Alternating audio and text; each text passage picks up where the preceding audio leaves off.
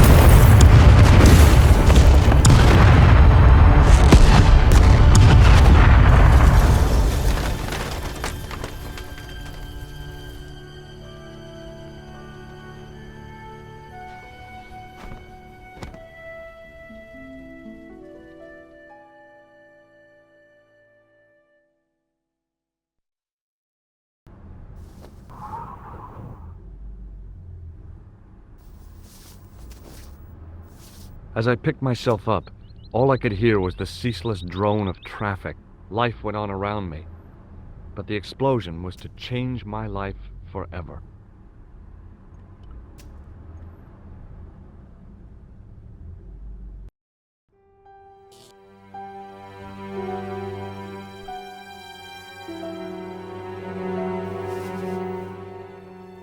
I tried not to meet his stare as I searched the dead man's pockets. No wallet, no papers, no credit cards. The guy's past was a blank page.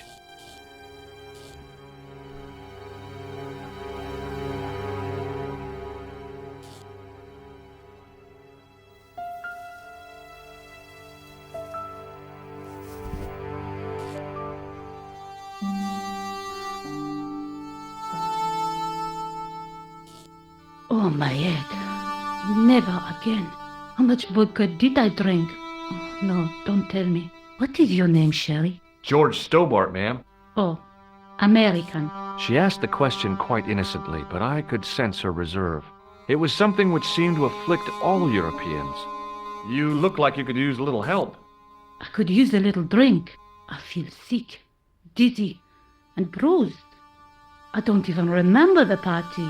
Just relax and take it easy. You've been knocked out. You don't say. What happened? There's been an explosion. You should try not to move. Are you a doctor? No, but I used to play hospitals when I was a kid. Can you remember anything at all? No. I need a drink. Pour me a brandy. You could be in shock. No alcohol. What about your man? Is he dead? Yes, he is. Ah, mon Dieu.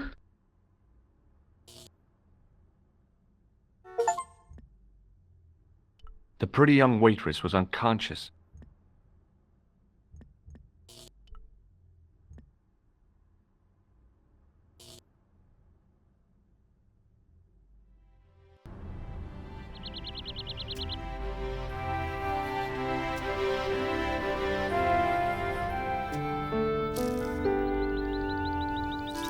The leading article referred to the visit of a Nobel Prize winner from some unpronounceable Eastern European state.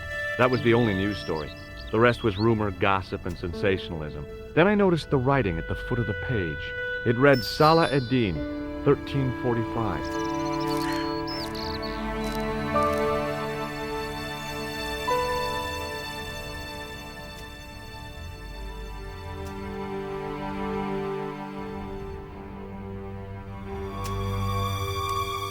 Freeze!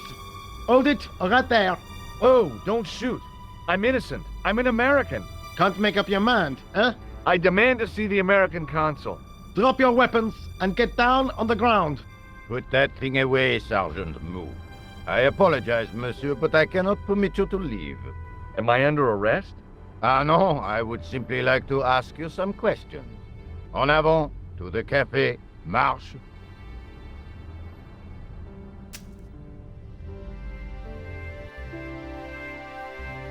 What a mess. This bombing is an outrage, is it not? Stop that, monsieur. Stop holding your breath at once. Has it occurred to you that he may be dead, Mou? Oui, monsieur, but I prefer to look on the bright side. Besides, I recall a case where the killer escaped by feigning death. However, in this case, the man is quite dead. Clearly, the killer knew of his presence and... How many times have I warned you about premature extrapolation? All we know is that he is dead. It seemed reasonable to assume... A great detective assumes nothing. Take Maigret, for instance. But he was a fictitious character, monsieur. Why, he was no more real than Poirot or Tintin. That's different, Mou. They were comedy Belgians. Anyway, it is unlikely that even you will learn much from talking to the dead. Examine the girl and take her statement, if you can.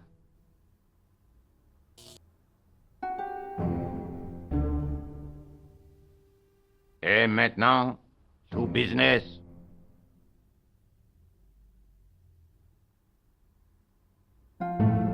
Your name, please? George Stobart. I'm from California.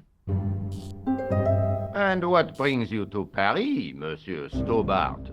Travel. I'm touring Europe. You chose well. The city is most beautiful at this time of year, no? Yeah, I guess so, apart from the bomb blasts. Were you in the vicinity of the café at the time of the explosion? Yeah, I was sitting out on the sidewalk. I was lucky I wasn't killed. The inspector passed over my remark with no reaction. Did you see the deceased enter the café?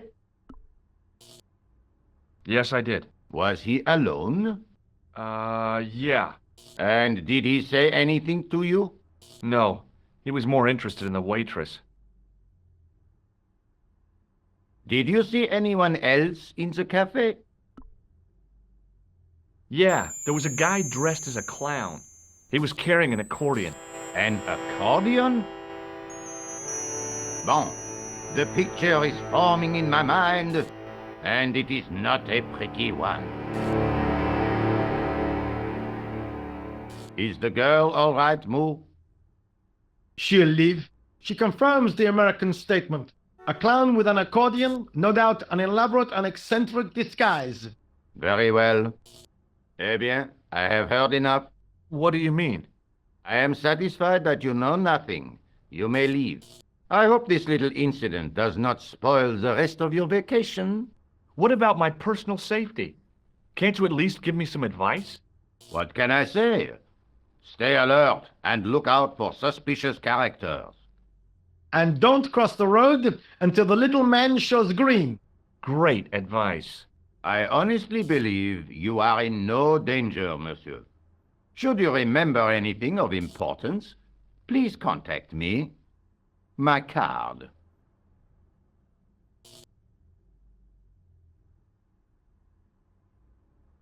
Thanks. That is all. You may go. There's not much to go on, monsieur.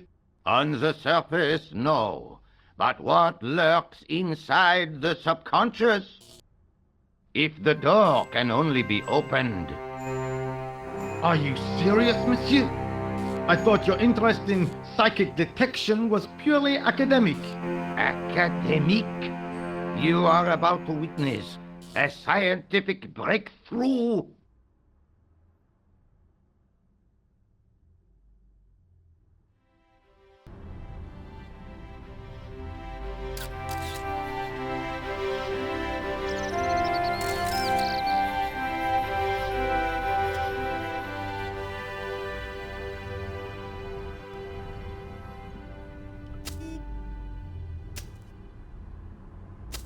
Hi, can you spare a few minutes?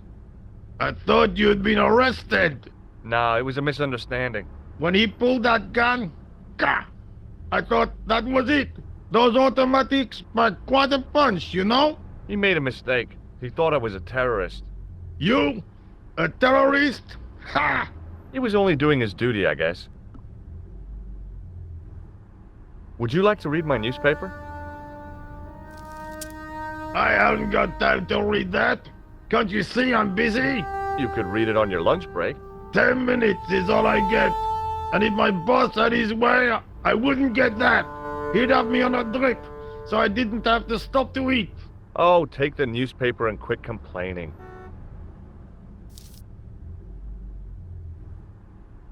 Bah!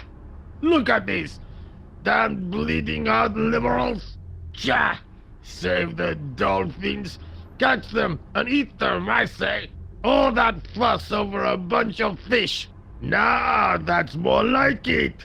Look at the size of those! Like champagne bottle corks, no? Ah, what's this? Saladin running in the Prix de l'Arc de Triomphe! It's a racehorse? A horse? A legend! Bucephalus reborn, mon ami! Like a streak of lightning she is!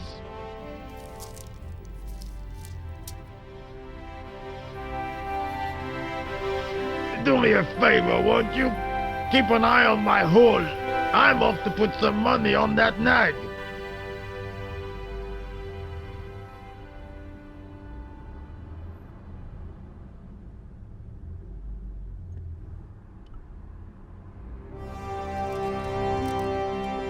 I found a T-shaped tool in the box.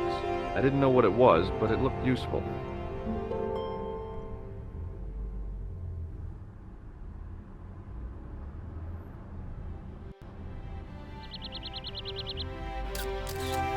Excuse me, mademoiselle?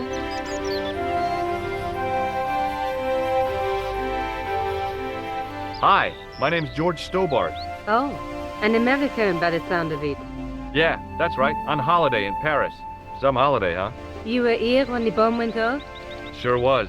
Sat right out front of the cafe. Did you notice a middle-aged man, maybe 60, with an hat and overcoat? I couldn't believe it. She hadn't even asked how I was feeling. Yeah, he went inside just before the bomb exploded. You weren't related to him, were you? Oh no, nothing like that. I am Nicole Collard from La Liberté. Well, what's that, some kind of nightclub? No, it is a newspaper. You're a reporter? I'm a freelance photojournalist. Say, you could interview me about the bombing. You know, an eyewitness account. Minutes after the outrage that shook the whole of Paris. You know, real-life drama, human interest, that kind of stuff. I'll just stick to the facts, thank you. Did you see who planted the bomb? I know it sounds crazy, but he was dressed like a clown. Oh God, it's him again. Have you met the clown before? It's a long story. I have plenty of time. I don't. Who was the guy you were supposed to meet? His name was Planter. I didn't know him, but he called me last night. He said he had a story which would interest me. He asked me to meet him at the cafe. I guess I'll never know what he wanted to tell me. Not unless you have Rosso's gift for psychic interrogation. Why won't you tell me about this clown? Why do you want to get involved? Because he almost killed me. Isn't that reason enough? I guess so. Listen, I'll give you my phone number. You help me with my story, and I'll let you in on what I know. And let's get one thing straight right now. This is strictly business. Okay, it's a deal. I have to go develop these pictures. À bientôt, monsieur. Fine, I'll, see you soon.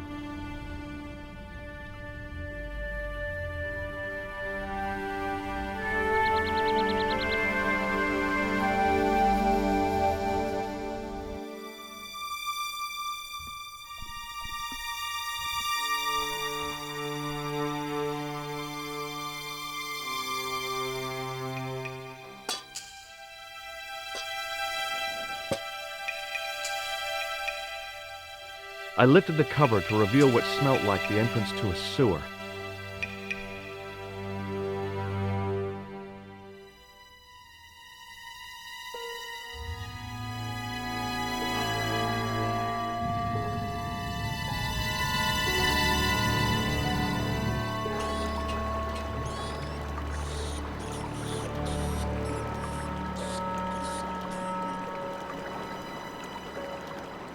As I picked up the plastic ball, I realized it was intended to be worn.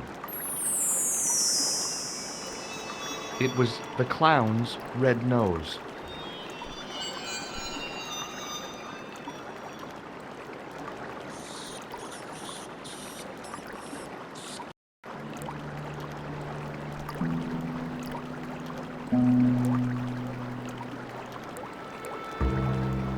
I scooped up the sodden tissue. It was cold and greasy, like breakfast leftovers.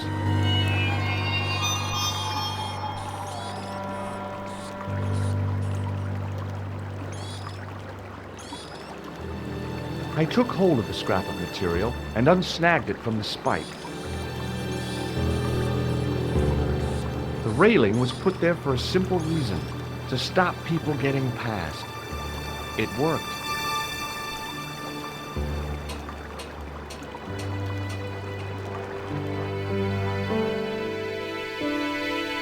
Hi there. Hold it right there, you sewer rat. I knew you'd come back. And now I've got you. What are you talking about? You're trespassing. Come out of there, immediately. That's what I'm trying to do. Give me your hand. Ha! You won't catch me with tricks like that. Keep your distance, monsieur. Okay, okay. Now, what were you looking for? I was looking for a clown. Huh, ridiculous. Do you really expect me to believe that? He planted a bomb in the cafe and blew it up. What? The café? Blown up? Mon Dieu, that is awful. And you say the person responsible was dressed as a clown? That's right. He blew up the cafe, escaped into the sewer, changed his clothes, and came up here. Ah, mon Dieu. And then, the man I chased, do you think that man and the clown are one and the same? Well, yes, it had crossed my mind.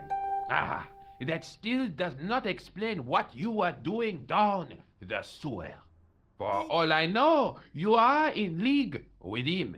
Oh no, I'm just a tourist. Haha, most tourists are content with the Eiffel Tower, the Louvre, or the Pigalle. I didn't realize my waste pipes were such an attraction. Perhaps you'd like to take a look at my card?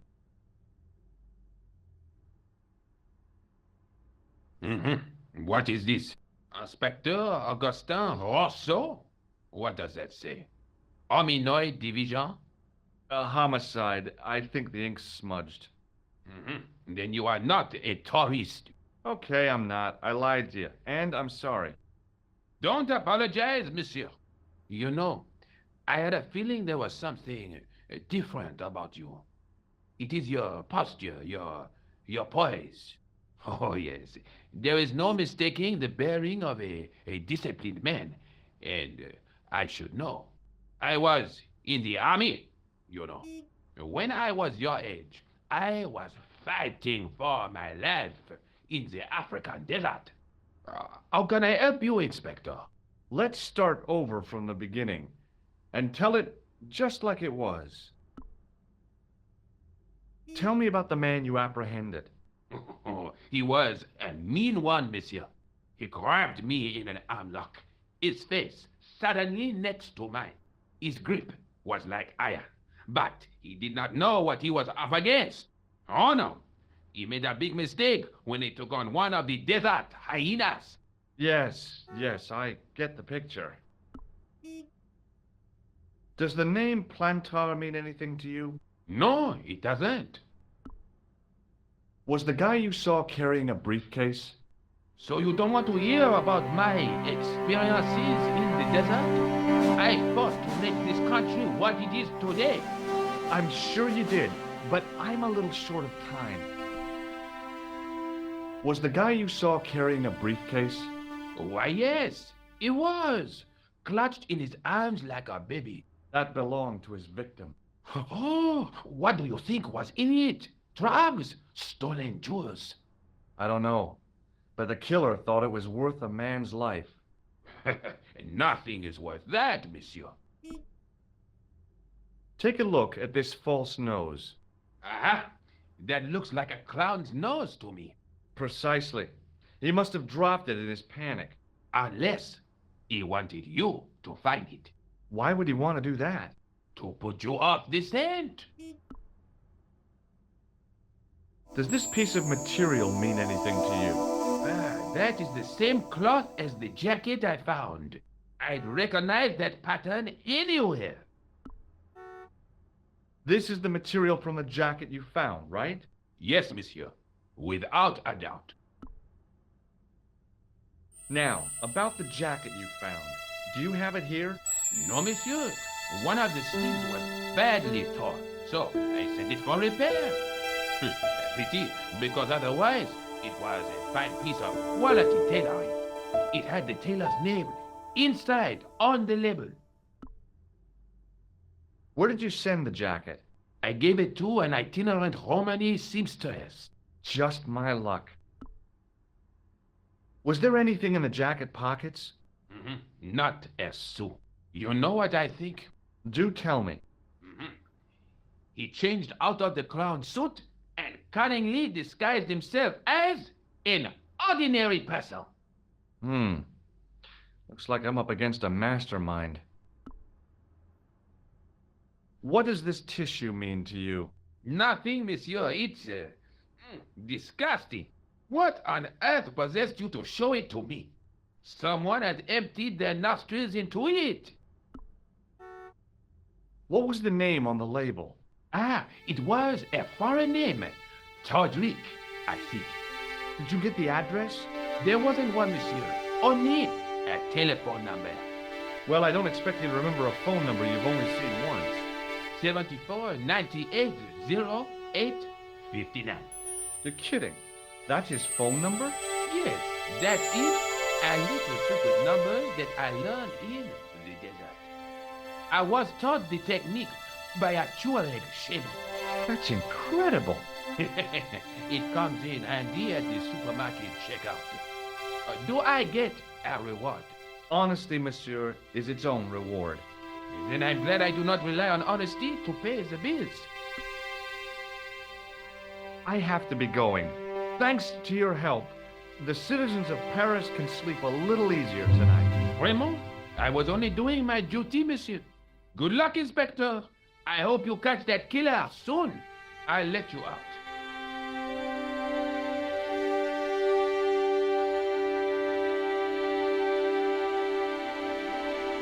I hope you find your man, Inspector. So do I.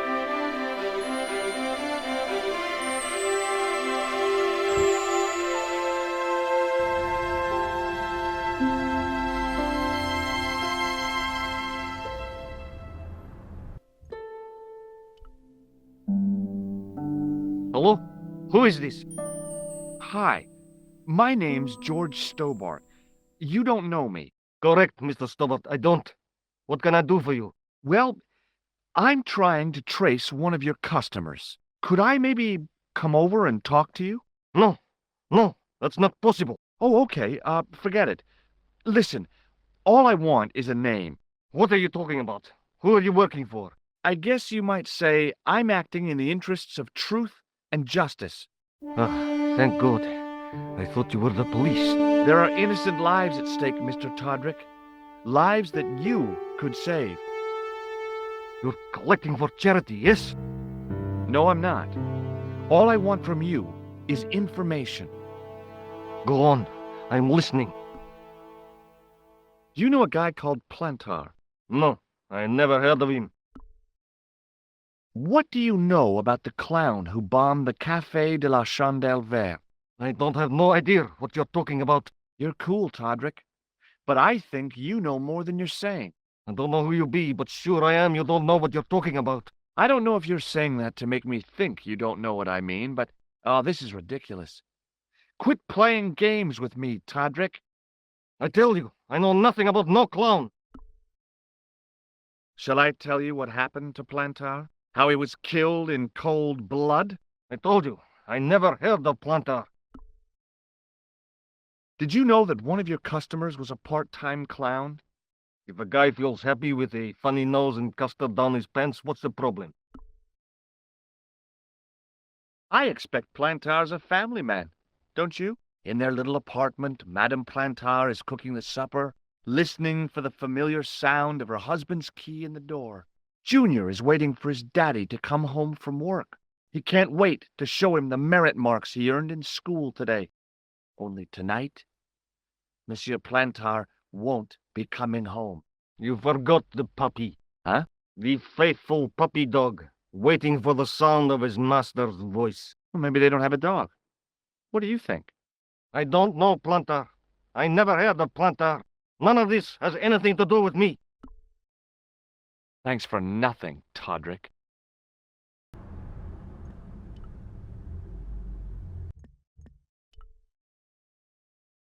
Bonjour, Kula.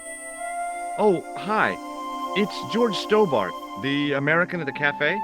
Ah, oui. You said to call if I could help. Have you any news for me? You bet. I met a witness who spoke to the clown.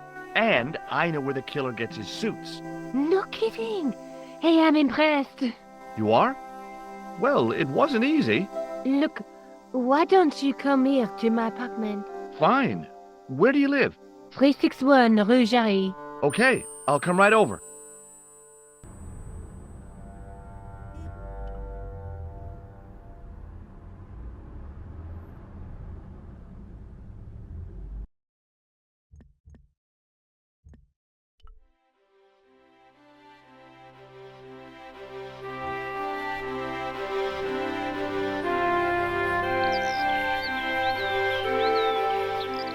Oh, hi. Bonjour, monsieur. Would you like me to foretell your future? No thanks. I'm very good, and it only takes a minute. Thanks all the same, but I'm not superstitious. Besides, if it only takes a minute, that's not much of a future to look forward to.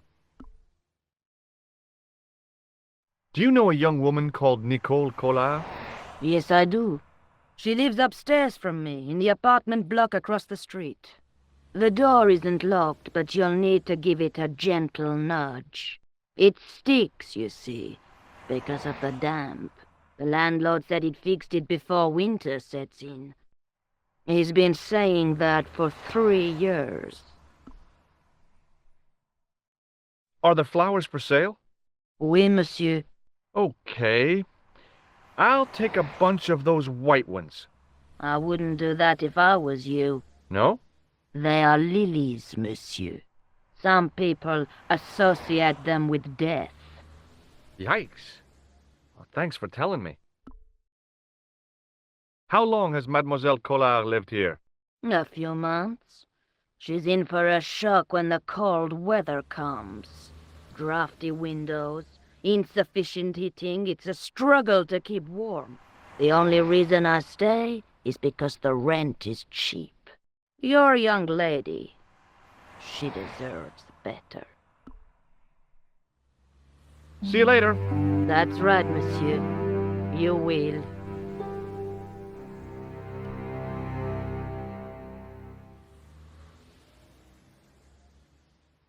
Remembering the flower seller's advice, I pushed the door gently just above the lock.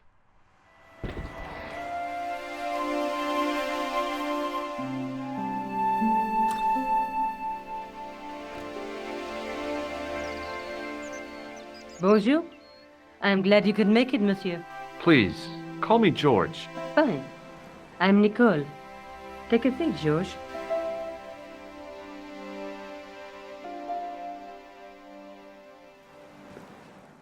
Eh bien? And what have you been up to? I've been exploring the sewers beneath the cafe. I thought I could smell something bad. The clown used the sewer to escape and to change out of his costume. I guess he was in a hurry. He left his jacket behind. And? I got his tailor's phone number. You had better luck than I did. Luck, she said. Luck! Hard work, I'd call it. What happened? I took my photographs to the editor, but he wasn't interested. Can you believe it? He told me to drop his story. But you're not about to do that. Oh, no. I am going to find out what's behind these killings. You know what I think? It's a conspiracy. The police in 3 different countries have kept very quiet about the murders. The press don't connect them at all. They blame them on political, religious, or militant minority extremists. That covers just about everyone. How did Plantar get your name? For the newspaper, La Liberté, I'd written an article linking 2 unsolved murders, one in Italy and the other in Japan. The cases were remarkably similar. A wealthy victim, no apparent motive, and a costume killer. Plantar said he could supply me with more information. Somehow, the clown must have known about our appointment. Tell me more about the clown's previous victims. The first was Arno Bellotta, the millionaire pharmaceutical baron. He made his money from amphetamines in the post-war slimming and diet boom. Imagine it! Millions of housewives literally speeding their butts off. Was he killed for his money? No. He had no living relatives, and his fortune went to the orphanage where he grew up. The only witness in the case was his Filipino au pair. She swears he was led to his death by a snowman. You speak very good English for a French girl. Thanks. You speak very good English from America.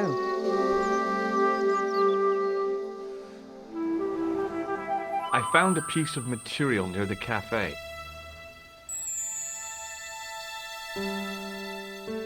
When I showed it to the concierge, he recognized it right away.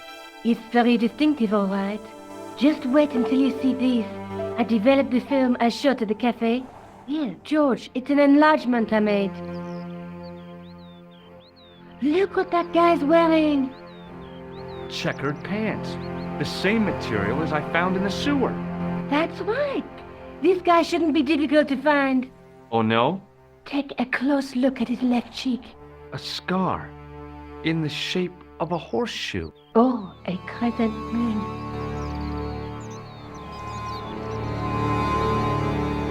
How come you enlarged this photograph of me? Because I noticed the guy behind you, of course. What about the clown's second victim? Yamada, the controversial Japanese green politician. He inherited his fortune from his father's electrochemical consortium. He was committed to dismantling Japan's automobile industry. I can't see him gaining much support with a loony policy like that. Yamada was a man of vision. He was years ahead of his time. If you say so. How did he die? At the hands, or should I say, flippers, of a giant emperor penguin. A snowman, a penguin, and now a clown. You know, I hate to admit it, but this is scary. And I'll tell you what, I won't be accepting any invitations to costume parties. I don't blame you for being scared. I am too. But this story could be my only chance of a big break. Or a premature death. May I use your telephone? Sure, go ahead. Thanks.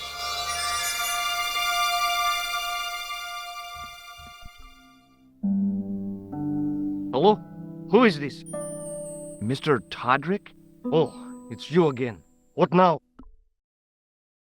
Did you make a suit for a man with a scar on his face? A scar in the shape of a crescent moon? Maybe. Maybe not. Tell me where I can find him and I'll leave you alone. And if I don't, I won't leave you alone. I can't tell you anything unless you give me his name. Do you know where I can find the guy with the scar? I told you. Without a name, I can't help you. Thanks for nothing, Todrick.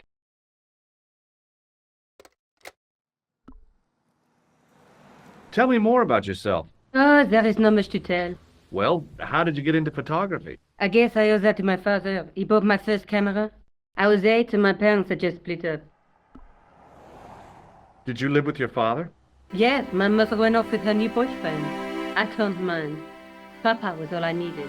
4 years later, he died in a plane crash. I'm sorry. Well, it's all right. I don't mind talking about him. He was more like an older brother, really, always joking and laughing. Papa always wanted I should study art. That's why I went to college. Did you learn about photography at college? Oh, God, no. I couldn't afford the materials. We were billed for everything we used, paint, canvas, paper. Most of my year turned to minimalism. It was cheaper. I used to go poaching in the park for squirrel hair. The only time I wasn't hungry was the term I did printing. I used to eat the potatoes. You're making fun of me, aren't you? Oh, no. Do you have a boyfriend? That's none of your business. I found this false nose in the sewer. Hey, what's this inside it? The contents of someone's nose? Don't be cross, George. It says La Risee du Monde. Masks and costumes. It's a costume shop near the Gare Saint-Lazare. I'll check it out. Maybe the owner remembers who hired the clown costume. Why don't you put it on, George? No way am I wearing this. I'd look really stupid. Besides, he might have had a cold.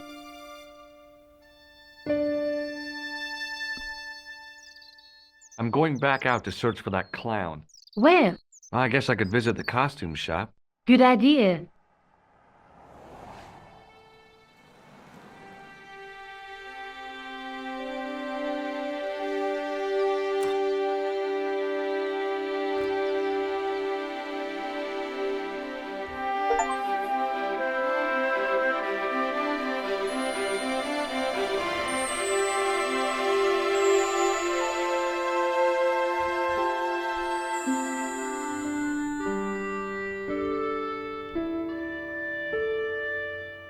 Excuse me.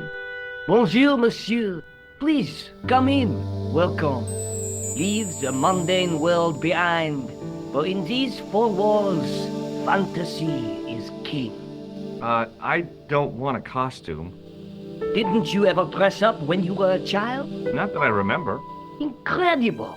You'll be telling me next that you never shared your elder sister's lingerie. I don't have a sister, and I think I'd look pretty silly in a brassiere. I just need some information. Of course. How can I help you? You recognize this man?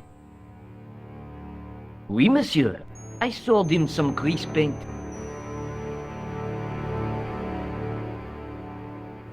Does this dirty tissue mean anything to you? Let me smell that.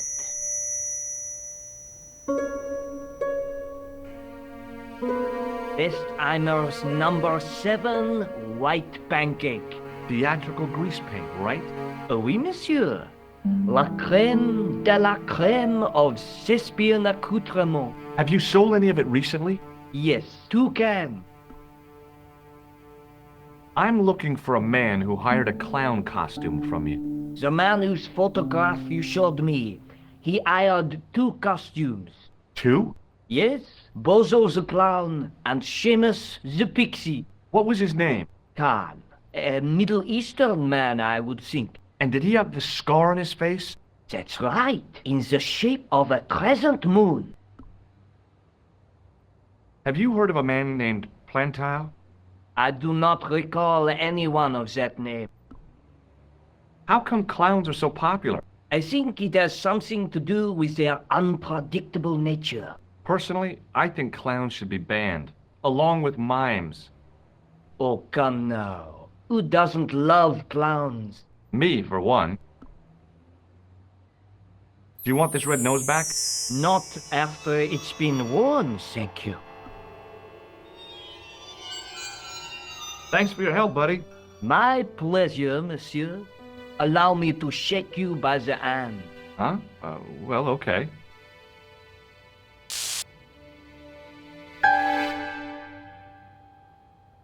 What are you trying to do, kill me?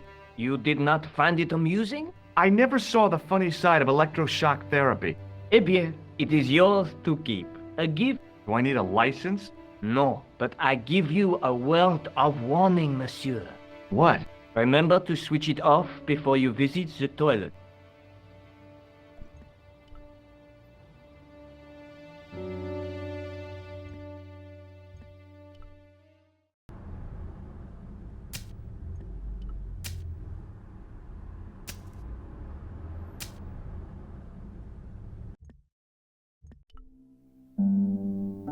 Hello? Who is this? It's George Stobart again. What now?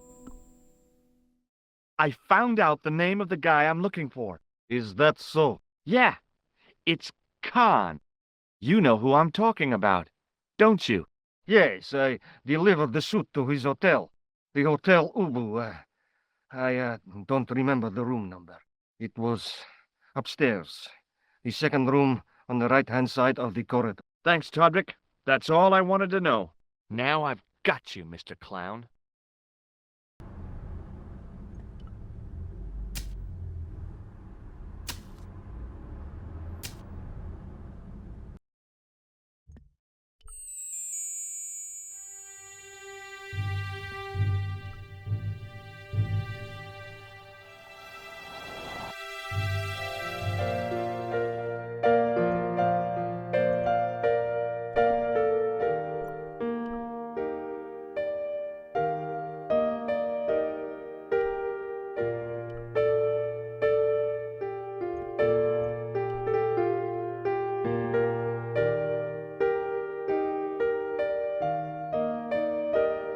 I want some information. Who are you? The police?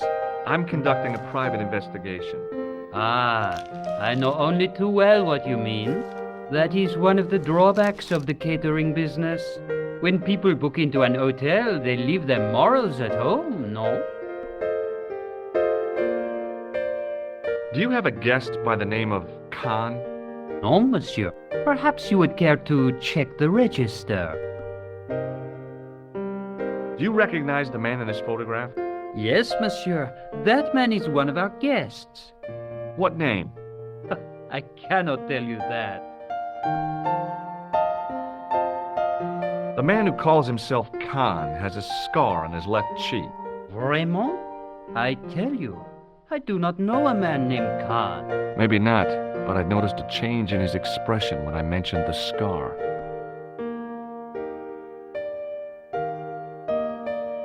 Thanks for your help, buddy.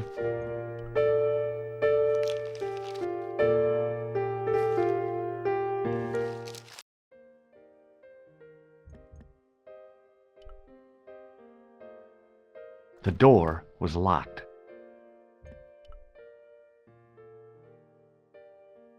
The door was locked.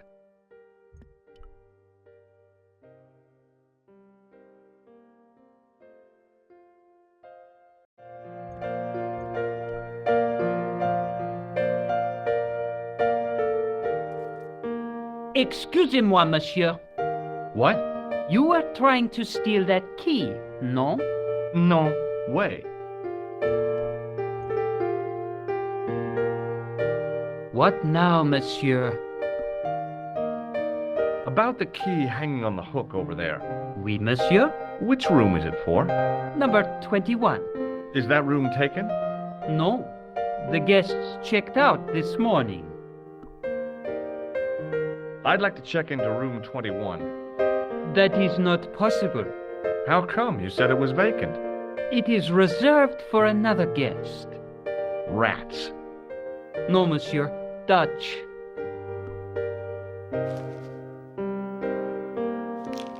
Thanks for your help, buddy. It was the register of guests staying at the hotel. There was no one registered under the name of Khan, but the name in the book for room 22 was Merlin. What now, monsieur? Is this Merlin room 22? I couldn't say. It's a bad likeness. This photo was taken by one of Europe's most promising photojournalists. Vraiment? What does he use? A pinhole camera? Thanks for your help, buddy.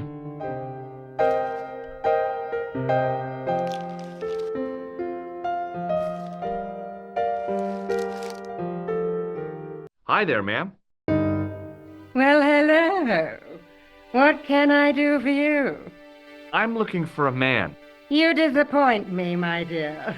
For one foolish moment I thought... But never mind. Aren't you going to tell me your name? George. George Stobart, ma'am. How sweet! I once had a stable boy called George. I am Lady Piermont. The common reaction is to kneel and stutter, but it's not obligatory. A real lady? I mean, you're an honest-to-God aristocrat? Oh, I don't know about that. Few of my ancestors are honest, not even to God. I can trace my family back to the Normans, but don't let that intimidate you, George. Beneath that impressive pedigree, I'm just flesh and blood. The blood may be blue, but the flesh is the plump beef of old England, so to speak. You appear distracted, George. Is there any way I can help you? Do you recognize the man in this photograph? My God, it's him! That's Merlin! She represented everything I loved about the English. The lady was totally deranged. Merlin? You mean King Arthur's wizard? Good heavens, no! Monsieur Merlin is a fellow guest. The man you know as Merlin is a fake. What do you mean, sweetie? He's a murderer. He also uses the name Khan. I am shocked, Mr. Stobart. Shaken. I took him to be a gentleman, a man of honor. You know, I'd rather like to assist you in stitching him up. Would you distract the clerk while I borrow a key? Are you asking me to aid you in a criminal act, darling? Oh no, it's the key to an empty room.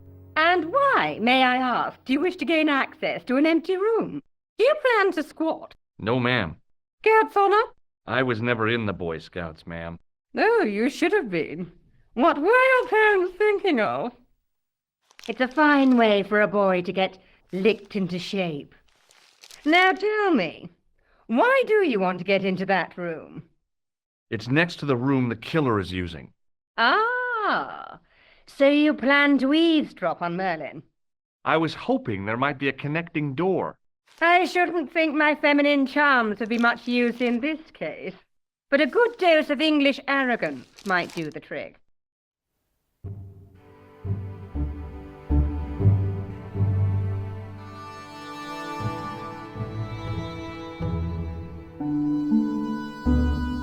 I say! You there? Flunky! Oui, madame. Listen carefully. You do understand English, don't you? But of course, madame. Good. I wish to deposit some jewelry for safekeeping. I understand. Are you quite certain? Oh, bien sûr, madame. Over to you, my dear.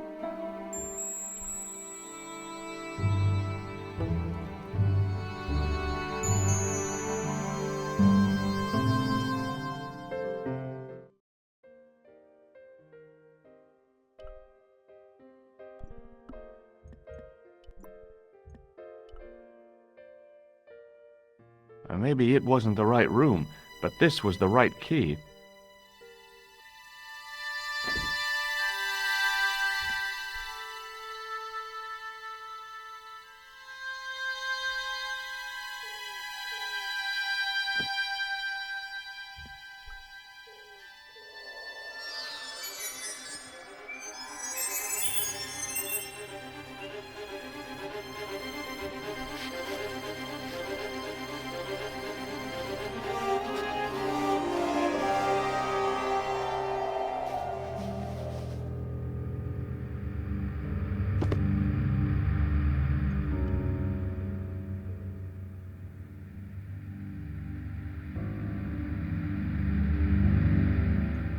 There was nothing in the pockets of the pants.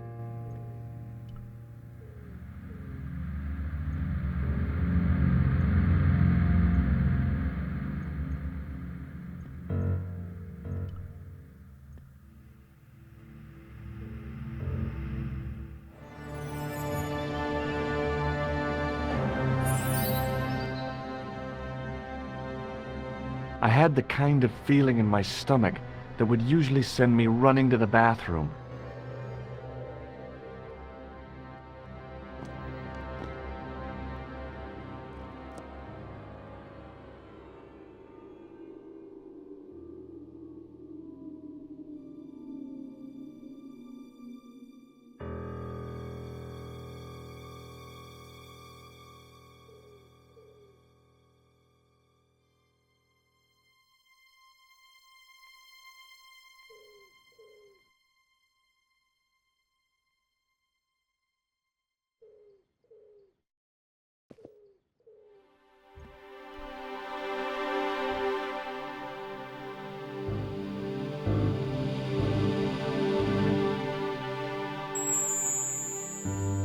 I couldn't believe my luck when I found 2 items in the pockets of the pants. The first was an ordinary matchbook.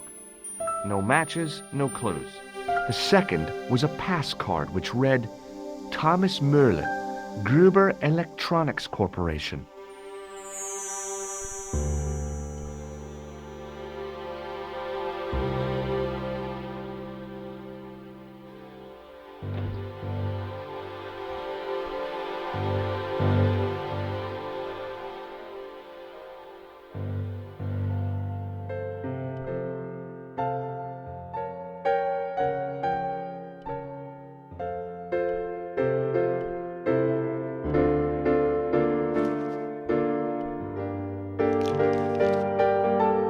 Hi, ma'am.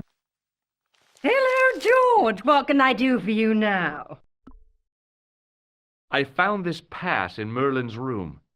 So, that deceitful little man is passing himself off as an electrician, is he? Uh-huh. This guy probably has a million faces. I found this matchbook in Merlin's bedroom. It came from the Club Alamut. It might be useful to find out if that club is in Paris, George. When did you last see Merlin? It was no more than an hour ago. He came downstairs and spoke to that clerk chappie. Something passed hands. I couldn't see what exactly. A briefcase? No, smaller than that. A bundle of papers, perhaps. The clerk put it in the hotel safe and Merlin went out. Are you sure you saw Merlin putting documents in the safe? Yes, darling, positive. I wonder what they were. Obviously something of great importance. Yeah. I'd sure like to get my hands on whatever it is. I'll bet they had something to do with Plantow's briefcase. I have to go, ma'am.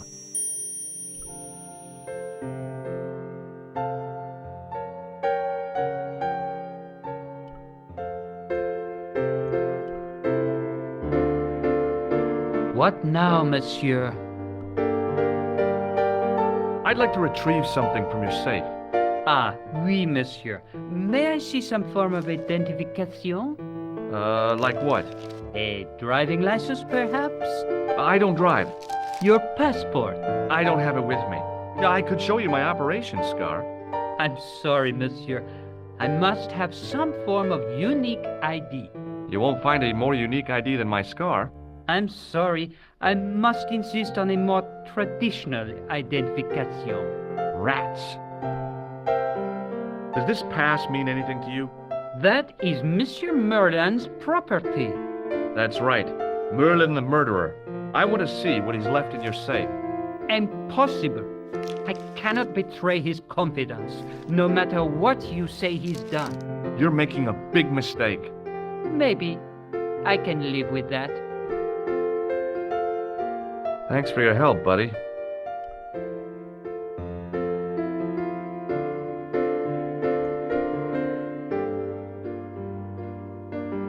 Hi, ma'am.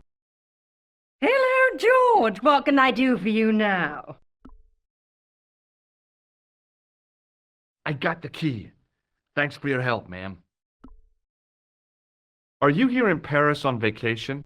No, darling, I'm on holiday. I needed to get away after Algy's funeral. I didn't realize you were mourning the loss of a loved one. I'm not. He was my husband. Would you like to keep Merlin's pass as a memento? No, darling. My broken heart is reminder enough. I showed the pass to the clerk, hoping he'd give me Merlin's papers, but he wouldn't buy it. He's too scared. I'll give him something to be scared of. Follow me, George!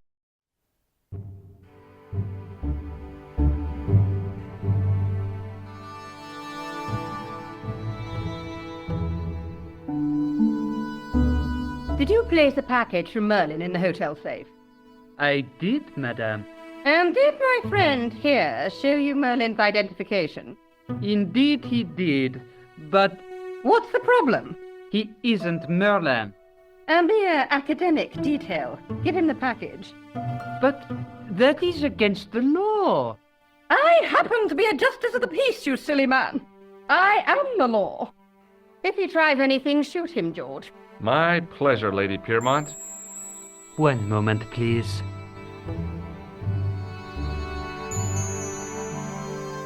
You know, I haven't enjoyed myself this much since Greenham Common. I don't know what I would have done without you, Lady Piermont. Voilà, monsieur. Le manuscrit de Monsieur Merlin. Thanks. How satisfying. An Anglo-American alliance that actually worked. The clerk had given me a tightly rolled sheet of parchment. I decided not to unroll it until I was safely back in Nico's apartment.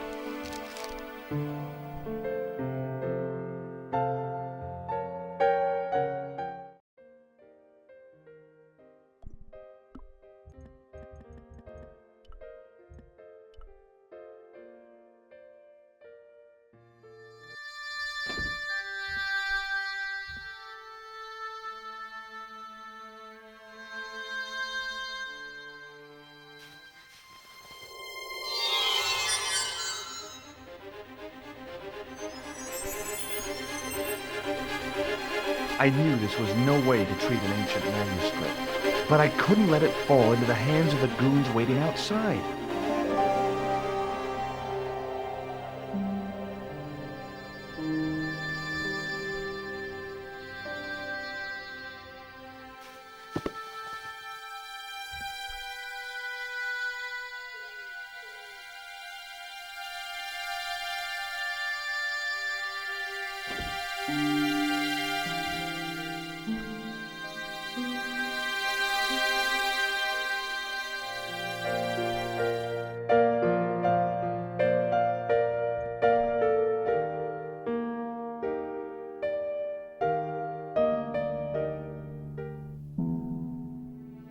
Just a minute, monsieur.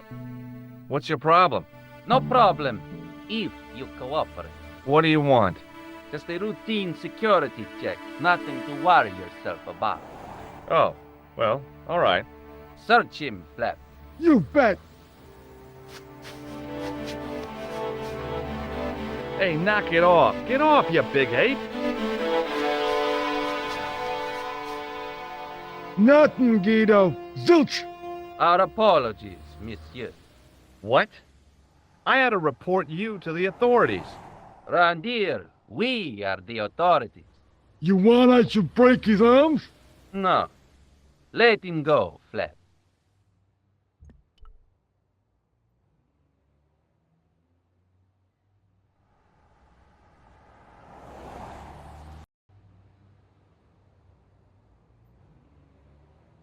If the manuscript was what Flap and Guido were after, they were going to be disappointed. I couldn't wait to get back to Nico's apartment and check it out.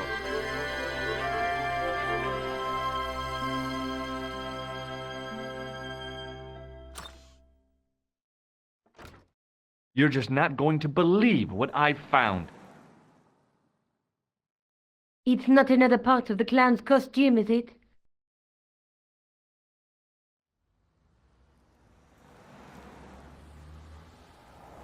It's a medieval manuscript. Khan left it in the safe at the Ubu. It's incredible. Is this what he took from Plantar? It could be, which means it's worth enough to kill for. Look there, two guys on the same horse. Oh, yeah. Maybe they couldn't afford one each. What of it? Have you ever heard of the Knights Templar? Their official seal was an image of two knights sharing a horse. Whatever this manuscript means, it's connected with the Templars. How come you know about these knights? I learned about them while writing an article on the Crusades.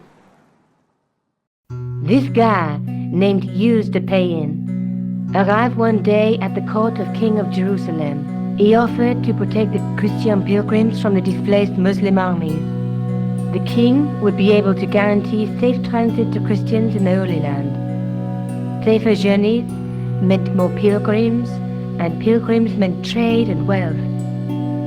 The Templars proved invaluable to the king as a mercenary army. It was said that they never asked how many the enemy numbered, just where they were. And as the years went by, the Templars grew in wealth and numbers. They were so rich, even kings came to them for loans. But at the height of their power, they fell foul of the King of France. He rounded them up and turned them over to the Inquisition. Thousands of Templars were subject to torture and confessed to heresy.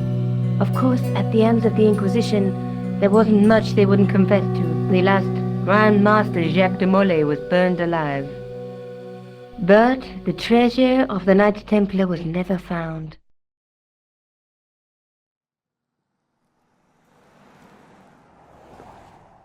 Jeez. So the treasure is hidden, waiting to be discovered? If there ever was a treasure, it's been lost for 600 years. Anyway, we're supposed to be investigating a serial killer, not a medieval treasure trove.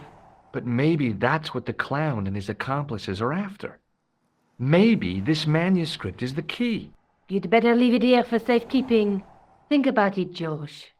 One guy's already died for it, as you said yourself. Besides, that parchment is fragile. Okay, I'm convinced. You keep hold of it.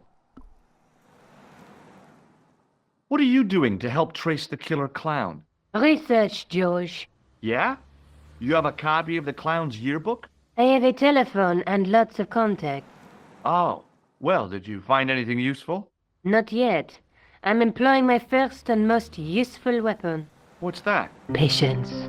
Oh, I've heard of that. Isn't it a substitute for decisive thinking? I found this in the killer's room. What is it, a credit card? ID, Thomas Merlin, of the Gruber Electronics Corporation. Never heard of him, or the company. I found this matchbook in the killer's hotel room. It's from the Club Alamut. Never heard of it. Is there anything written inside it? No, what were you expecting? If this was a movie, there'd be a clue, a name or an address. That's no use. There aren't even any matches in it. Oh well, I'll keep it as a souvenir. Have you found out any more about the murders? Well, it may be nothing, but both the clown's victims visited Paris earlier this year. When? The second week of July. They were both here at the same time. Did they meet? I don't know, but I can't imagine it was coincidence. Let's take another look at the manuscript. Let's face it, we need help, George. Someone who knows about these things. What do you suggest? Indiana Jones? I know a guy who specializes in medieval studies. His name is Lobinol. Huh. Some stuffy old fossil who gets horny over ancient relics, I suppose. Far from it. Andre isn't the stereotypical professor you have in mind. Where can I find this Lobino guy? At the Crune Museum. I'll give you the address. There's a woman looking at her reflection in a mirror, but the reflection has 3 hideous faces. She reminds me of the wicked queen in Snow White. She was the one who said, "Mirror, mirror on the wall," wasn't she? She made me cry so much when I was a kid, Mom carried me out of the movie theater. She didn't frighten me in the least. Like I said, I was only a kid. I didn't like the crocodile in Peter Pan either. A knight with a crystal ball. Now, there's something written on the scroll beside the knight. Yes, but it's written in Latin. Per disciplinam mea lux videbis. By my teachings, you will see the light. You speak Latin? Where did you learn a trick like that? A trick? I studied law, okay? I can read Latin. My, you're touchy. Tell me that again. Through my teachings, you will be enlightened. There's a guy working on a loom. He's weaving a carpet or a tapestry. Or a duvet cover. It's a clue to a place, I reckon. Somewhere famed for weaving and ships. Where folk live in barrels? It beats copper boxes. There's a guy with a sword and a bull. The only mythological bull I know of is the Minotaur, but he was only half bull. I don't think I'd like to be half a bull, even if it was the bottom half. What's that object between them? It looks like a gem on top of a tripod.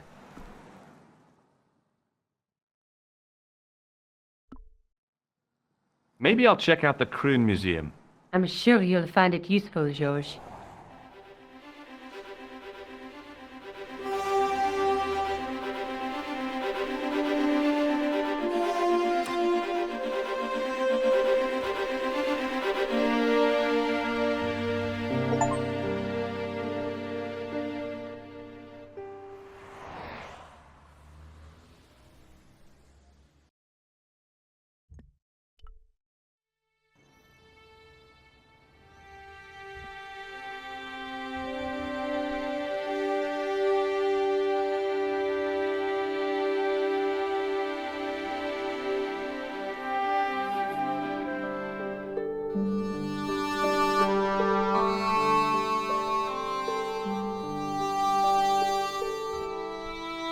Pardon me. Oui, monsieur? Are you Lobineau? Oh, no. Fancy you mistaking me for him. No. I am the deputy custodian. But Lobineau does work here. Work? I wouldn't go so far as to call it that. He studies here most days, but as you can see for yourself, not today. Do you know anything about the Knights of the Temple? No, sir. Not a sausage. Do you know anything about medieval manuscripts? Not me, monsieur. I am no scholar, though people often mistake me for one. It is the uniform, I guess. They see the clothes. They are impressed. And they ask you to park their cars? They ask me to park the... No. They assume I am an authority on the exhibits in my care. Whereas you know next to nothing about history. Of course not. All I am saying is, I am no scholar. Not like Monsieur Lobineau. Thanks for your help. In the case was a spindly tripod, blackened with age and pitted with rust. It was identical to the tripod pictured on the manuscript. A notice identified it as 15th century from Western Ireland. It had been found in Lochmarne at the site of a Knights Templar preceptory. Ireland! What's that? This tripod was found in Ireland. I will have to ask you to keep your voice down. I'm sorry, I was excited. Hey, no! No, monsieur. No. What's wrong? You must not handle the exhibits. I'm sorry. The case contained the tripod shown on the manuscript.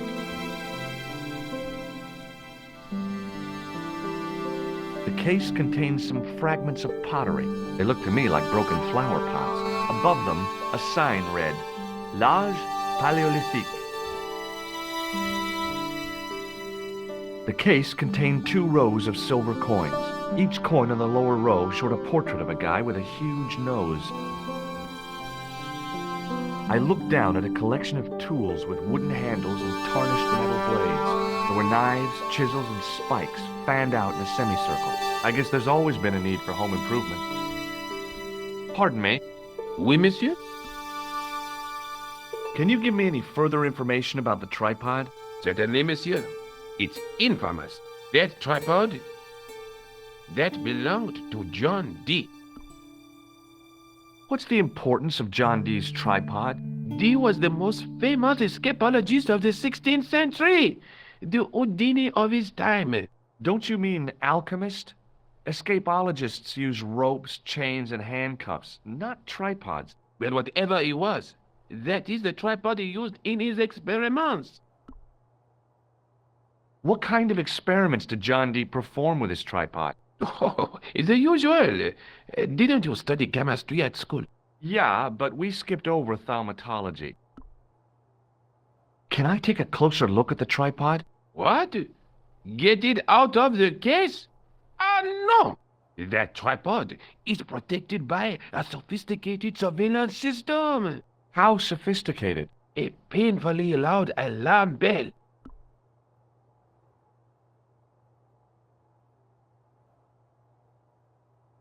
Thanks for your help.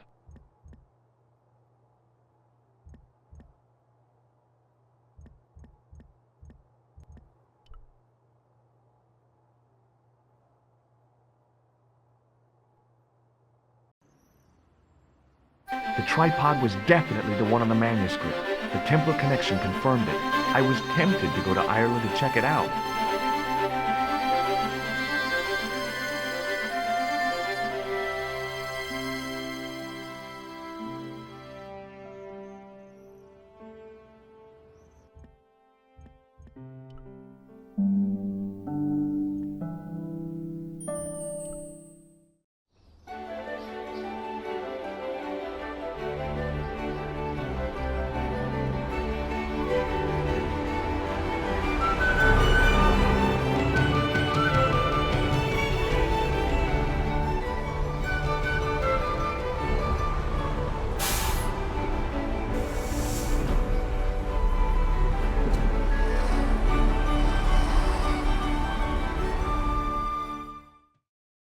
Several hours later, I arrived in Ireland, the Emerald Isle. I'd been lucky to get a bus from Dublin to the tiny village of Lochmarne. On the way out, the driver told me there was only one service a day.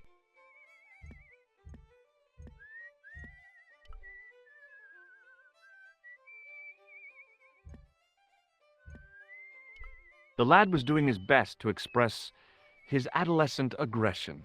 His effort was somewhat diminished by the fringe of milk on his lightly feathered upper lip. Hi there. What? What's your name, kid? Who are you calling kid? Who the hell are you? Rosso's the name. Murder's my game. Are you a detective? Let's just say I'm here to find the truth. Cool. Just like on the telly. Cut the crap and tell me your name. Liam McGuire. What are you doing hanging around the bar, McGuire? I'm on the run from me dad. Why? Did you do something bad? I ain't done nothing, boss. You can tell me, kid. Is it your dad? Oh, sir. He drinks every last penny down his evil throat. And there's me poor old mother, bedridden and dying of presumption. I tried to buy her medicine. Chopped firewood for Father Mahoney till me fingers bled. The old skinflint cheated me too. But I took the pennies he gave me back home. Look, Ma, says I, see what your darling son has earned with his own sweat and blood. When suddenly, me dad appears and grabs the loot. I'm off to Dublin heavy drinking, says he. Watch out till I get back. That's why I runned away. Something in the grin on his face told me he wasn't being strictly truthful. Compared to him, Huckleberry Finn was a candidate for Altar Boy of the Year. What can you tell me about the castle, McGuire? What do you want to know? Well, can I get inside? No, it's locked up. Does anyone live there? No, only... What? Oh, nothing. You know something about the castle you're not telling me, don't you? No. What is it you're covering up? Is it something you're scared of? I ain't scared of nothing. I'll give you one last chance to tell me about the castle. Oh, yeah? And what if I don't? Then I'm taking you back to school. Oh. There's a ghost. It's called the Phantom of Lochmarne. Have you seen a guy dressed as a clown? Here in Lochmarne, they all dress like clowns. The man I'm looking for is a dangerous psychotic. Jesus, It's just like that film I saw. There's this clown, see? And he's after this kid who saw him kill a guy. He tries to warn the sheriff, only no one believes him. Then, while he's in the tub, the clown cuts him up with a chainsaw. My God, that doesn't sound suitable for a kid like you. Who are you calling a kid? I'm 25. Yeah, right. You're not a day over 14. Oh no, it's 25 that I am. Married with a car and 3 kids. 10 kids if you count the wives. Have you ever seen this man before? What a slimy character. No, I never seed him. See you later, kid. Okay, mister.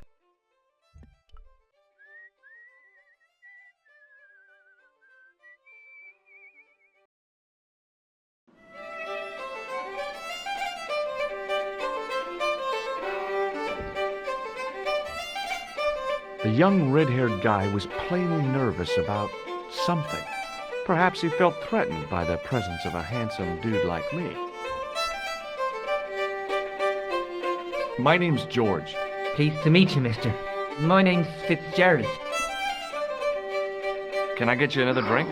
Oh, no, thank you. I shouldn't be drinking at all. I'm on tablets for my nerves.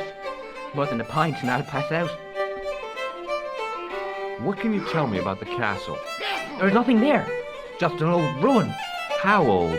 I really couldn't tell you. Do you recognize the man in this photograph? No. At least I don't think so. Look closely. He has a scar on his face. No, I'm sure I don't know him. Check out this pass. Yeah. It's yours, is it? Not exactly. Do you recognize the name? Thomas Merlin? No, never heard of him. Have you ever explored the castle yourself? I used to play there sometimes, when I was a kid. Then one of the little ones fell off the wall, broke his head and died. We didn't go there anymore. You haven't been up there recently? No. See you later.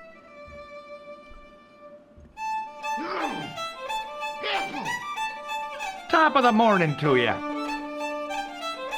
I beg your pardon. Well, that's what you Irish say, isn't it? Do you want something? Or are you just flaunting your xenophobia? Well, I was trying to be sociable.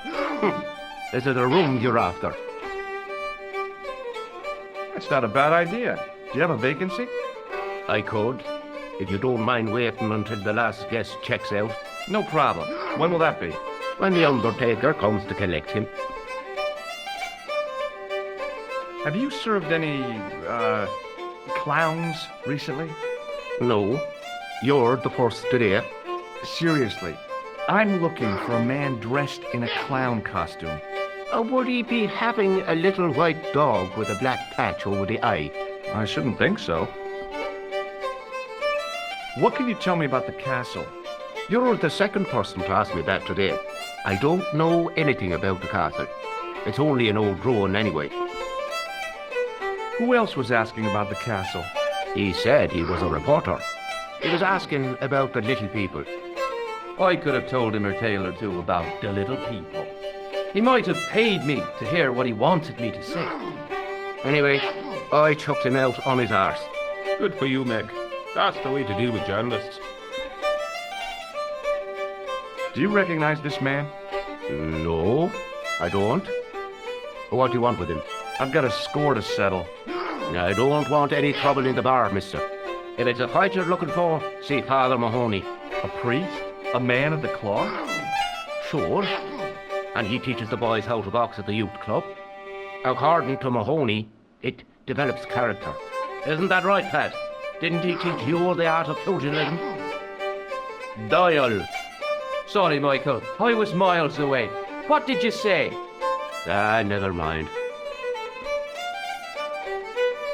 I'll try a glass of beer, please. Is this your first pint of real ale? Well, I guess so. What's real ale, anyhow?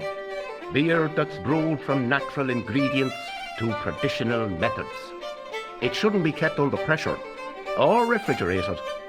And finally, It should have a good body and distinctive character. In other words, it's flat and worn with bits in, and it makes you fall over.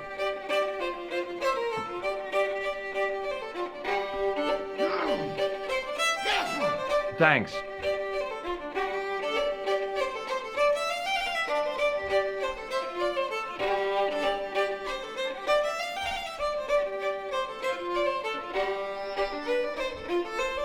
Somehow, I'd managed to drink the thick, sweet brew.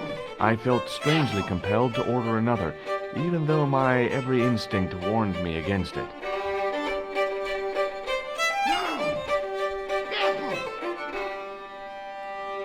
Excuse me.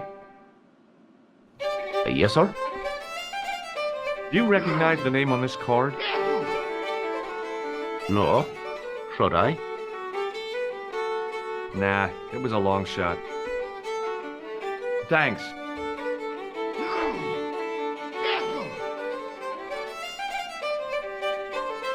Hi there, old-timer. What? Nasty cold you've got there. As soon as the words left my lips, I regretted them. Is there such a thing as a cold which isn't nasty? I put the question to Father Mahoney. Father, says I, why were we born to suffer snot? What did he say? He said, it's my reward for being out all night like a sinner. Pious prig. Anyway, this is no ordinary cold. It's the hay fever. Halitosis? Thank you. You're not a policeman, are you? Excuse me? Police? No. I'd know it if you were. Do you recognize the man in this photograph? Is that supposed to be you? No, I don't have a scar on my face, and I'm not from the Middle East. I can't tell without me glasses. Can you tell me how to get into the castle? Don't even think about it, me bucko. Lochmarne Castle is haunted. That's what the kid outside told me, but I don't believe it. Then you're a fool. Have you ever seen the ghost? To be sure, with me very own eyes. Can you describe the ghost? It was horrible. A wee stunted beast, long beak, straggly, flappy wings. Are you sure it wasn't a wild animal? A rabbit or a skunk or something? Skunk? In Lochmarne? That'll be the day. No, that was a ghost, to be sure. Ghosts don't bother me. I still want to visit that castle. You can't. It's not open to the public. There's no one around to stop me, is there? That's right. Nothing human, anyhow. Can I buy you a beer? Very kind, I'm sure. But I don't drink the stuff Leary sells. What's wrong with it? I've seen what it can do. Can you identify this tool? No. I'll see you later. I'd been taught not to judge people by their appearance or their clothes or the length of their hair. Nobody ever said anything about runny noses.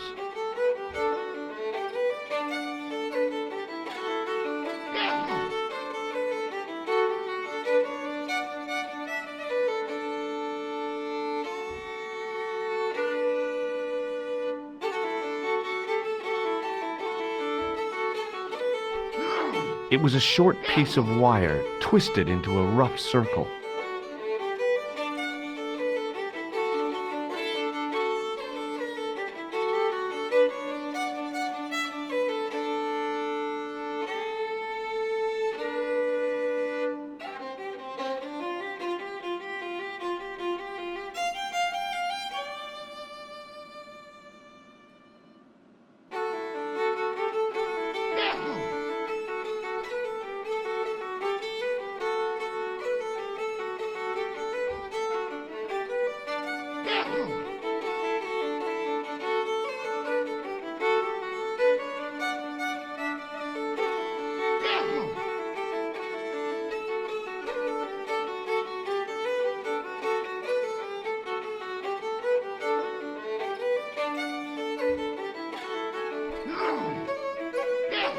As soon as the old guy looked away, I grabbed his piece of wire.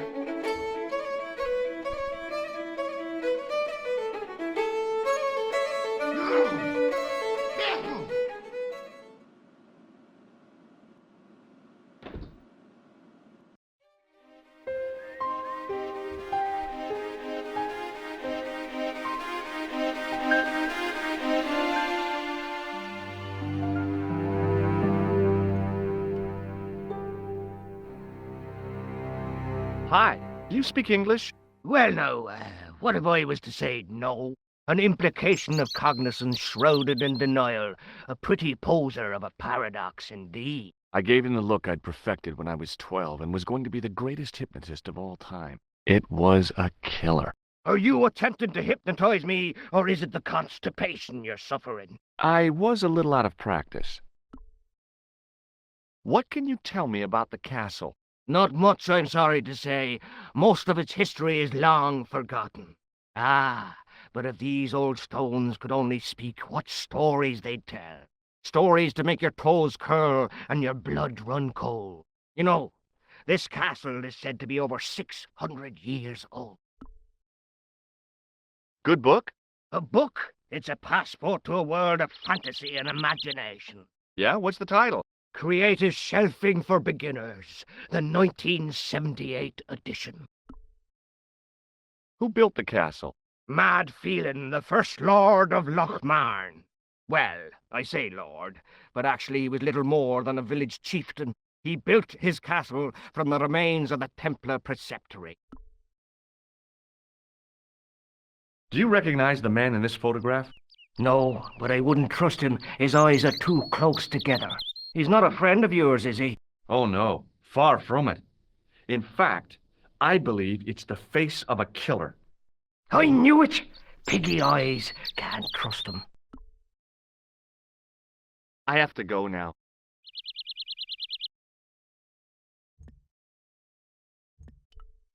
The farmer's craggy face was set in a mask of aesthetic appreciation. His feet were set in a pair of manure-caked boots. Hi, it's me again. So I see. What now? Where was the site of the Templar preceptory? Right here, on Temple Hill. Phelan built right on top of the old wall. It's said that deep beneath these walls, there's a Templar chapel. Did Pegram discover the chapel? I don't know. His workers were sworn to secrecy. Do you mind if I climb up your haystack to get into the castle? What?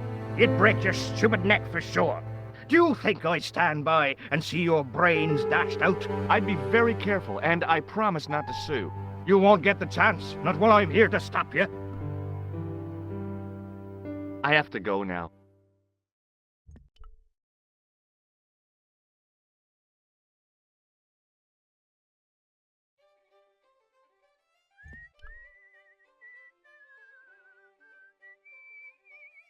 Hey, McGuire. What do you want to know? You're not telling me you believe in ghosts, are you? Mister, I seen it with me very own eyes. Last Tuesday night, I went up to see what that dig was about. I just reached the top of the wall when I hears this awful noise. What sort of noise? A horrible snuffling and snorting, like O'Brien's pig, only worst. It was coming from inside the castle. Did you find out what was making the noise in the castle? No fear. I just sat there on the wall like Humpty Dumpty. The moon was cracked and greasy like an old dinner plate. The yard was full of shadows. I could have been hiding anything. I would have gone home, but me legs had lost their stuffing. Did you get to see the ghost? Indeed I did. And a fearsome sight it is too. I sat on my arse, waited while the moon went down. Then out it comes from the shadows, all grey and tattered and hunched over like an old bent willow. Then I hears this spluttering and splashing and horrible laughter in the dark. I was so scared. Why, I fell off the bloody wall. I'm sure there's a rational explanation for what you saw at the castle. There is. The bloody place is haunted. See you later, kid. Okay, mister.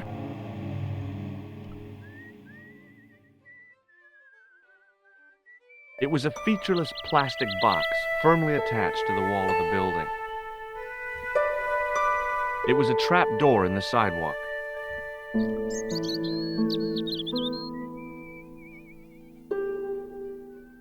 I tugged at the trap door, but it was locked from the inside.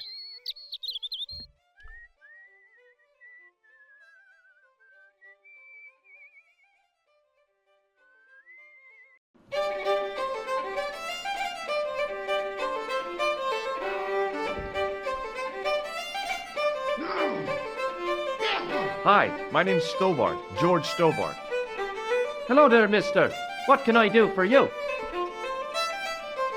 Can you tell me anything about the castle on the hill? Oh, I don't know much about anything. You should ask Mr. O'Brien here. He does joined up writing. Would you be one of them history fellows yourself? That's right, Professor Stobart, Miskatonic University. You're an archaeologist, and you're asking us about the castle. Excuse me, Mr. O'Brien. The gentleman was talking to me. How come you didn't leave with the others?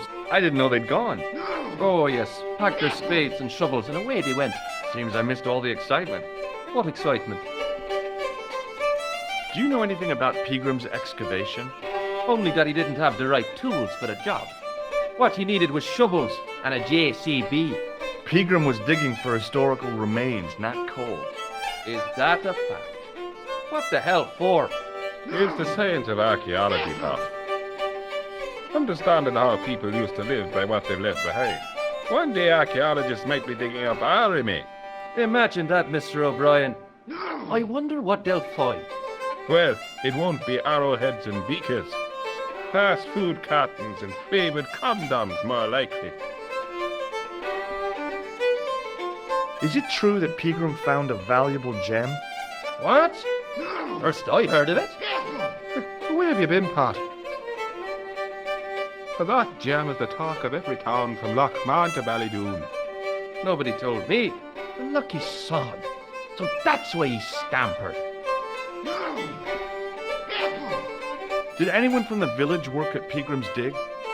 I tried it myself, but that high and mighty history man called me incontinent. What a nerve. Hadn't I dug more holes than the rest of them put together? Do you recognize the man in this photograph? It's a handsome mug on that fella, to be sure.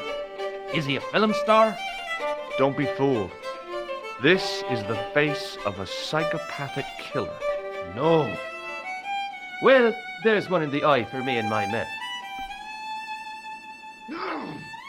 Bye for now. Hello there. My name's George Stobart. Pleased to meet you, I'm sure. I'm O'Brien. Can I help you? What can you tell me about the castle, Mr. O'Brien? It's a fine site now, isn't it? Dates back to the 10th century, you know.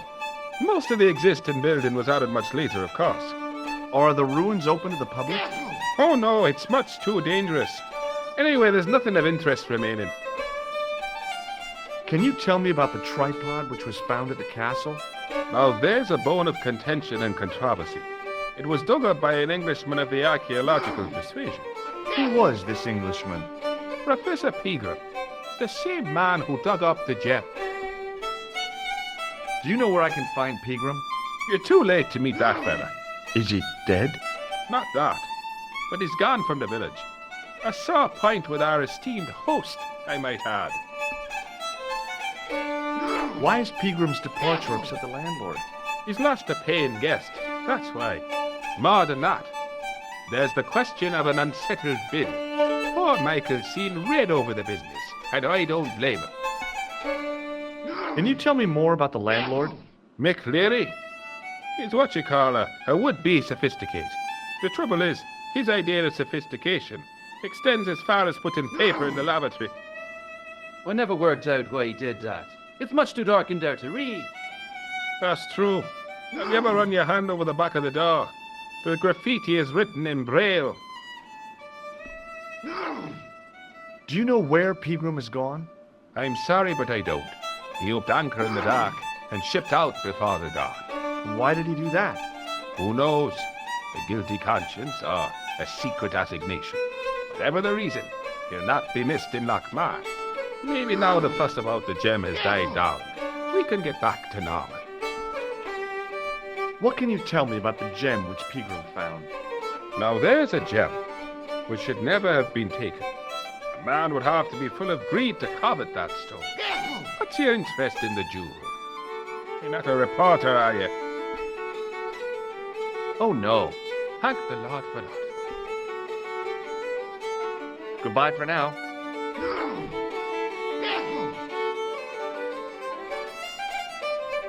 Hello. Do you know Professor Pegram?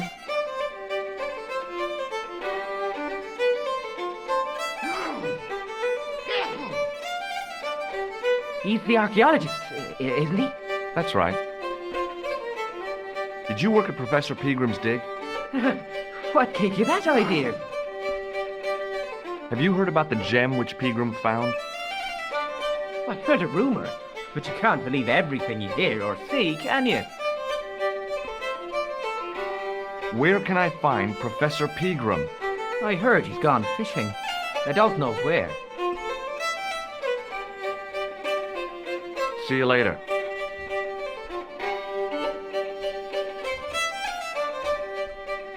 The young red-haired guy was plainly nervous about something.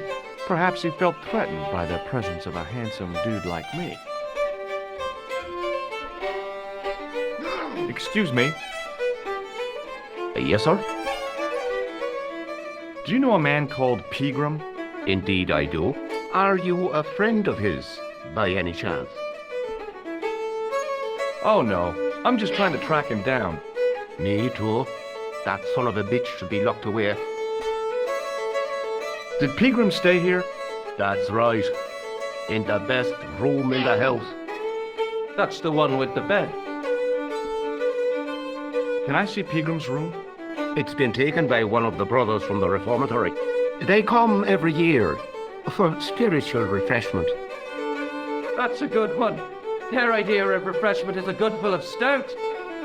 I wouldn't want to disturb a man of God, especially not a big fella from the bad boys' home. I don't blame you, Mick.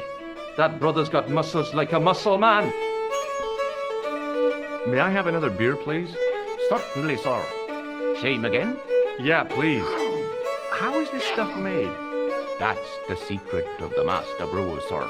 Each barrel is lovingly manhandled in time-honored fashion, suspended on skillfully tied ropes of the finest hemp, lowered into the cellar, utilizing the forces of original gravity, like manna from heaven.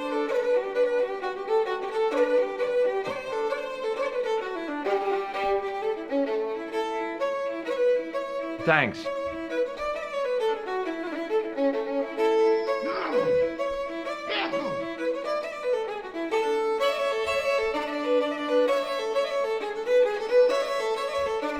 Somehow, I'd managed to drink the thick, sweet brew.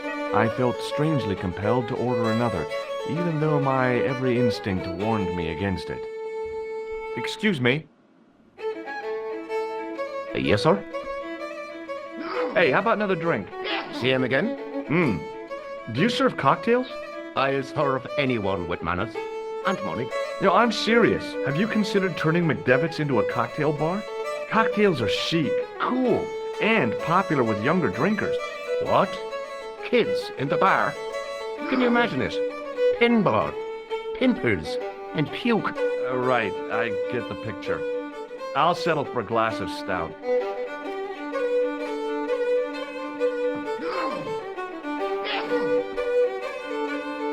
Thanks.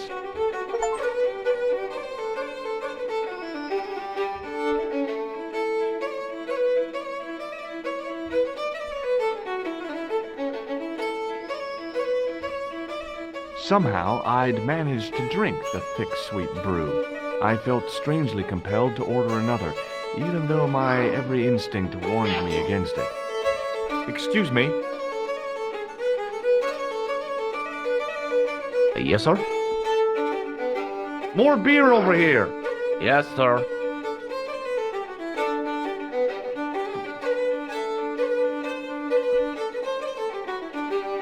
Thanks.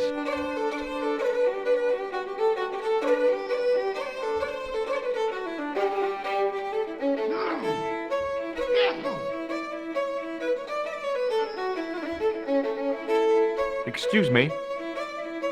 Yes, sir? More beer over here. Yes, sir.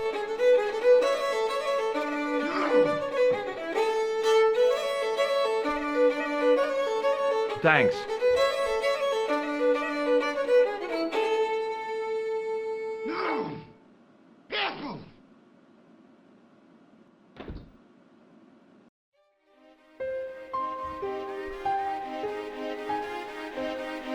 Hey, McGuire, What do you want to know? do you know a man called Pegram? Can you describe him like on the telly in the cop shows? He's an English archaeologist. I know the man you mean if he's the one. Can you tell me where I'd find Pegram? No, I can't, 'cause he's not here now, but if I sees him, I'll ask him. Do you know what Pegram was doing in the castle? Digging for buried treasure? Jewels and gold and skeletons, like in the films.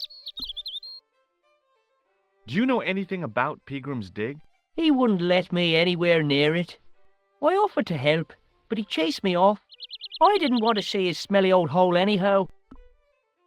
Did anyone from the village work at the dig? Pegram brought some students and bums with him. He reckoned no one in Lochmarne would know what to look for. The only local guy who worked for him was Sean Fitzgerald. Fitzgerald says he's never been anywhere near the dig. He's having you on, mister. Are you sure Fitzgerald worked at the dig? Oh, yes. It was him, all right.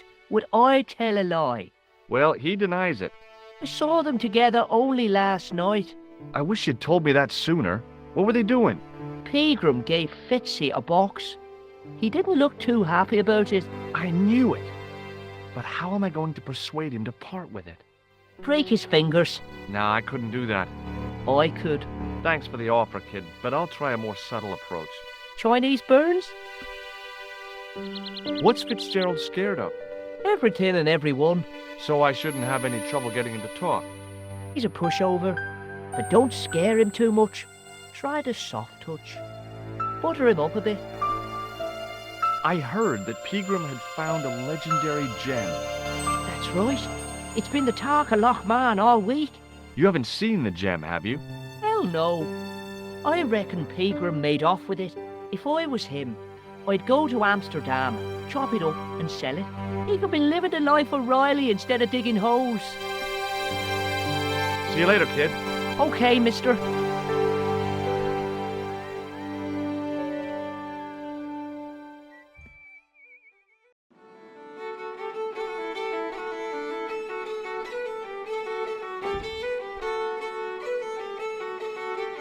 Hello. McGuire says he saw you working at the dig. What's more, he saw you talking with Pegram.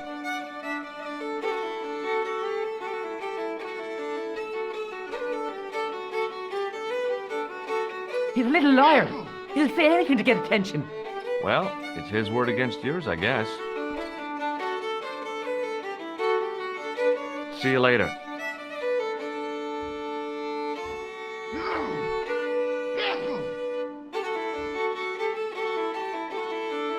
Hey. Hello there again, mister. Do you remember seeing Sean Fitzgerald at the dig? Let me see now. I think me brain box needs a spot of lubrication. Can I buy you a drink? You most certainly can. Give me a drink for my friend here. Who, Doyle? Has he conned you into buying for him? Shame on you, Patrick. Same again. Just a point this time, Michael. 1 point of brown coming up.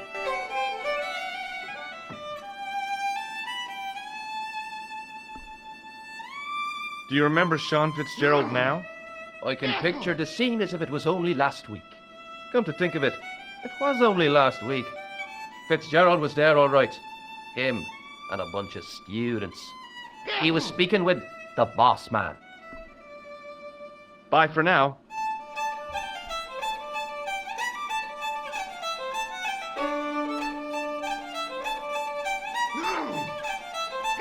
Hello. Doyle told me you definitely worked at the dig. He's seen you there. You might as well admit it. Just my luck. Grasped up by a delinquent and a dimwit. I need to talk to Professor Pegram, if he's still alive. What do you mean? Is he in danger? Yeah, you too, if I'm right. You're not from the Social Security. Hell no. What makes you think that? Well, I was claiming benefit at the same time I was working for Pegram. I'm not in a position to make judgments, Sean. That's between you and your conscience. All I want is to talk to Pegram about the gem. But he's not here. I know that. But he left that package with you, didn't he? So where did Pegram go? I don't know. I swear it. He came to see me early this morning. Said he was leaving.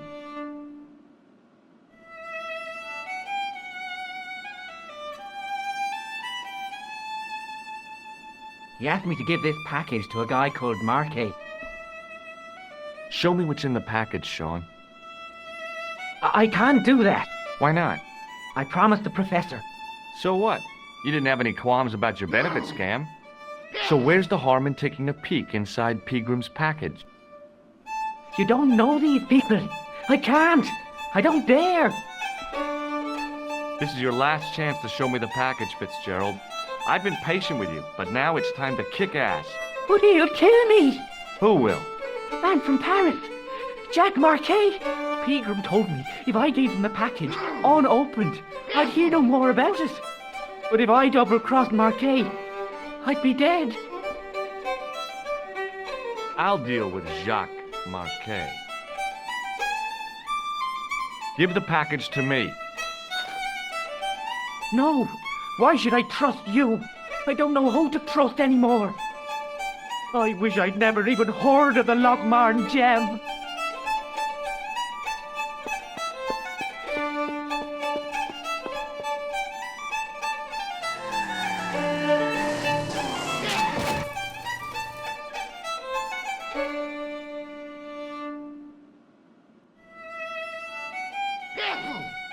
Hey! I just seen a big red...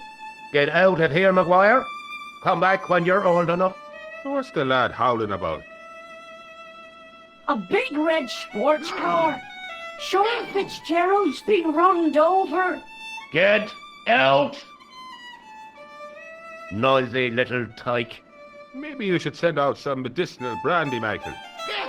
Oh, yes. And who's going to pay for it? Not me. Me too, neither.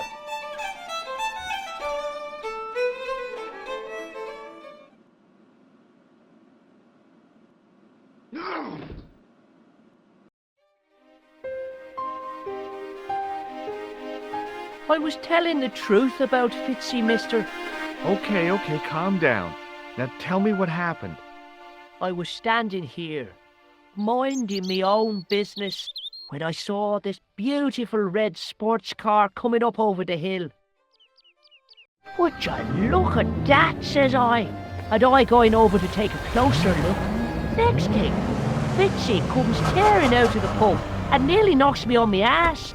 Well, the car just flies at him. It was too fast for poor old Fitzy, and hit him an awful wallop. He goes flying up on top. Jesus, says I thought he was a goner. Next thing, the driver hops out, and I couldn't believe my eyes.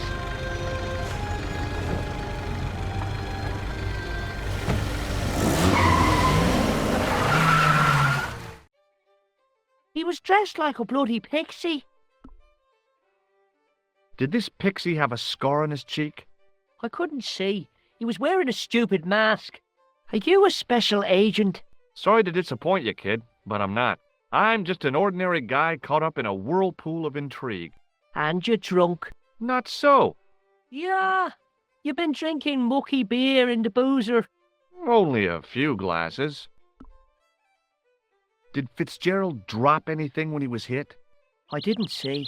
It all happened so fast. See you later, kid. Okay, mister.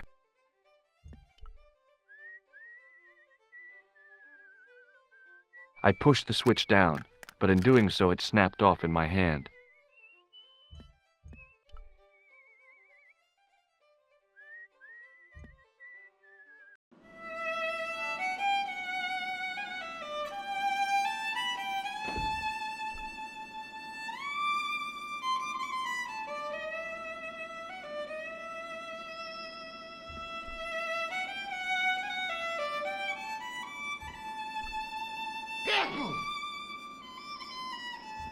Excuse me.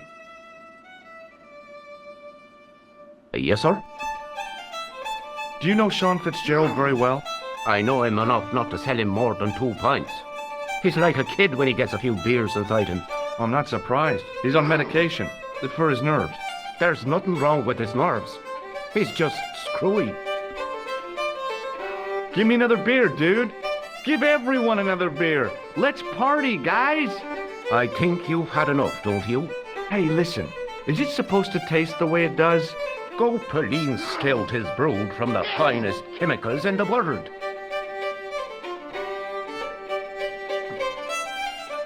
I'm sorry, but the pump appears to be broken.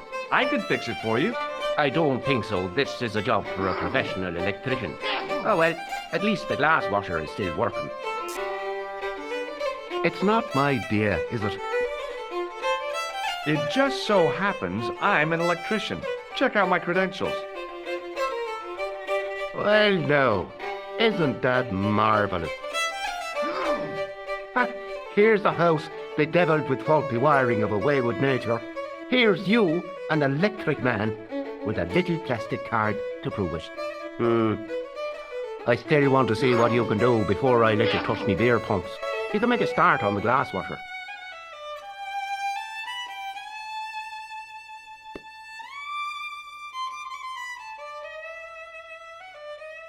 And when you've finished that, will you take a look at the pumps?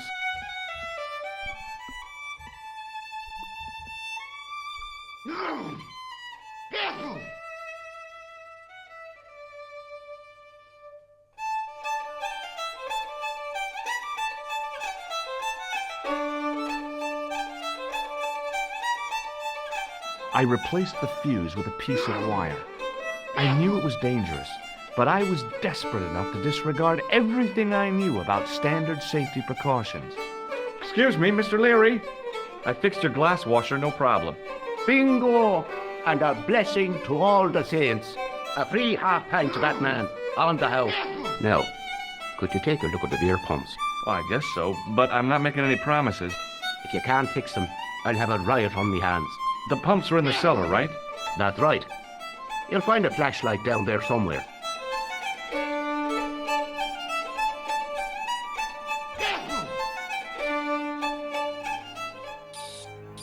What a dumb place to store a flashlight. A dark cellar. The only way I was going to find anything down there was to feel around.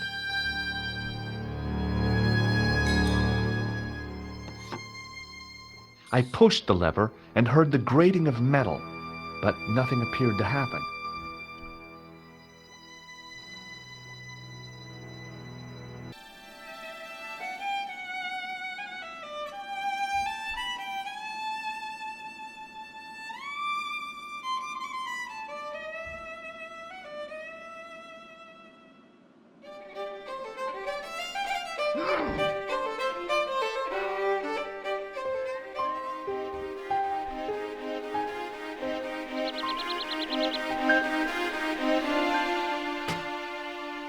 I lifted the trap door, and an overpowering smell of stale beer rose from the cellar below. I looked down on a stone-tiled floor, way too far to jump.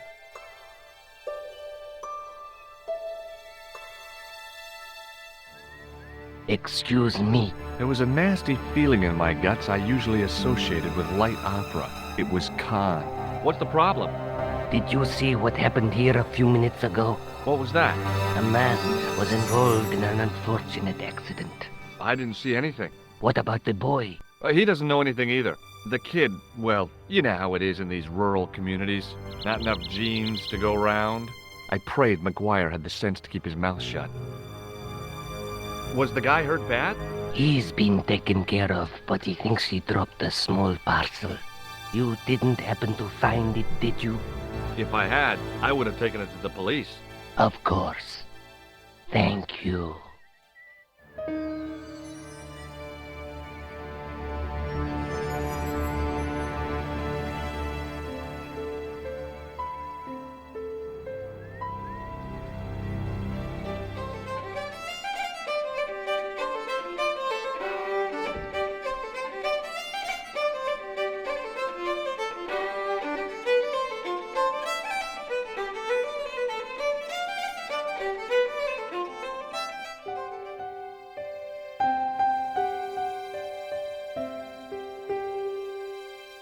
Then I noticed a flash of light, something sparkling beneath the open trapdoor.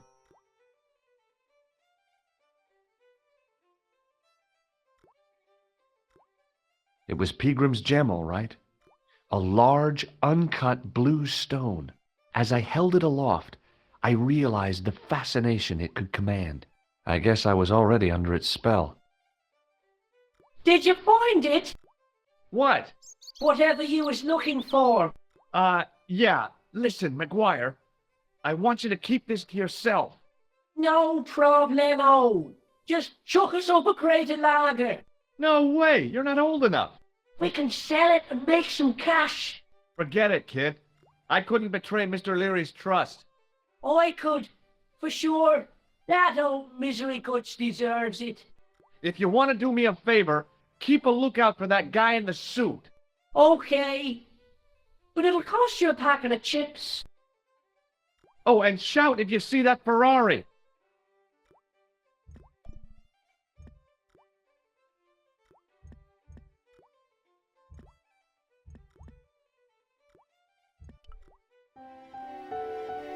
The carton was damp and soggy, useless.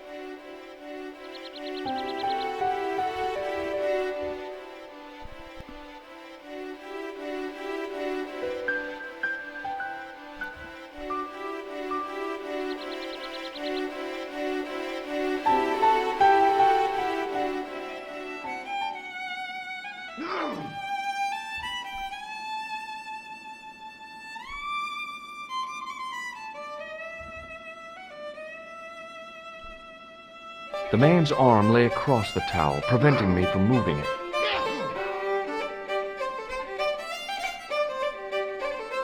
As the man raised his arm to drink, I snatched the towel away.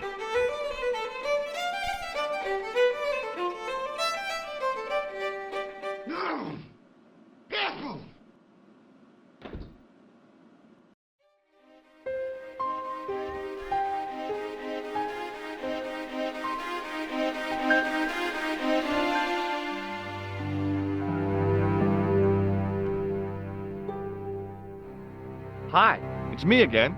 So I see. What now? Have you seen Professor Peagram? No, he's packed up and gone. Do you happen to know where? Back in England, I suppose. Did you happen to see a red sports car down on the road? I caught a glimpse of a flash of red on the hill and heard the racket. Sure, it was an awful noise. A sports car, you say? A Ferrari, to be exact. A racing car? And what was it doing here? The poor fella must have been lost. The driver of the Ferrari was involved in an accident. Is that so? Yeah, he knocked somebody down outside the bar. What an idiot! How could a thing like that happen? He was traveling too fast. So fast, he ran right under the car? I mean, the car was traveling too fast. But you'd have thought the idiot could have heard it coming. Maybe you know the guy who was hit by the Ferrari. His name is Sean Fitzgerald. Oh, I know him all right. That's me nephew, the idiot responsible for the stacking of my hay cart. Was he killed by the car? Oh, no, but he has been abducted. Well, that's a relief now. Aren't you going to look for your nephew? What for? From what you say, it's too late. Well, you could report the matter to the police. Better not. Besides, what could they do? Well, they could mount a search. They have only the one bicycle between them. In a question of superior acceleration, I put me money on the Ferrari. I think you ought to know exactly what Sean has gotten himself into. I'm not sure I want to know. But you're his uncle, his own flesh and blood. You're right, but what can I do? If I'm not here to guard it, some idiot might try to climb the haystack. What a moral dilemma. Stay here and guard this potentially lethal agricultural construction, or to go off in search of the prodigal nephew, the very man responsible for said hazard? It'll need some thinking about. Why, there's no problem. You're right. Why didn't I think of it before? We'll demolish the haystack. You don't have to demolish the haystack to go look for Sean. I'll stay here in your place and warn anyone who's silly enough to climb it. Marvelous! I think I should start me inquiries in the bar.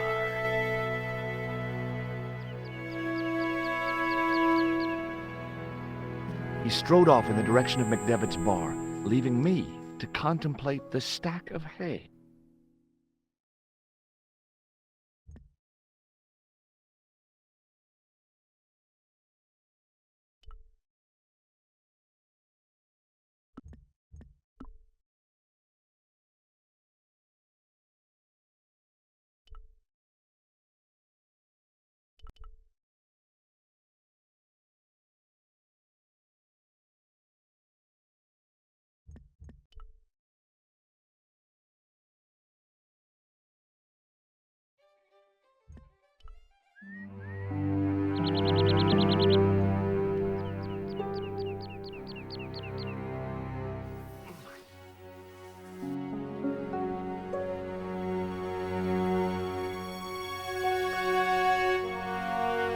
The stack of hay stopped, short of the top of the wall. Even if I stretched as far as I could, the wall was out of reach. What I needed was a slice or two of Alice's Wonderland.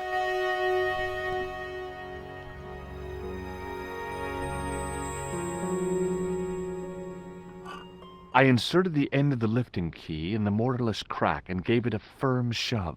It remained lodged in the wall, jutting out to form a step.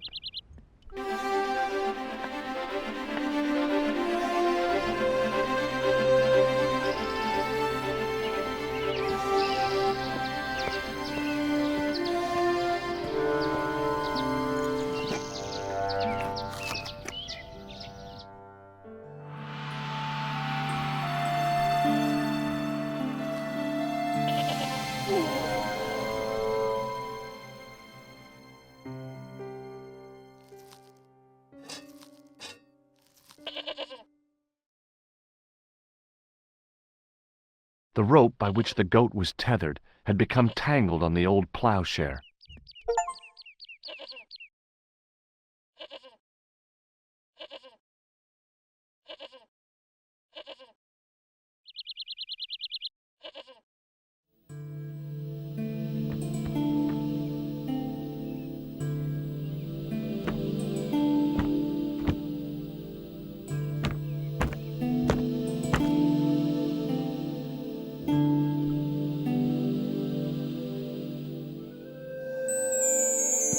The statue was too heavy to lift. It overbalanced into the sand.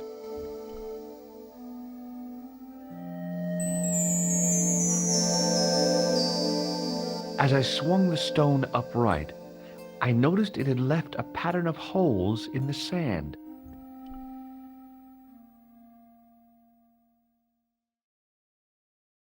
As I dipped my fingers into the soft white powder, I realized what it was. Plaster of Paris. I'd used it in kindergarten to make casts of animal paw prints.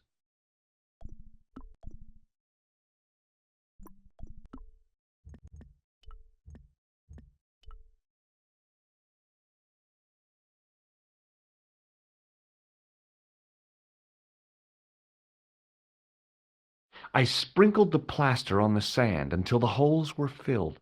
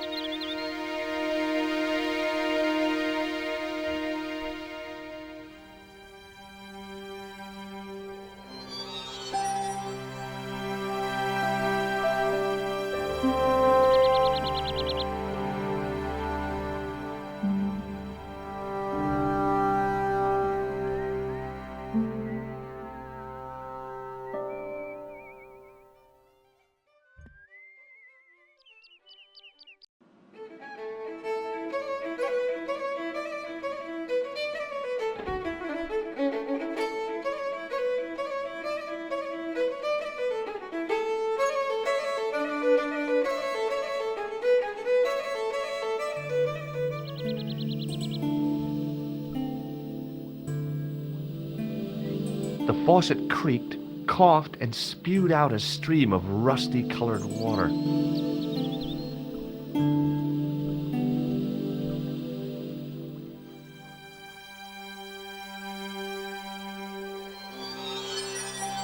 I held the towel under the faucet and soaked it with water.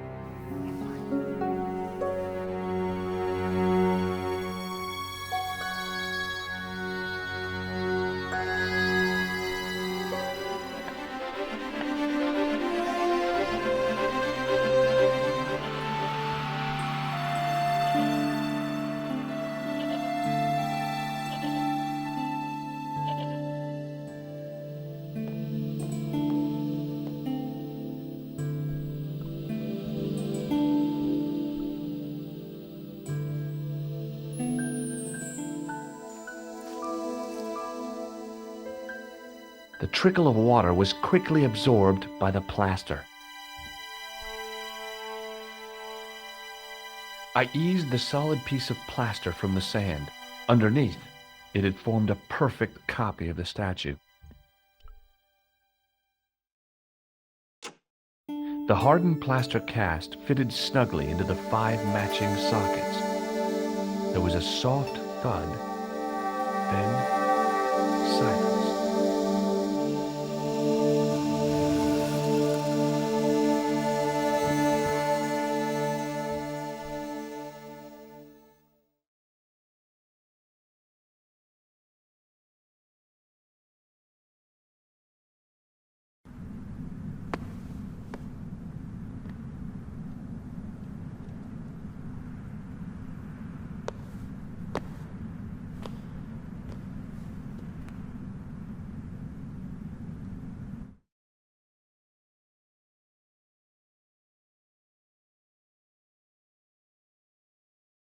So, where did you stay last night?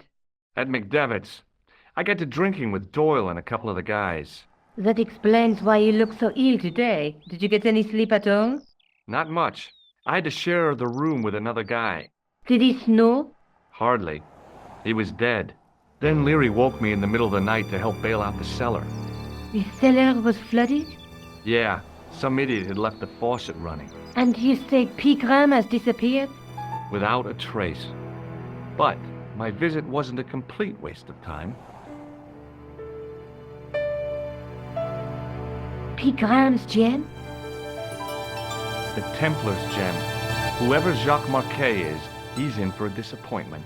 Jacques Marquet? He's the guy who should have collected the gem from Fitzgerald. I've been reading about Pegram in this magazine.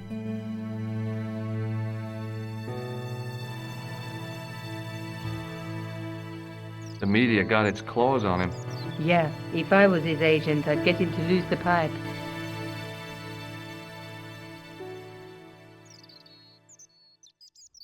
That dig must have been pretty important to him.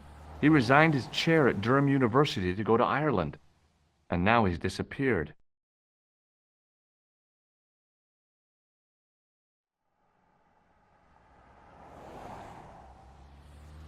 See what you can find out about Professor Pegram. I'll speak to the university. What are your plans? I want to find out who, what, or where Montfaucon was. All I've got to go by is the name and a picture of a hanged man. What do you know about Professor Pegram? I've seen a television program, Pegram's Past. He's written a book, The Crusader Families of Ireland.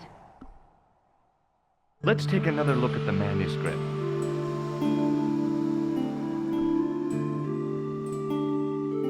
That's the tripod in the Crune Museum. That's the gem that Pegram found in Lochmarne.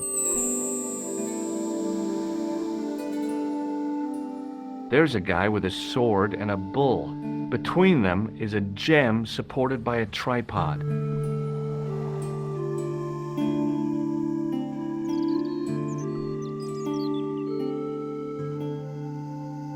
I can't sit here all day, much as I'd like to. Okay. Don't forget to look for Lopinot at the Crune Museum. And why don't you see if Rousseau has heard anything? Okay. Anything else I can do for you while I'm out? Shopping, a trip to the laundromat? Just take care of yourself.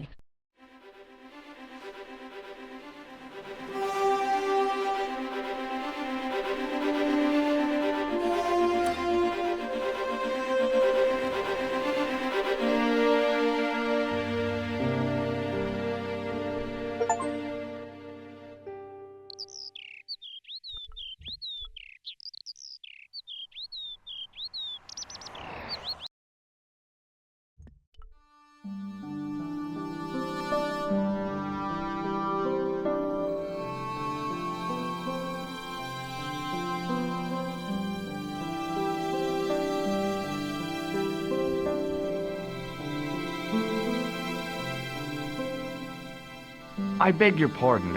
Are you André Lobinot? That's me. You want my autograph? No. I was told you may be able to help me. Help? My name is George Stobart. I'd like your professional opinion. Well, okay. Shoot. Does the name Montfaucon mean anything to you? Sure, it was the most grisly spectacle in Paris until the Revolution. A public toilet? Montfaucon was the place of execution for many thousands. A dark temple of death, with row upon row of arches, each one framing a grim exhibit. Scores of rotting corpses swung on creaking rope, while the crows devoured their flesh. That explains the image of the hanged man. I found a reference to Montfaucon in Ireland, in a village called Lochmarne. Lochmarne? That's where Pegram was digging. That's right. He'd left the excavation before I arrived. Do you know Pegram well? Not really. I met him at a conference. I would have liked to talk to him in depth, but I didn't have time. When was this? Oh, back in the summer, July, I think. The second week of July? Maybe. Yes, it was, just before Bastille Day. So Pegram was in Paris at the same time as the other victims. Pardon? Victims of what? Nothing. Just thinking aloud. Where was the site of Montfaucon? To the northeast, near the Canal Saint-Martin, but there's nothing there now. The old gibbet was torn down during the Revolution. Thanks for your help, André. You're welcome.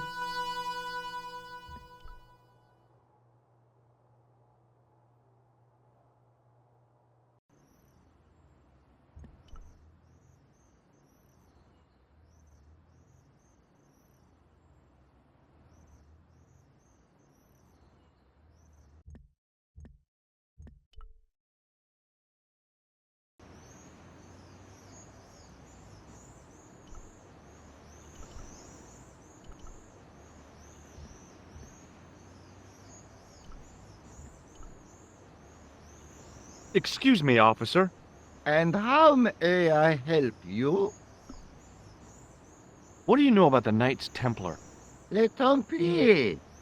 Only that they were excommunicated in 1312 and hanged in their dozens within this very square.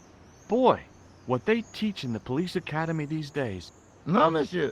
I read it on that board over there.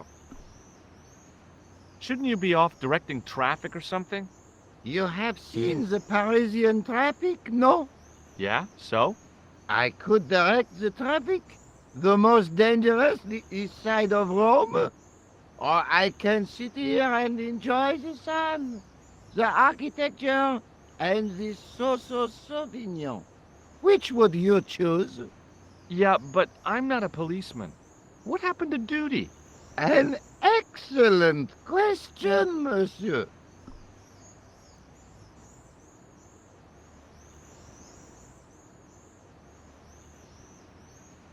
I'll see you around. Oui, monsieur. I'll be there.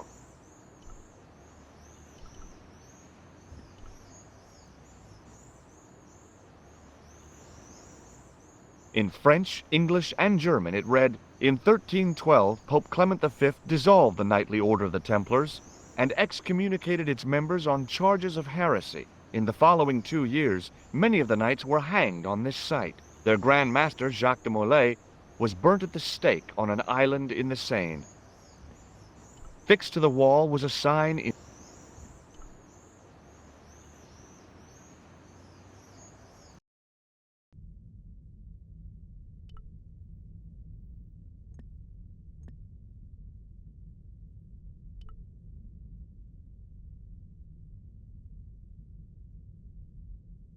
A knight's tomb, his effigy in marble lying in perpetual state, waiting in prayer for the judgment day.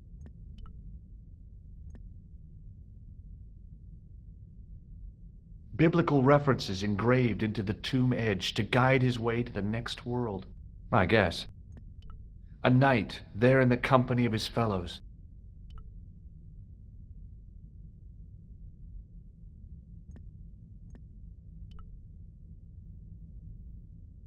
The statue had any secrets. It was concealing them pretty well.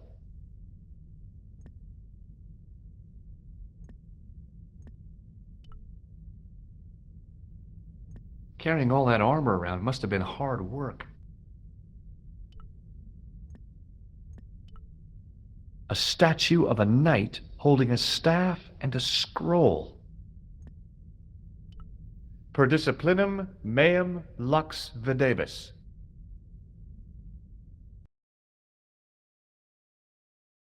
A bit of a stained glass window. Wow! Hoping for a big insight while squinting through a hunk of statuary had been pretty optimistic, I guess. A scroll was a symbol of scholarship. I knew that much.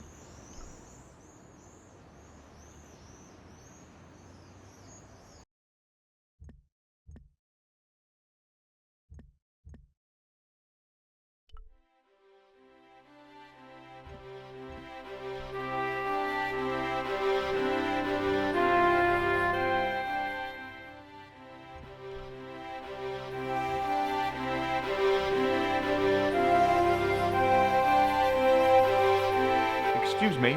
Ah, Monsieur Stobart, n'est-ce pas? That's correct. You remember me. The retention of such data is part of my duty as a gendarme. That is how crime is fought, through attention to detail, not intuition. Yes, sure. Have you heard of a man called Marquet? Yes. He used to be known as the Mole of Montmartre. I heard he's been hospitalized, probably by one of his rivals. Which hospital was Marquet taken to? The Hagenmeyer Clinic. In the Avenue des Hérissons. Why was Marquet known as the Mole of Montmartre? Because he lived in Montmartre, I suppose. Yeah, but why the mole? I don't know. Maybe he ruined people's lawns. I'd like to report an assault. Yes, monsieur? Where is the victim? I'm the victim. I've been harassed by a pair of thugs. I see. And where did this alleged assault take place? Outside the Hôtel Ubu. They stopped me as I was leaving and went through my pockets. Could you describe the suspects, monsieur? One looked like a gorilla, and the other looked like a weasel. Their names are Flap and Guido. Bon. I'll get them this time. What are you going to do about Flap and Guido, Sergeant? I'm going to bust them, monsieur. For years I have been hoping to pin something on that pair. Now's my chance. I'll show them, and the inspector. Thanks, Sergeant. Thanks for taking me seriously. I'm only doing my duty, monsieur. See you later, Sergeant.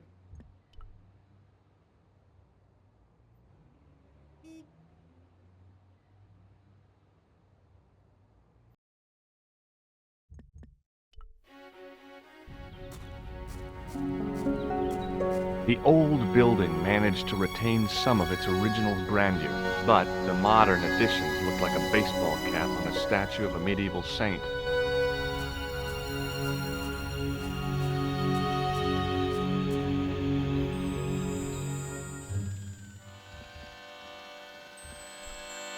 Hi, my name's George Stobart.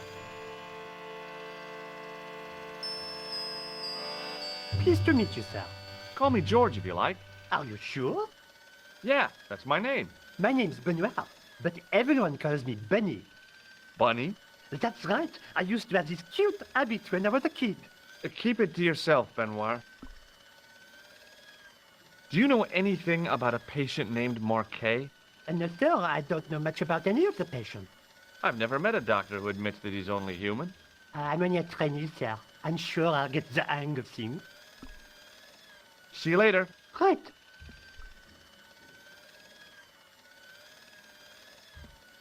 Excuse me. Yes, sir? Is this the Hagenmeyer Clinic? That's correct. I thought I was in a garden center. Oh, the plans. They were my idea. A little greenery to evoke the spirit of nature. How may I help you? Has Marquet been visited by a man in a clown costume? Oh, no. You haven't seen a man in disguise? Well, there's Theodore the bear. He comes every Thursday to entertain the children. Personally, I think he scares them half to death in that crummy old bear suit. If I was stuck on my back with tubes in every orifice, he's the last person I'd want to see. Have you seen this man here at the clinic? No, sir. And I never forget a face. I'm here to see Jacques Marquet. Oh, yes. Are you related to our client, sir? Yeah, I'm his, long-lost brother. A brother half his age with a different name and an American accent. Yeah, people always say that. I blame Mom. We were separated at an early age. After a mix-up in the nursery at the Oakland shopping mall. I've never heard anything so ridiculous in all my life. I guess not. So, do I get to see Marquet before the funeral? That attitude will get you nowhere. My instructions were quite clear. No one gets to see Marquet. So unless you can prove you're a relative or a close acquaintance, you're wasting your time here. Has Marquet had a visit from a pair of gangsters? I should hope not. Can you describe them? A thin guy who looks like a weasel and his friend, the gorilla. Sounds as if they escaped from a zoo.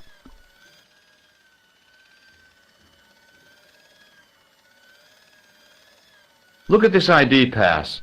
So you're Merlin. Marquet's been asking for you. For me? Yes. He was shouting your name when they brought him in here. Now, let me see. He was on Ward B12, as I recall. Oh, he's being transferred to... Oh, dear. He's on Ward J2. That's... Nurse Grendel's ward. What's so bad about Nurse Grendel? She runs that ward like a South American prison. Keeping a well-disciplined ward isn't a crime, is it? Well-disciplined. In the discipline and punishment stakes, she'd whip the butt off the Marquis de Sade. Everything, I mean everything, is done to a strict routine. 6 o'clock, alarm call. 6:10, bowel movements, and woe betide anyone who doesn't have a result. Those patients of hers are like Pavlova's dogs. She sounds like a real nightmare. And then some. Thanks for your help, ma'am. You're welcome.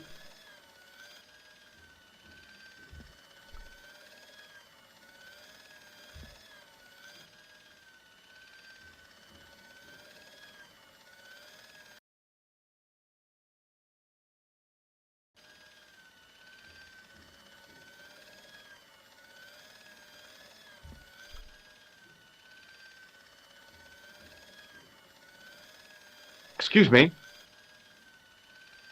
Yes, sir?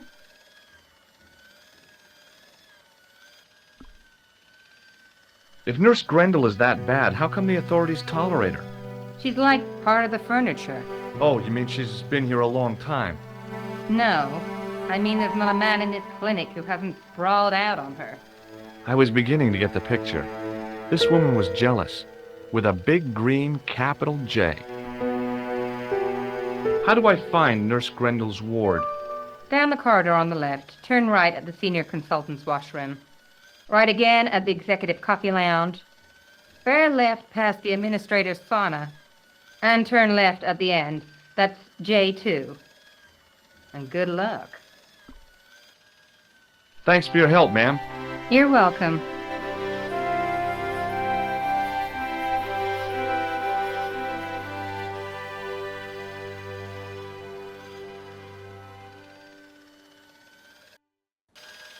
As I turned the corner, I saw the source of the hellish noise which echoed through the corridors.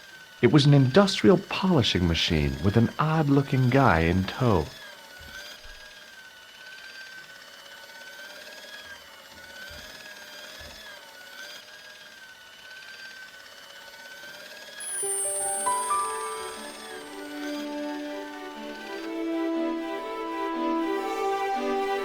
As I tugged the plug out of the socket, the polishing machine coughed, spluttered, and died.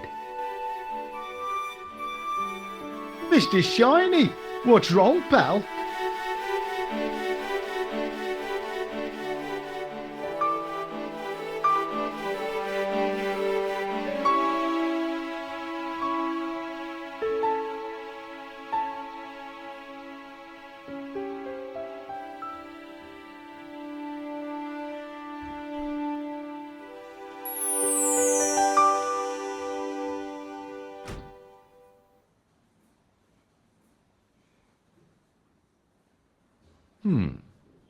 Dr. Stobart at your service.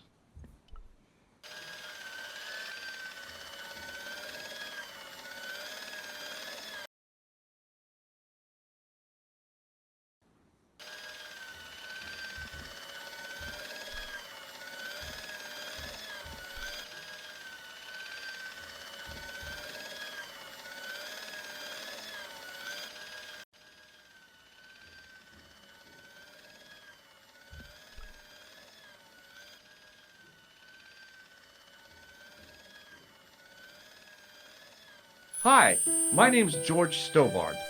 Aha! Just the man. You must be the new boy. Yeah, I must be. Well, stop wandering about and make yourself useful. Bernie, come here, boy. This is Benoit, my nephew. Can I trust you to look after him? Do your own babysitting, Gramps. Who do you think you are, anyhow? I am Felix Hagenmeyer. And may I say what an honor it is to meet you in person, sir. You are on my medical wall of fame. Right up there with Pasteur and Leary. I look on it as a privilege, no, an honor, to look after your nephew, sir. He is fresh out of medical school. It will open his eyes to see a real doctor on the job. I'll bet. Show him around. Let him see some real suffering. So long, Hagenmeyer. Hey, Benoit. There's no need to shout. What do you want? Do you know the nurse on Ward J2? No, monsieur. This is my first day here. I can't wait to get my hands dirty. I was talking about treating my first patient, of course. I didn't mean to get my hands dirty with a nurse. Shut up, Benoit. Okay, sir. Follow me, Benoit. I'm right behind you, sir.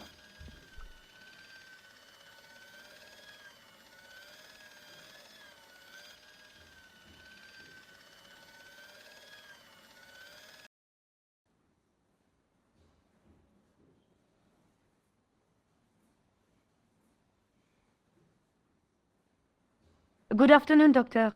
Oh, hi. Is this Ward J2? Yes, sir. The patients are ready for your inspection, doctor. Thank you, nurse. Well, who's first? Monsieur Croquet in bed 2. What's his problem? He's been complaining of loss of consciousness. You'll need this, doctor.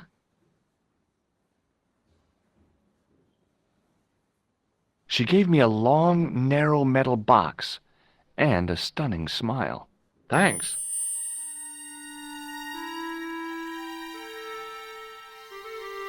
Hi, I'm Dr. Stobart. Hello, Doctor. The nurse told me you keep losing consciousness. That's right. I've had the problem as long as I can remember. It's a real out-of-body experience. Like death, but not so conclusive. I see. How long does it last? Just a fraction of a second, and then I recover. I might not have been a doctor, but I was formulating a diagnosis all the same. This guy was nuts. I know exactly what you mean.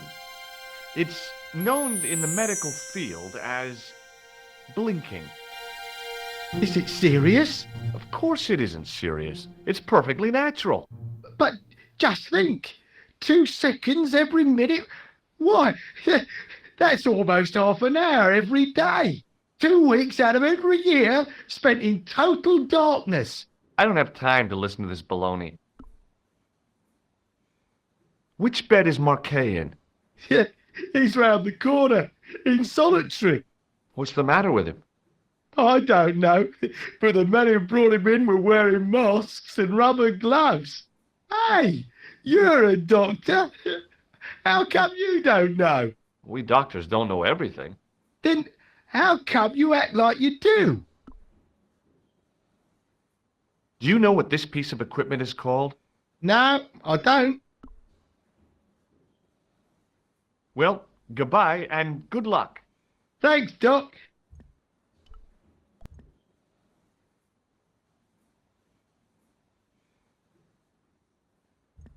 Hello? Anybody home? Who are you? My name is Dr. Stobart, and I'm here to steer you down the rocky road to recovery. Dr. Monroe said there was no cure for what I've got. Your problem is you stayed in bed too long. Are you sure you're a qualified doctor? You better believe it. I'm going to take your blood pressure. Why? I'm a doctor. It's my job. I'm going to take your blood pressure. Why? I'm a doctor. It's my job. What can you tell me about Marquet? He's the man in the private room, isn't he? That room was mine before I was tossed out like a common squatter. Do you know what's wrong with Marquet? They won't even say what's wrong with me. Tell me, Doctor, what's your opinion? It's too early to say. But I've been here for 3 months. What's your impression of Nurse Grendel? She's a very efficient young woman. Efficient? You make her sound like a vacuum cleaner. I've no complaints. See you later. Hey, Benoit.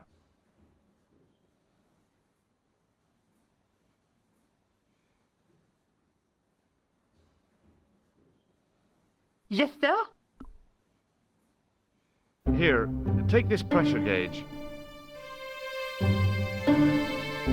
Thank you, sir. What do you want me to do with it? Well, keep it safe until I think of something. Follow me, Benoit. I'm right behind you, sir. Doctor, What is it? you haven't taken my blood pressure.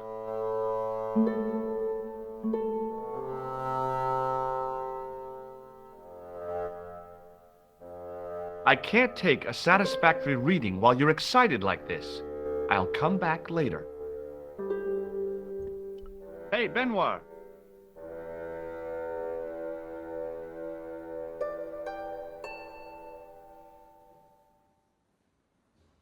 Yes, sir? Are you ready with that pressure gauge? Primed and ready to pump, sir. What do you want me to do with it? Use it on Eric Sopmarsh. Okay.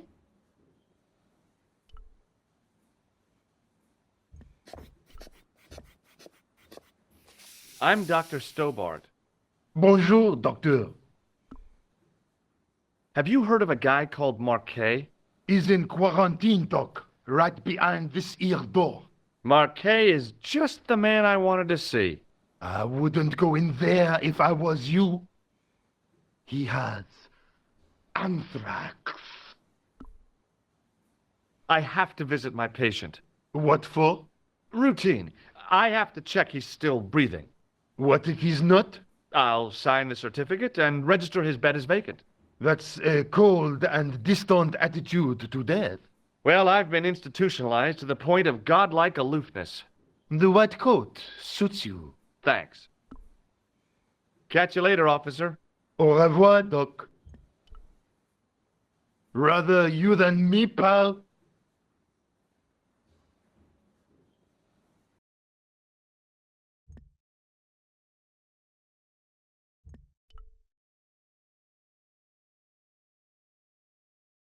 Marquet? Yes, I am Marquet. I've been expecting you. You have? Well, what are you waiting for? Get it over with. I just want to know what I should do with the gem. The Lochmarne gem. Yeah, right here in my pocket. I thought you were one of the assassins. Not me. I never inhaled. So, you were sent in my place? Yeah. You could hardly make the trip to Ireland in your condition. What should I do with the gem? Deliver it to the Grandmaster quickly. Tell him that I have found the tripod right here in Paris. You have it? Not yet, but it's being taken care of. I hired a couple of stooges with a flair for petty crime. Would that be Flap and Guido by any chance? You know them? We've met. What about the Hashashin? He's more likely to have followed Klausner. He'll stop at nothing to prevent the reforging of the sword. And that's bad, is it? As for Klausner, he has gone off to Syria on a wild goose chase. They have geese in Syria? He has a theory about the location of That's enough excitement for one day, Monsieur Marquet. What are you doing here? Talking to this patient, of course. Monsieur Marquet is my patient. Herr Hagenmeyer was to hear that. Okay, I'm going. I'd learned all I could from Marquet anyhow.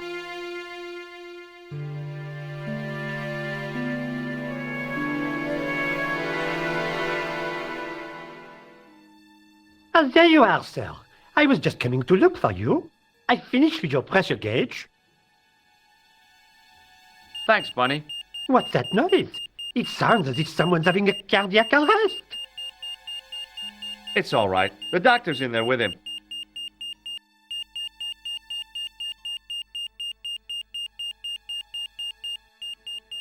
Are you sure he was a doctor? Oui, monsieur. He showed me his ID. It was Dr. Braille. There's no Dr. Braille working here. He's an imposter! The door's locked. Help me, officer.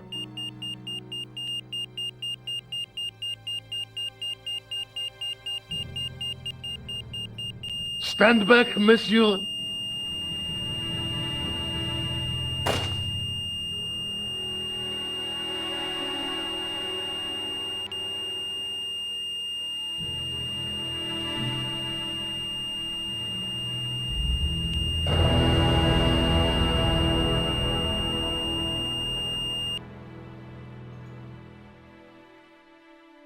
I found Jacques Marquet.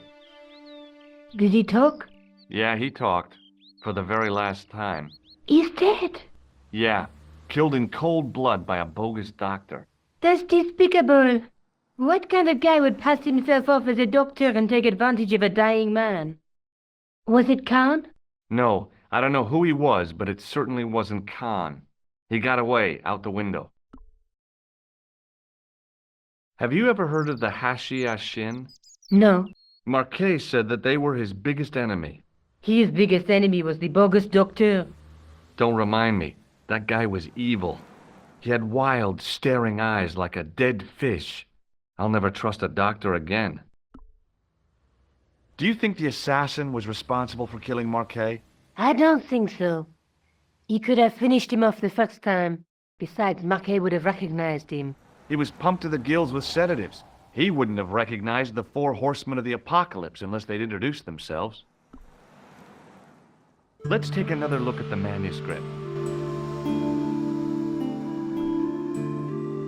That's the tripod in the Crune Museum. That's the gem that Pegram found in Lochmarne.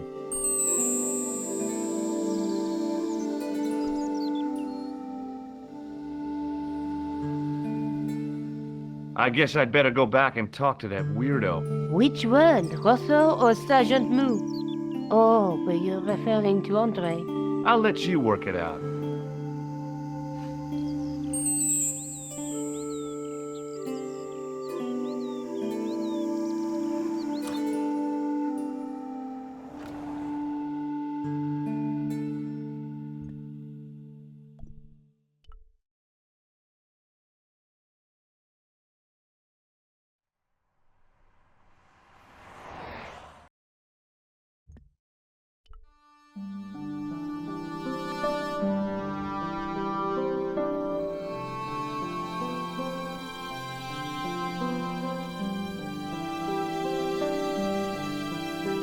You have left it very late, monsieur. Late? For what? Anything? I am closing the museum soon. You wouldn't like to get locked in. I can tell you, not in this gallery. Why not? It is haunted, monsieur. You don't believe in ghosts, surely. Oh, yes, I do. 7 years ago, a lad managed to hide in here. He made a bet with his friends, I suppose. When I found him in the morning, he was cold as ice and stiff as a board. Well, what was the cause of death? They said it was a brain tumor. But on his face was a look of stark, desperate terror such as I have never seen before. Scary. Forget it.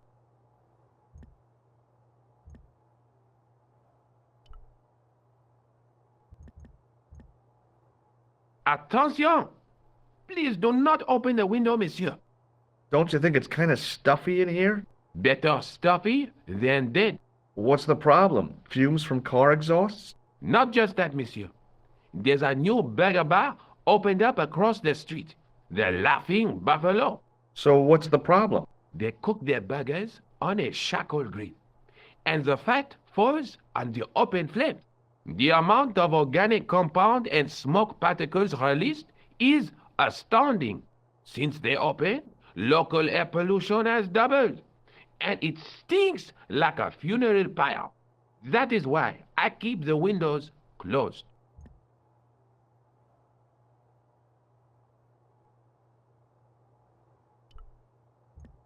Don't open it. Remember the burning cattle.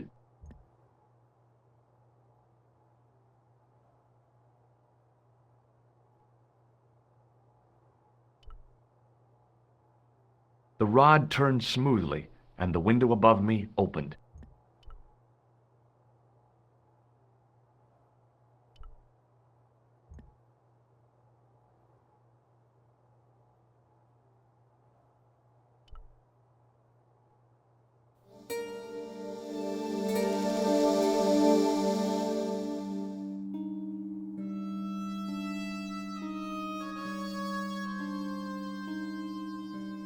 It is closing time, Monsieur Lobineau.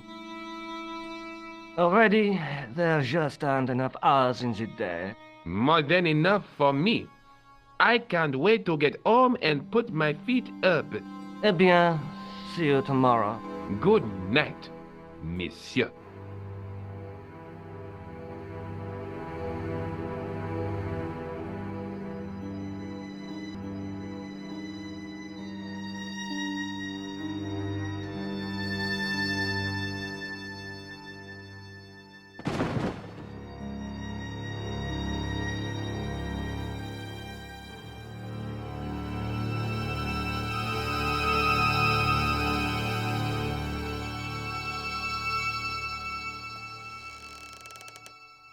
Hey, Guido! Look at this! Quit fooling around, you moron! Get your ass over here and bring that flashlight.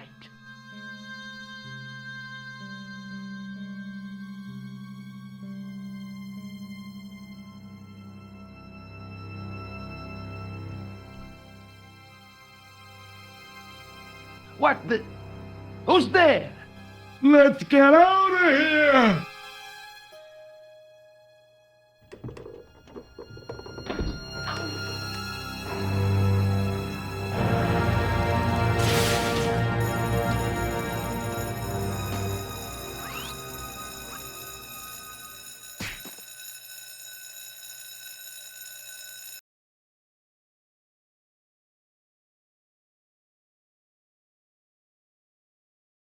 And when I woke up, I was at the police station. Luckily, I managed to persuade Rosso I was innocent. Poor Georges. What a mess. I bungled the whole thing. I don't think so. You made a pretty good job of distracting those two crooks. Yeah, but the killer got away with the tripod. No, he didn't. He's not the only one who can dress up in costume. You mean... it was you who stole the tripod? Oh, hell, Nico. I could have been shot. Those dogs are more likely to shoot their own feet. I just wish you'd told me your plans. We're supposed to be in this together. And how come you dressed up like a pantomime cat? Don't sulk, Georgie, please. Oh, rats. And don't call me Georgie. Oh, I really thought you'd be pleased. After all, we've got the tripod. Aren't you going to try putting the gem on the tripod? I guess so.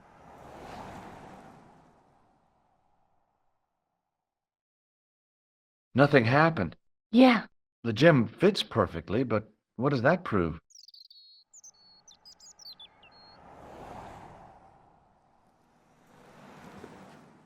Maybe the tripod has to be in a certain location. There's nothing on the manuscript to indicate where, though, is there? Let's take another look at the manuscript. That's the gem that Pegram found in Lochmarne. That's the tripod we borrowed from the museum. The Night Scroll bears a phrase in Latin, "Through my teaching."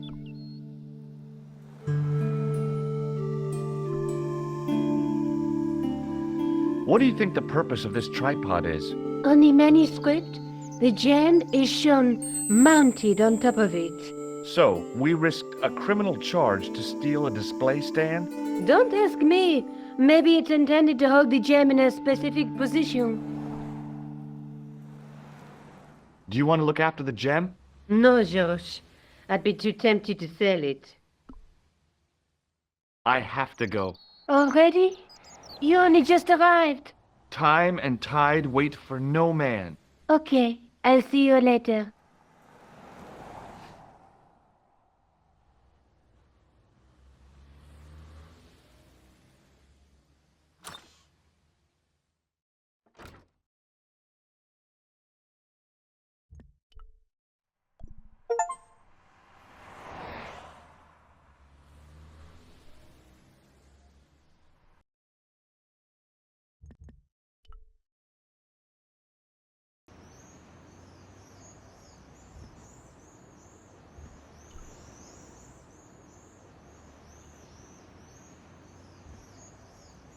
Hey, you with the ball. Oui? What do you know about the Knights Templar? Le Templier? Ah, the last Grand Master, Jacques de Molay, was burned on an island in the Seine in 1314. Wow.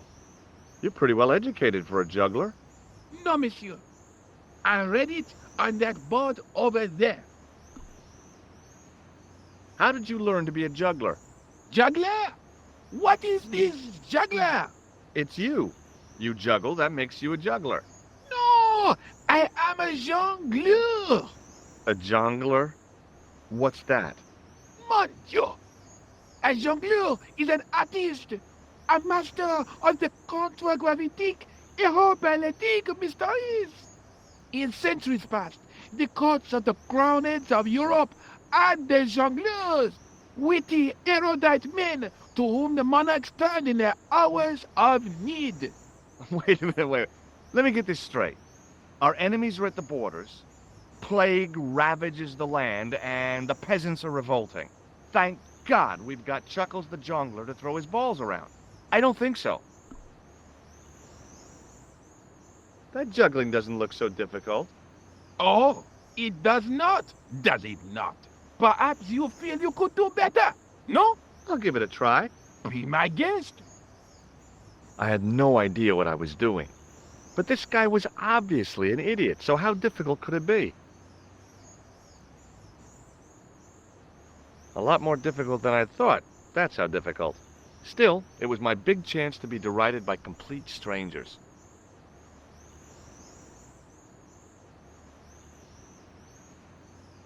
Not so easy after all, is it? No, I guess not. Catch you later. Au revoir, monsieur.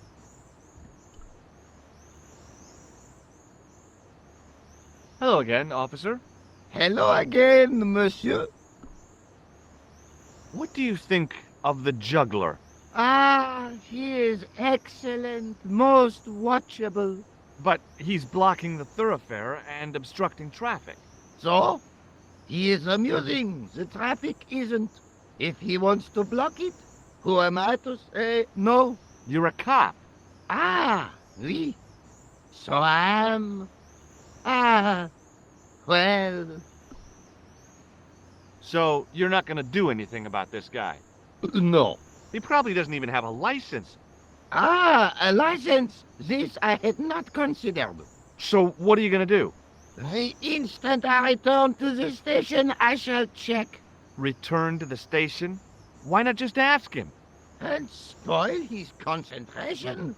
What kind of a barbarian do you take me for?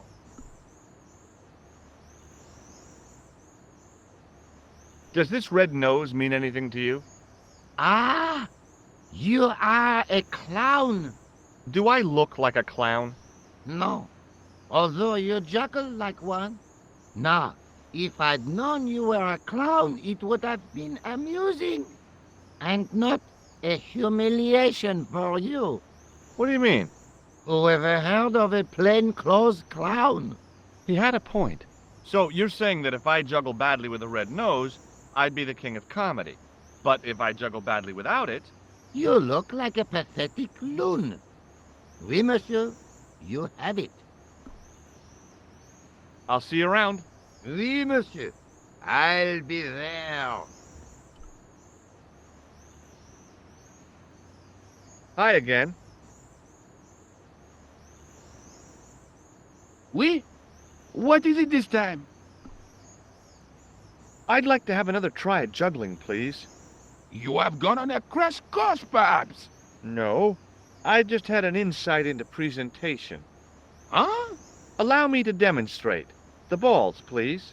If you insist on completing your humiliation, monsieur.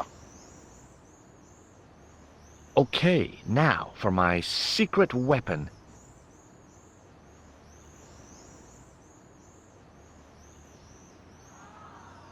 The juggler was speechless with rage. You could have mistaken him for a mime. And without a word, he collected his balls and left in a fury. Hey! You forgot one of your balls! Hey! But he didn't hear. Better still, deprived of his entertainment, the gendarme decided maybe he ought to do some policing for a change.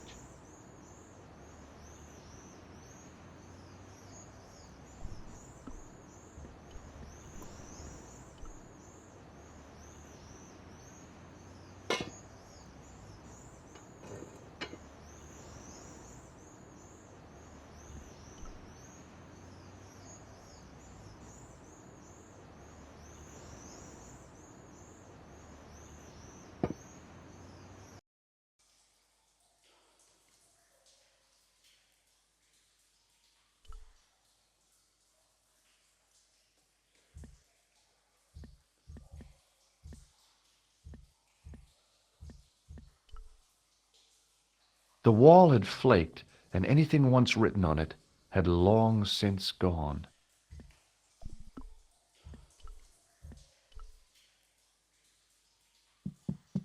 Hey, that's hollow! It was time for some brutal destruction. Close up, I could see the plaster was thinner where I'd broken through, and behind it were some cogs and a lever.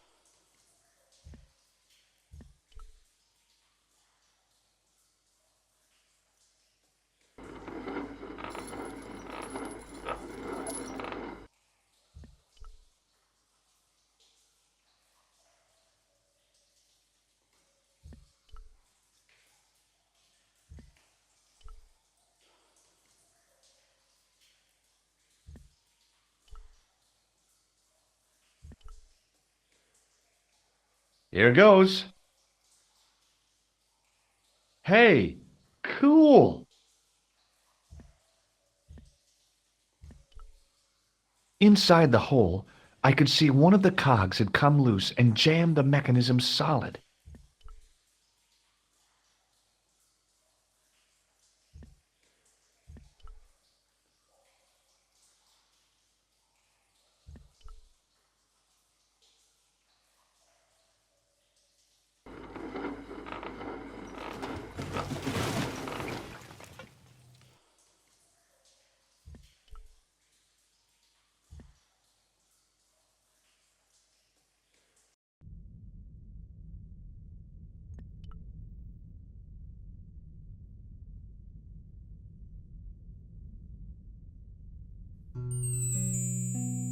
In the beginning was the end.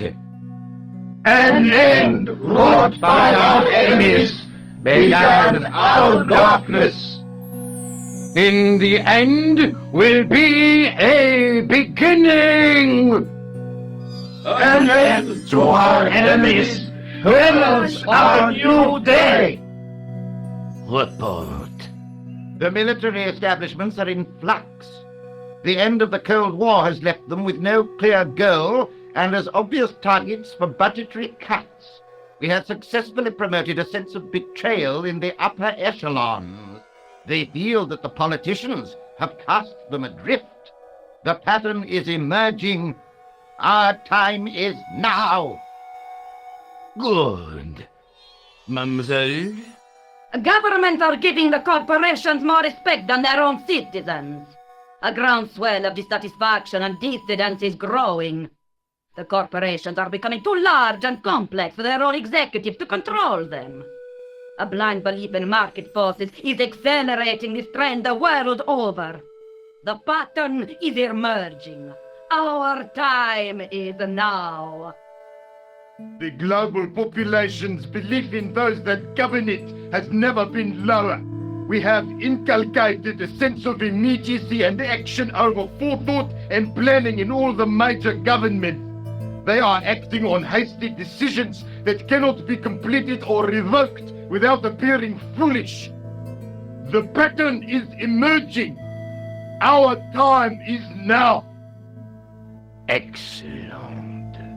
The tired old governments are dying a slow death from their own incompetence and our machinations. The millennium is almost upon us, and everything is in place for the rise of our new order. Almost. Most. Professor, where is the broken sword? As we discussed last time, with the loss of the manuscript, our search is as a corollary hindered. And as discussed last time, you have been furnished with a dramatically increased budget. What have you been doing with our money, Professor? We are working on the principle that the Templars, that is to say, our predecessors, Hold on. These are the Templars? must have left a trail when they were hiding the clues to the sword of Baphomet's location. I have a small army of historians and archaeologists ferreting out that trail. I trust these historians and archaeologists are more trustworthy than your friend Pegram. Pegram was loyal. He tried to protect the Lochmarne gem when the Hashashin came near. And failed. And don't call that Syrian maniac the Hashashin. He's an assassin. Plain and simple. That's not what he believes. He actually thinks. Silence! Do I have to remind you that we have a sacred duty? A trust. When Philippe attempted to destroy the Order, we lost the sword and our power with it. Now we have the opportunity to reforge it. But time is short. We need results, not petty bickering, not excuses. Now, Professor Baphomet. Yes, of course, my apologies. We will find Baphomet and the sword, manuscript or no. We have already found another element actually within Paris. Excellent. What is it? Well, we're not exactly sure at present. Ha! But I have my best people working on it. You would do well not to criticize others, Eklund. At least I have not murdered one of our own. Of course. That guy was the bogus doctor in the hospital. Marquet was a liability. Eklund dealt with him on my orders. I beg your pardon, Grandmaster. I did not mean to. Have you any good news for us, Professor? We already know 3 of the elements. We know that Klausner had obtained the lens before he vanished. Where was he? Syria. We know that he arrived, but after that, nothing. The assassin. I fear so. It's a shame. Klausner was a good operative.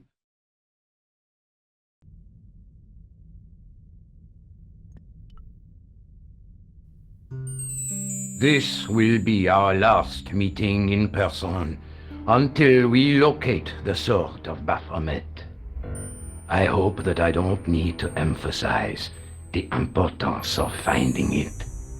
Without it, our endeavors come to nothing. With the sword reforged, we will have the power to sweep the stage of all opposition. The new millennium will belong to us. The next time that we meet, it will be to become the princes of this world!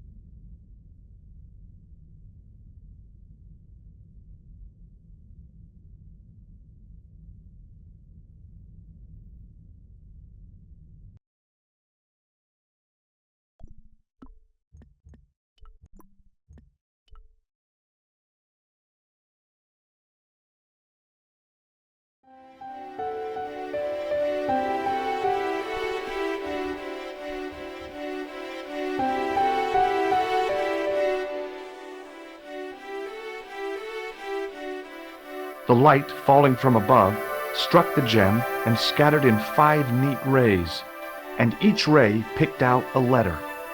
Starting from the seal, I could read M-A-R-I-B, Marib. Now all I had to do was figure out what the heck that meant.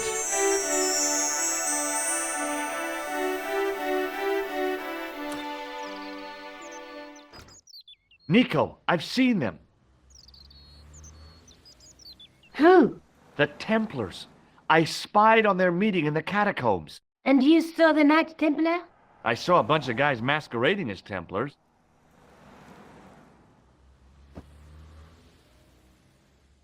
They're after something called the Sword of Baphomet. The bogus doctor was there, the guy who killed Marquet. The manuscript is the key, just as we thought.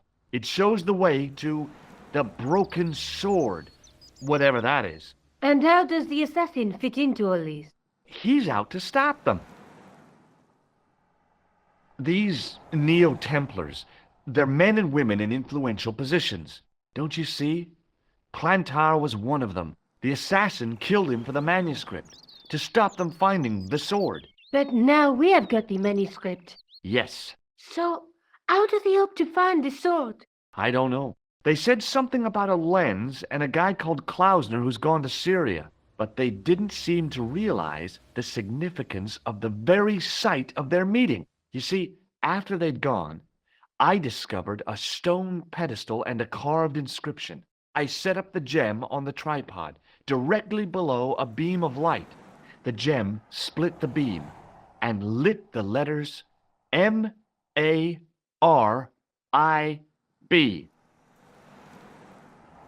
Marib is a village in Syria. Then the Neo-Templars are ahead of us. Klausner beat me to it. You're not thinking of going there yourself, are you? Why not? These guys are crazy and dangerous. That reminds me, you should leave the gem here.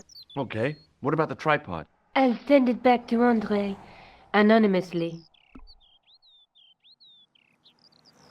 Do you think I should go to Marib? Syria is a long way, Georges.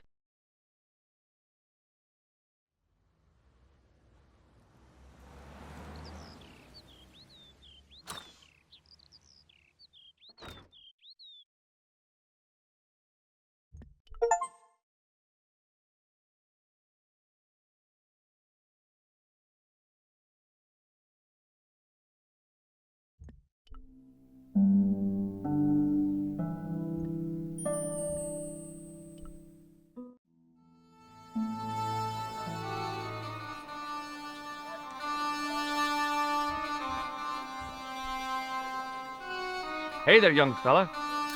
Speak you the English? Speak you the Anglais? Parlez-vous anglais? Yes, si, and indeed oui, and rather better than you by the sound of it. My name is Nijo. Welcome to my grand emporium of quality merchandise. Does the word Templar mean anything to you? Templar. Ah, Templar. Huh? Templar. Why, yes, of course. It does? Yes. A splendid series of books by Mr. Leslie Chatteris, featuring the roguish Mr. Simon Templar. Great. That's a real help, Nijo. Anything else? The Saint television program, featuring Mr. Roger Moore of the quizzical eyebrow, and a stick man with a halo. Bing! So, this is your stand? Oh, yes, sir. Though stand does not begin to do it justice. The finest in this bustling metropolis. This is a bustling metropolis? Well, not per se, no. You speak very good English. Thank you, sir. I learned from tapes that my uncle procured. Oh, a language course. No, sir. Jeeves and Wooster. Gussie, Fink, Noto, Aunt Agatha. What ho? How much are those books there on the shelf? Have you any Syrian pounds? I think I might have a couple of Irish pund. Then they're too expensive for you, sir. Have you seen this man before? No, sir, I'm glad to say. Cold eyes. What do you think of this, eh? Oh, sir, what a splendid plaything. One day, when I am rich, I am going to build a world-renowned collection of brightly colored balls. Are you serious? In deadly earnest. People will come from far and wide to see my Yes? collection. The Rockefellers and the Gettys can keep their hoards of so-called fine art. But answer me this. What good is a Picasso, I ask you, if you cannot bounce it off a wall? You may have a point. What do you make of this? Well, beyond the obvious, very little. That pattern seems very familiar, though.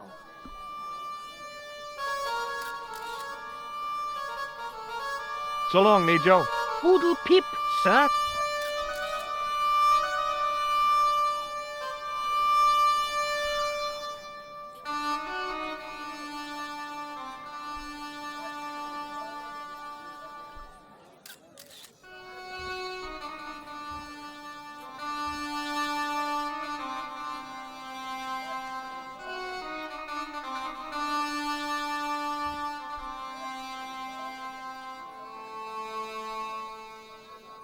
Hi.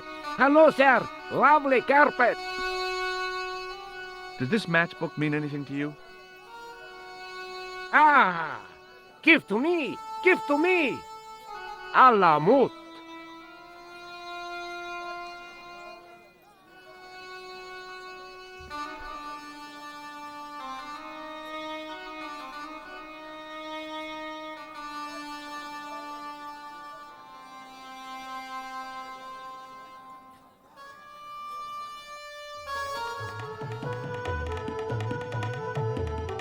Many beneficent greetings, my most fortunate possible friend. Huh? Do I know you, mister? No, no, and again I say, no. But, my friend, do you not see our mutual good fortune in this meeting? How frank do you want me to be? You are a traveler, yes? Boy, you must be the world's greatest detective. No, I am told that is Sherlock Holmes of the big forehead and slipper full of shag. I, as contrast, am world's greatest luxury taxi driver. I can see where this is going. I am Ultar, taxi driver and luxury guide per excellent, yes. This I had to hear. Where does your heart desire to go? Simply mention the name to your obedient servant and we shall fly there, swift as the eagle. Oh, well, I don't really want to leave Marib yet, but I'm sure that if I do, you'll be the first to know. Is good. You know where you want to go, you come to Ultar. Thanks. See you around, Ultar. Be having a pleasant day, full of shining experiences and happiness, my friend. Hi. Nice club you've got here. I was wondering if you could help me. What? I mean, I beg your pardon? I'm sorry, but I don't understand. No surprise there, all righty. He says sorry, but he not speak English. But he didn't say anything. He not have tongue. No tongue? What happened? It was bet. And he lost. He won. You should see other chappie. Oh, yes.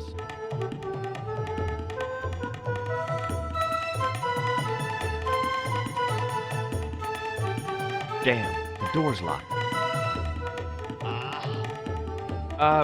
I'm sorry? Did you say something? He say you not to go in toilet. Read sign, matey. Matey? It lose something in translation. By staring hard at the notice and squinting, I discovered I couldn't understand a word of it.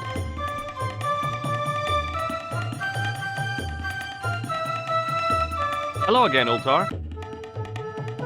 Great hellos, munificent foreigner, and possible future client. Well, you never know. Would you mind talking to me? is most agreeable. This is how Ultar learned such splendid English, yes? Yes. Could you tell me what that sign means? It's a door stay shut until brush come back. Signed, the management. Oh, well, what does that mean?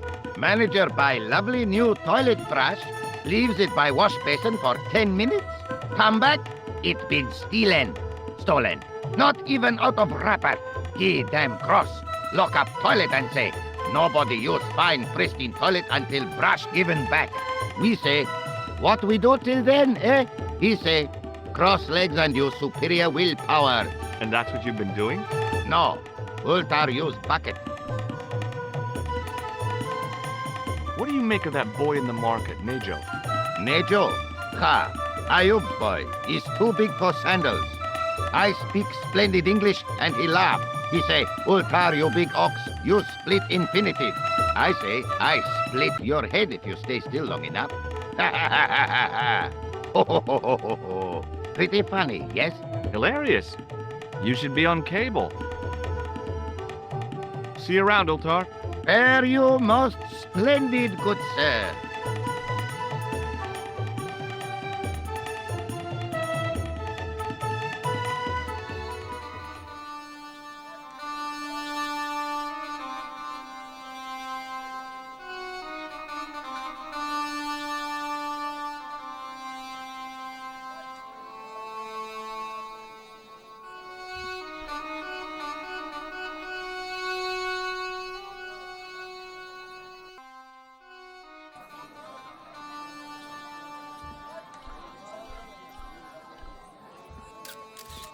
Suddenly, I realized the horrific truth. The guy was basting the kebabs with a toilet brush. It may never have seen the inside of a toilet bowl, but it was still hardly appetizing. Hi, what's your name, sir? Hello, you buy kebab. Most good. Well, goodbye. Have a nice day. Most good.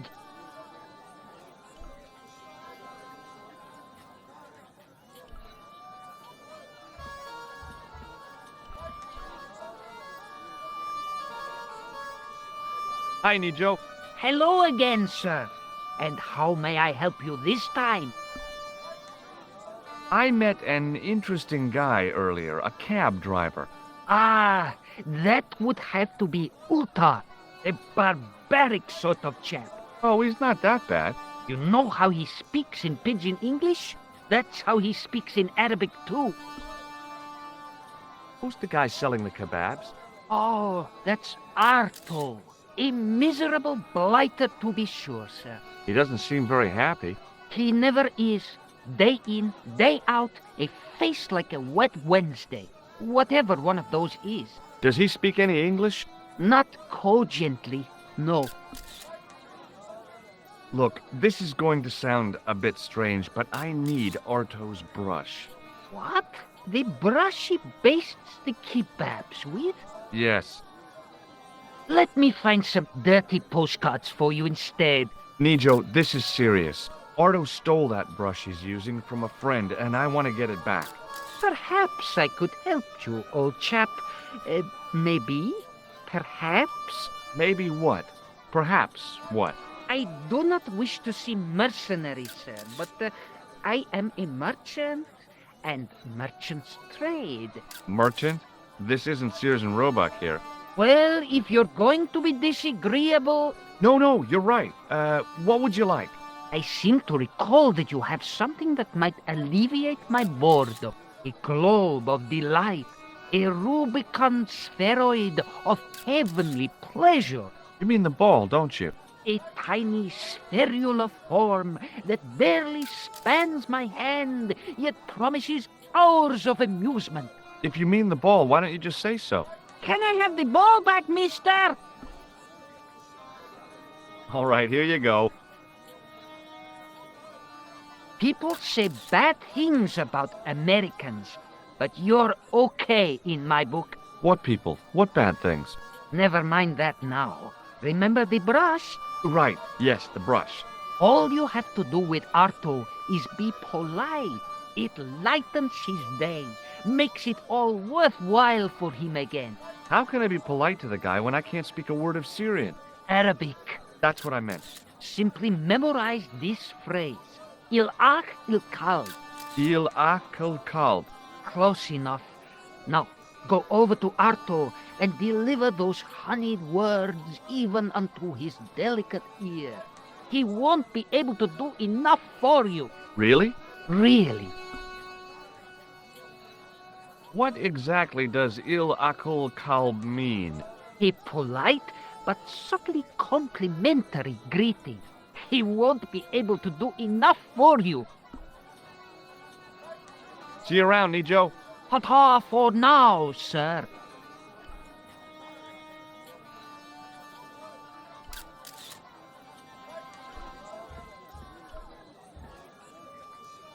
Hello again, sir. Hello. Kebab? Yet? Il-akul kalb? Filthy. Bad, bad. I'll kill you. Whoa! Calm down! Feet, do your thing.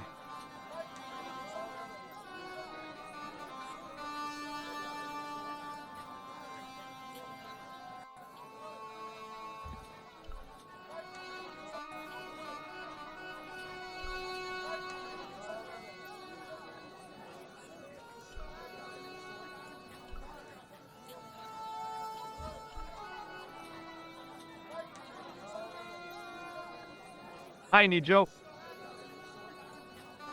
What the heck did you tell me to tell him? Patience, sir. Patience? Patience?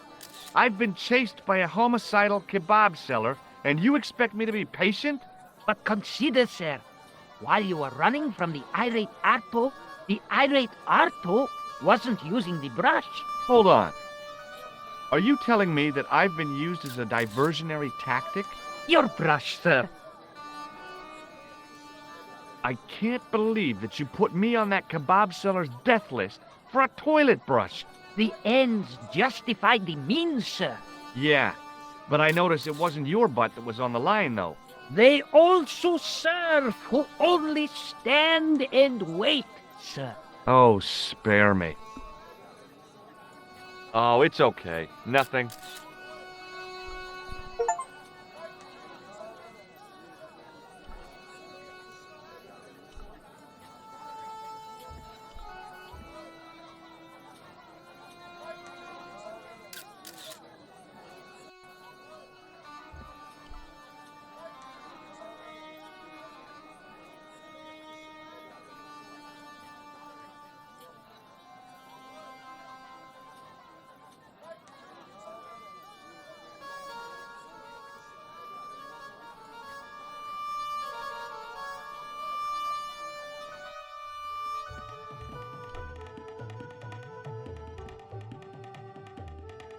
Hello again, friend. There wasn't much point in trying to launch an in-depth conversation when I couldn't speak Arabic and he couldn't speak.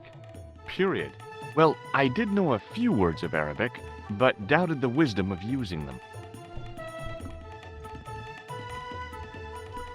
Hello again, friend.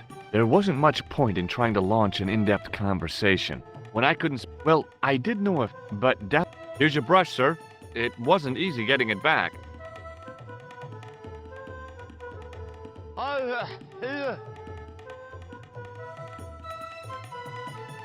The manager took the brush from me, gave me the toilet keys as my reward, and stomped off.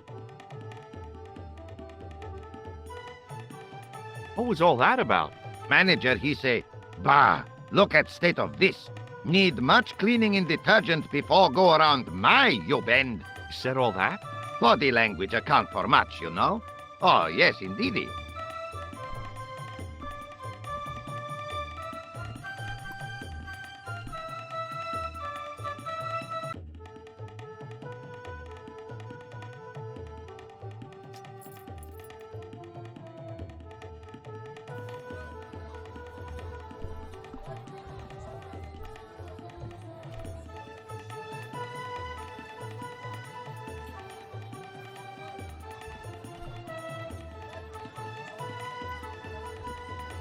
There didn't seem much point in closing the dispenser. Even closed, it would be obviously empty.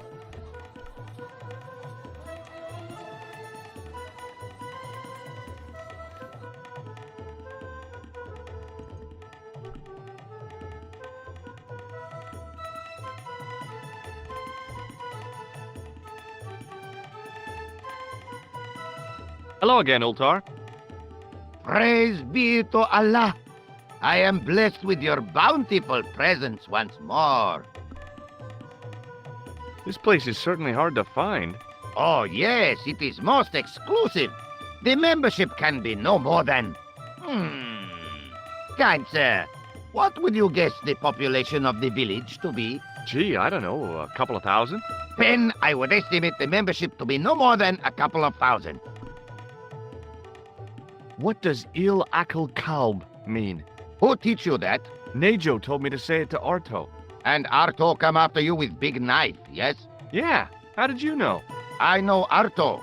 You tell him in bad Arabic that his kebab's made from dog meat. I said he was using dog food? No wonder he went crazy. No.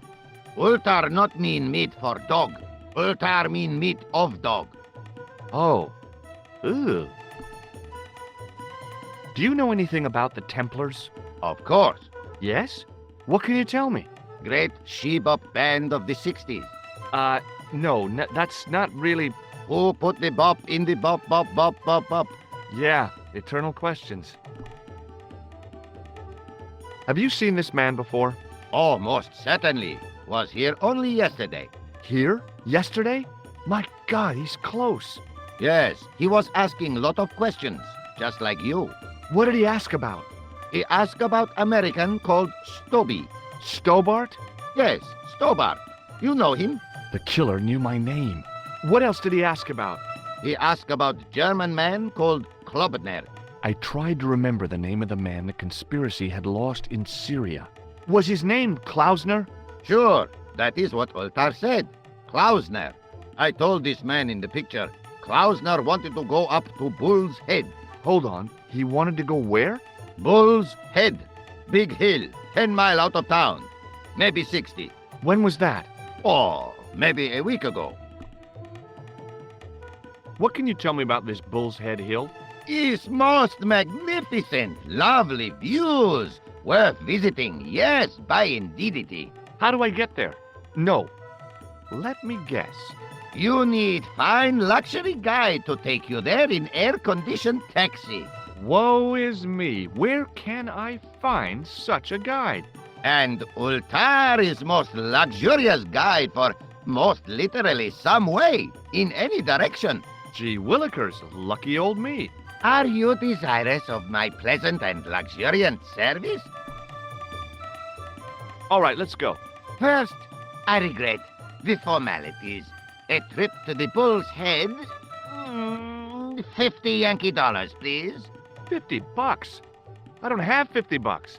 Oh, most unhappy event. Ultar then sorry, but he cannot take you on ride of lifetime. Hold on, Ultar. Is there nothing I could barter with you? Word that it was so, beloved friend. But my taxi needs gas, and its muffler needs the muffler doctor. Trading for these things is not possible. My heart weeps for the injustice, but it's box or zip for unfortunate American. About Bull's Head Hill. Are you desirous of seeing this most splendid place? Well, maybe. A terrific bargain.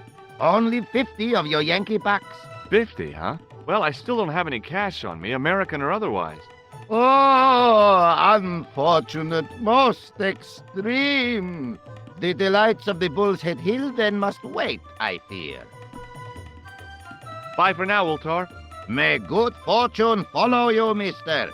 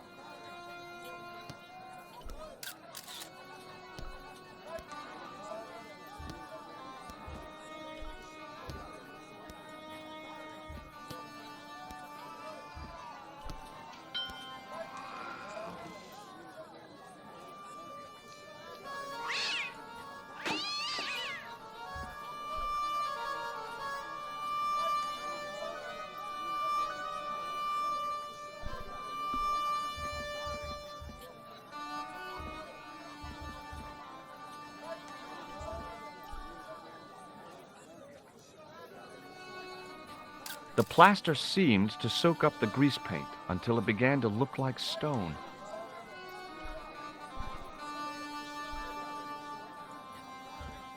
Hi, I was wondering whether you could help me.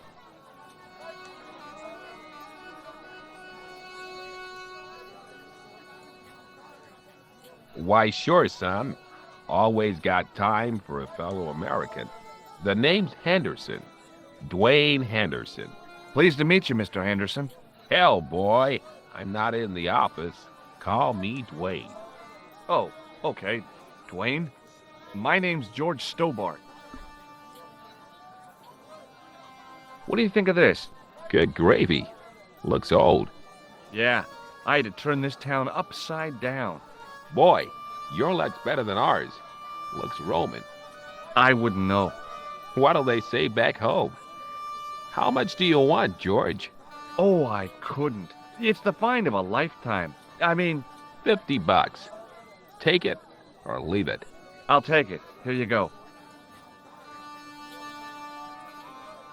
And here you go.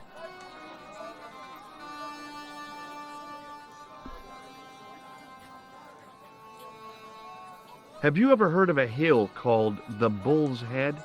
Can't say as I have. Where's that? I don't know. I'm trying to find out. Bull's Head, huh? I must remember that. Sounds scenic. You're a long way from home, Dwayne. Could say the same about you, George. Me? Well, I'm just sightseeing, that's all. Without a camera? Kinda lags to come all this way and not take pictures. Mind if I take a picture of you, George? What? Why? Ow! You could have warned me. You don't mind, do you, George? The folks back home will be real interested. Where is your wife, Dwayne? Pearl? Oh, she's around, looking for bargains. What does Pearl do for a living? Oh, I run a greetings card company, and Pearl writes the poems for 'em. You ought to ask her to recite some. Okay, well, I'll see you around, Dwayne. Count on it, George.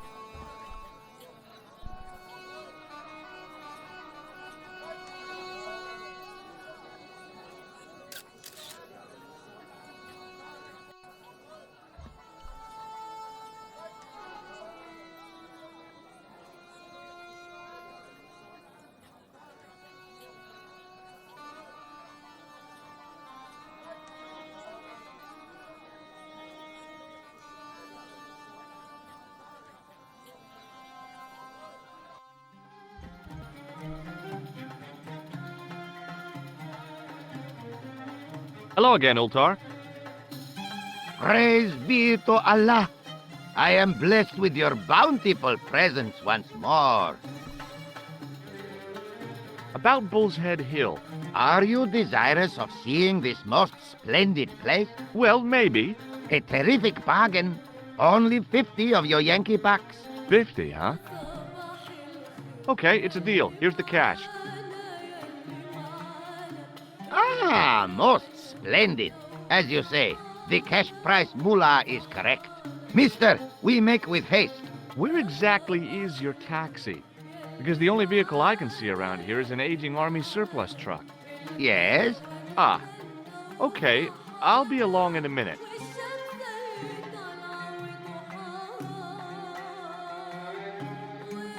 It didn't seem right to take off with the toilet keys, so I left them on the bar.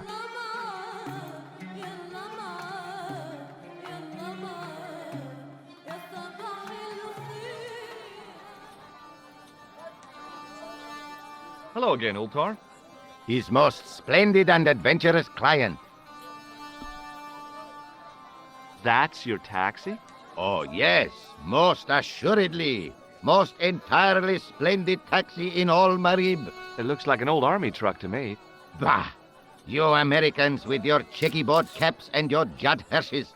You have lost sight of what a taxi should truly be. About 4 tons by the look of it. There, you have hit the nail in the nutshell. Okay, already, let's go. Regrettably not, most esteemed pair. There is a minor problem of a tiny nature. The fan belt has taken it upon itself to break. So, what are you gonna do? What can I do? I must wait for a ride to the garage for a replacement. How long is that gonna take? 1 day, maybe 6. I can't wait that long. We gotta get moving. But how, my friend? I'll think of something. Is this any use to you? My friend, the very thing, yes.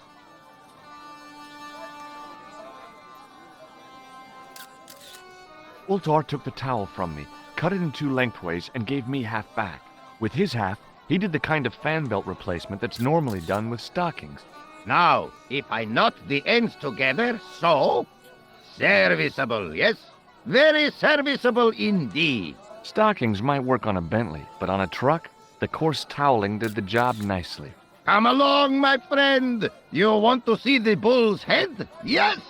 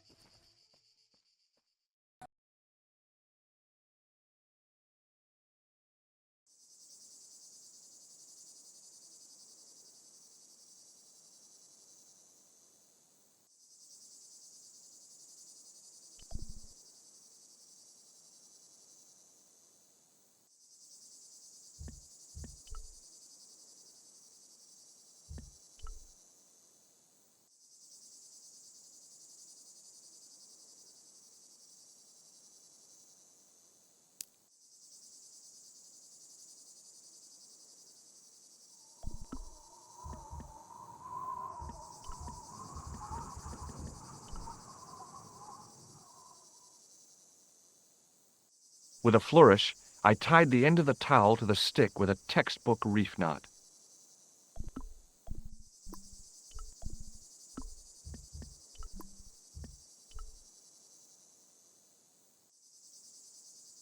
I could see that crack would make a good anchor point.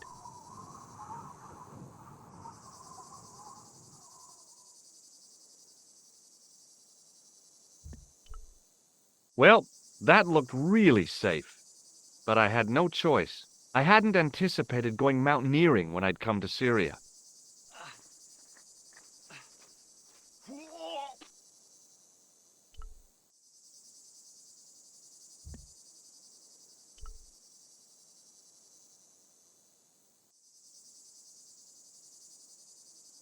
I didn't like the idea of putting my hand in there. But there was something in there. A metal ring, as wide as my hand. I took a firm hold of the ring and pulled. Whoa there!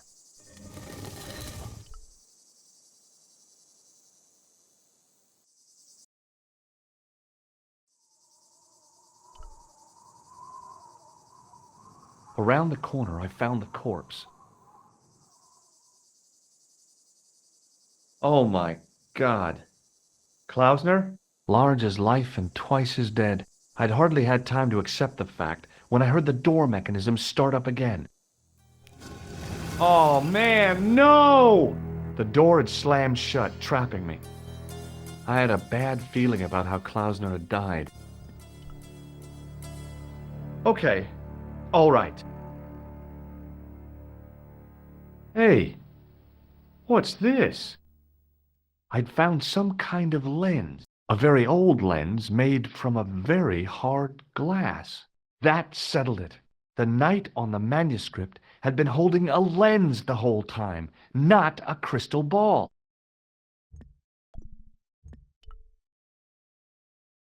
I couldn't think of anything to do with the statue, apart from scaring small children with it. A stone head bearing 3 bearded faces. It was a strange image, but a powerful one, redolent with antiquity and ancient mysteries. Sure was an ugly one, though.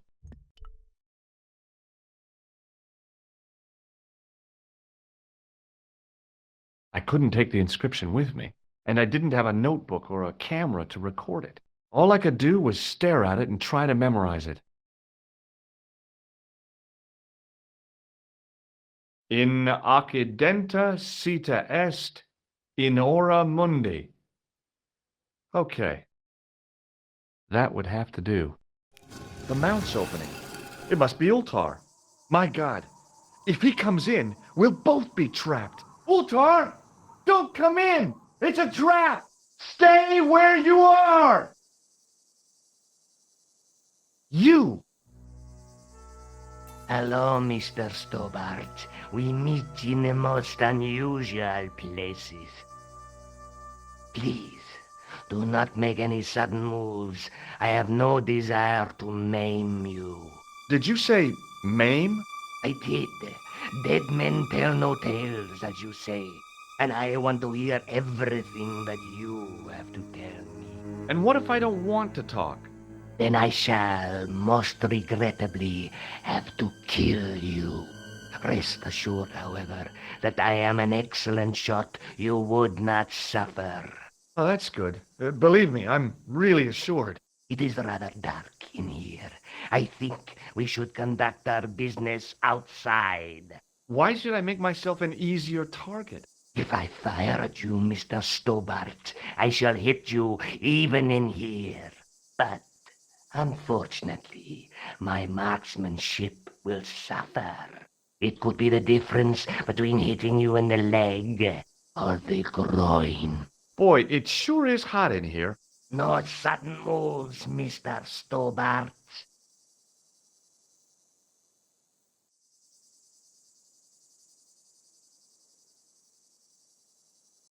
Now then, where shall we start?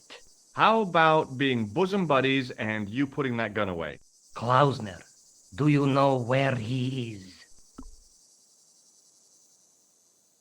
Yep, he's dead. Just around the corner of the cave. You want to look? I'll take your word for it. How did he die? Starvation or dehydration by the look of it.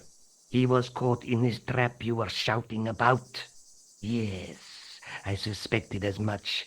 The Templars were not ones to give away their secrets lightly. Was he carrying anything of importance? No, nothing. So, why is this location important? What did the Templars hide here if not an artifact? Well, there is something, I guess, but you can't move it. Yes? What is it? It's a treasure map. Yeah, X marks the spot. Come now, do you expect me to believe that? Yeah, okay. You caught me. But round the corner, there is something in Latin up on the wall. Latin? Do you remember it, Mr. Stobart? In accidenta sita est, in ora mundi. Ah, the words of Caesar. Yes, that makes sense. Well, I know that roughly it means to the west, to the edge of the world. But what the heck is that about? It tells me where the sword of Baphomet lies. Mr. Stobart, I am sure that you are just what you appear to be. A gifted amateur. Thanks, I think. But I can no longer tolerate your interference. There is far more at stake than you realize. So what are you going to do? I regret that we must end this here and now. Your only choice now is whether you die like a man or like a dog. Okay, you're the boss. I'll take my medicine. You are an honorable man, Mr. Stobart, a rare breed. I should like to shake your hand. Yeah. Well, what the heck? It was a long way down. Below, I could see Ultar's truck.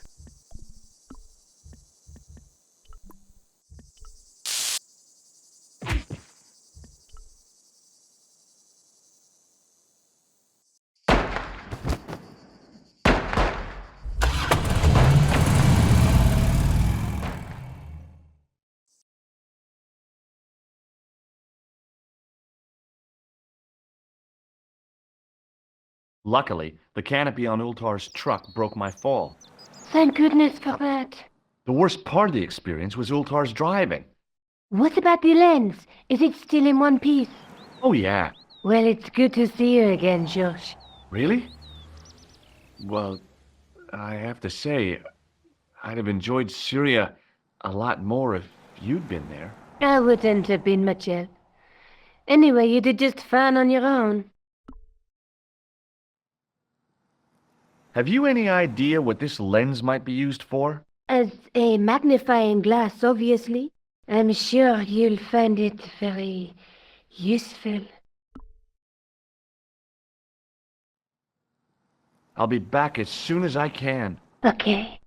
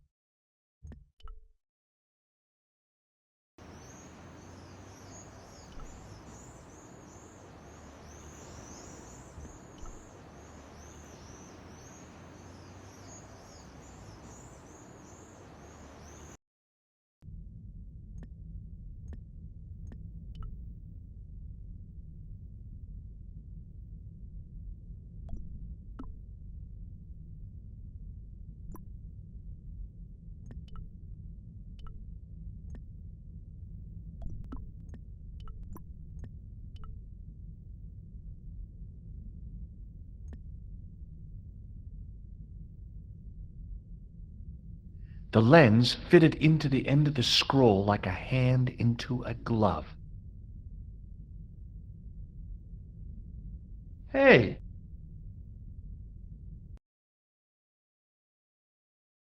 A Knight Templar burning at the stake, and a date. Let me see. MCCCXIV.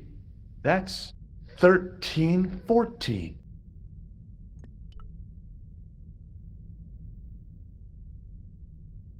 Excuse me, Father. Pardon? Do you mind if I ask you a few questions? Not at all, monsieur. It will be my pleasure to help you. Did you know that the center window conceals an image of a man burning at the stake? The burning man? What, you knew? That there was a hidden image? No. But the church has a reputation for being haunted. Many times, people have claimed to have seen the burning man in the window. But when others look, there is nothing. Perhaps the light has to be just so for the figure to appear. Yeah, or maybe you need a special lens. What do you know about the Knights Templar? You have come to the right place, if that is your interest. Many of them were executed in the square outside. It was a disgrace to France. Well, the Pope was right behind it, though. Clement V was a man of mammon, not of God. That's kind of forthright for a priest, isn't it? You think so? It is hard to be sure what happened. It is so long ago.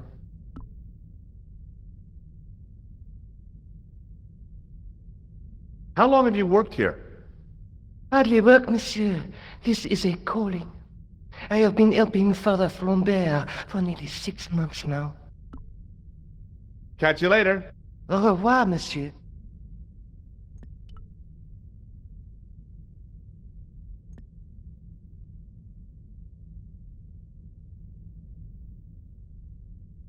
Biblical references engraved into the tomb edge to guide his way to the next world. I guess. A knight there in the company of his fellows.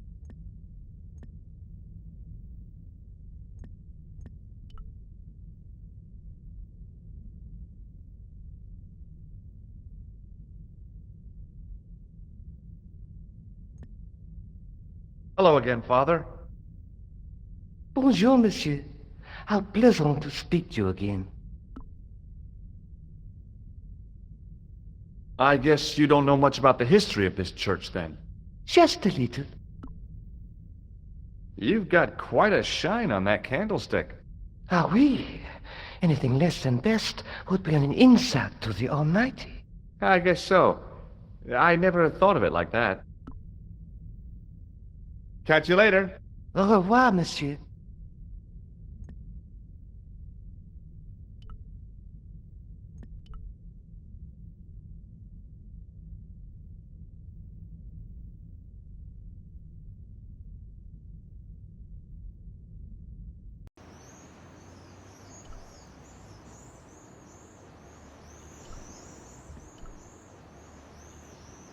You're back.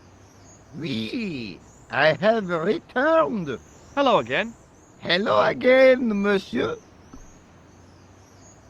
Well, I wasn't expecting to see you back here again. No? Well, it is a strange thing, but I am here on duty. On duty? But you're just sitting there drinking wine. No, I am not just drinking wine. I am undercover. I must be missing something. You're in uniform. Precisely, monsieur. My cover is that of an indolent, wine-guzzling police officer. You've got me convinced. Merci. But in reality, my every muscle is poised, every nerve honed.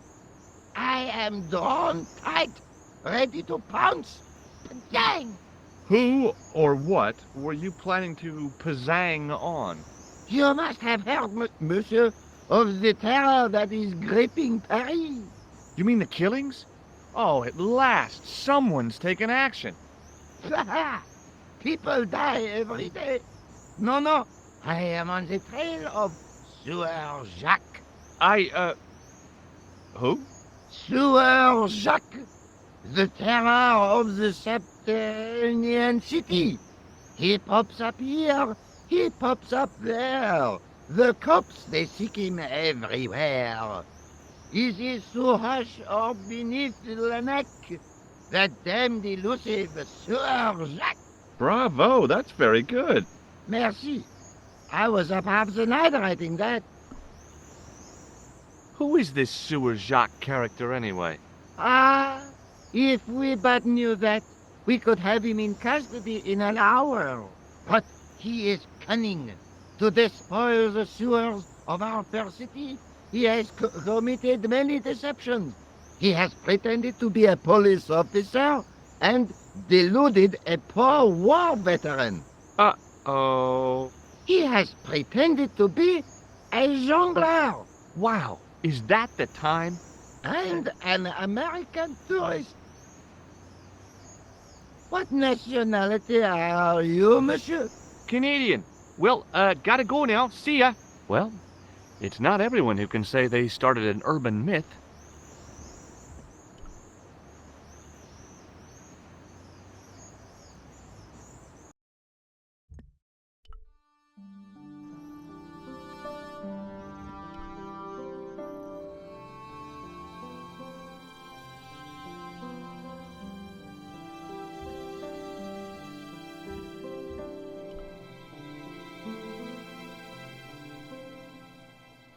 Hi, Andre. Hello, Georgie. What's with the long face? Haven't you heard? The tripod was stolen. No kidding. I just don't get it. So many other treasures, and the thieves choose the tripod. A modern-day alchemist, perhaps? Who knows? There's no shortage of crazies in Paris. Where have you been? Nicole said you were away. I just returned from Syria. Syria? On the trail of the Templars? It's a long story, but I found the bull's head. It was referred to on the manuscript, remember? Yes. What is it? A secret cave built into a high cliff face. In the cave, I discovered a map bearing a phrase in Latin. In accidenta cita est in ora mundi. The island of Britain. Lies at the edge of the world, to the west. Strange. That map seems to contain a series of pointers. Like I said, it's a treasure map. Have you ever heard of the Hashashin? Why, yes. It was a radical Muslim sect whose name became synonymous with murder. It was formed in 11th century Persia, shortly before the Crusades. At roughly the same time as the Templars. Yes, they gave a new word to our language, assassini, the assassins. How did the assassins get their name? From the legends surrounding the secrets of their initiation rites. A young man who sought to join the sect was given hashish until he drifted into dreams. He awoke to find himself in a fabulous garden with everything he could wish for. The freshest water, the most delicious food, the choicest hash, and the most delectable women imaginable. Cool. Do you have the address? I haven't finished the story. There was a price to pay for this taste of paradise. Wouldn't you just know it? The young man would wake the next day to find himself back in the real world. He was told that he'd been given a glimpse of the heaven reserved for holy martyrs. A heaven he would enjoy for eternity if he was willing to join the Hashashin. How did the assassins operate? Well, as I explained, the new recruits would be only too willing to die for the cause. They'd be instructed in the use of the dagger, poisons, and disguise. Then the Grand Master of the sect would name an enemy of Allah. And they'd stop at nothing to eliminate that enemy.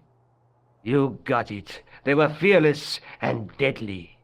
Does the cult of the assassins still exist? Take a look around at the world today. You tell me. I'd like your opinion on a medieval manuscript. Vraiment? Do you have it with you? No, it's too fragile. And besides, there are certain people who'd stop at nothing to get their hands on it. Intriguing. Do you have a copy of the text? There isn't much. Only a few Latin phrases. I was kind of hoping you'd help decipher the pictures. Without seeing the manuscript, that's a tall order. Just tell me one thing. What does the image of two men riding on the same horse suggest to you? The Knights Templar. Does the Templar seal appear on this manuscript? I'd love to see that for myself. Can you tell me anything about the Knights Templar? I sure can, Georgie. Soldiers, diplomats, mercenaries, monks, bankers, you name it, the Templars fit the bill. The greatest fighting force in Christendom, the militia of Christ. Jeez. How did the Templars get their name? From the building in which they set up their headquarters. The King of Jerusalem gave them part of a mosque on the Temple Mount. It was said to have been the site of the original Temple of Solomon. The order became known first as the Knights of the Temple, and later as the Knights Templar. You're a mine of information, André. Glad to be of help, Georgie. The manuscript is being looked after by a friend. In Paris? Yeah. Not far from here, in fact. Well, just give me the address and I'll come round and take a look. I'm not so sure about that. Maybe I should check with her first. A female friend? Yeah, she's a woman. Maybe it was my imagination, but I noticed a predatory look in his eye. Suddenly, this friendly historian had turned into the big bad wolf. This friend who has the manuscript? Oui, the anonymous girlfriend. She lives at 361 Rue Jarry. Ah, I know it well. I'll drop by. Just as soon as I can. How come the Templars became so wealthy? There was a constant stream of new recruits to their ranks, many from noble families. They were required to swear a sacred oath of poverty, chastity, and obedience. So, their money, goods, and lands were donated to the order. The Templars soon held land in France, Scotland, England, Spain, most of Europe, in fact. The poor Knights of Christ became the wealthiest power in Christendom. Is it true the treasure of the Knights Templar was never found? Who knows? So little knowledge of what really happened remains. Or, if it does, the truth has never been made public. What do you mean by that? The Templars have attained mythological status, like the King Arthur of the Britons. There are people even now who say the Templars still exist. Do you think that's likely? No, not for a minute. Thanks for your help, Andre. You're welcome.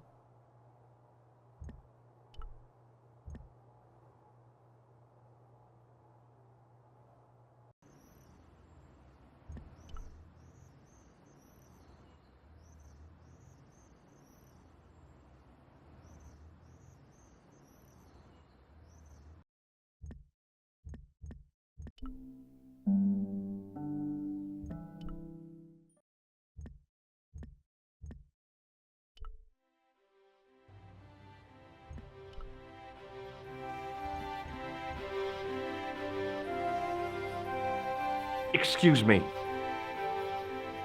Not so fast.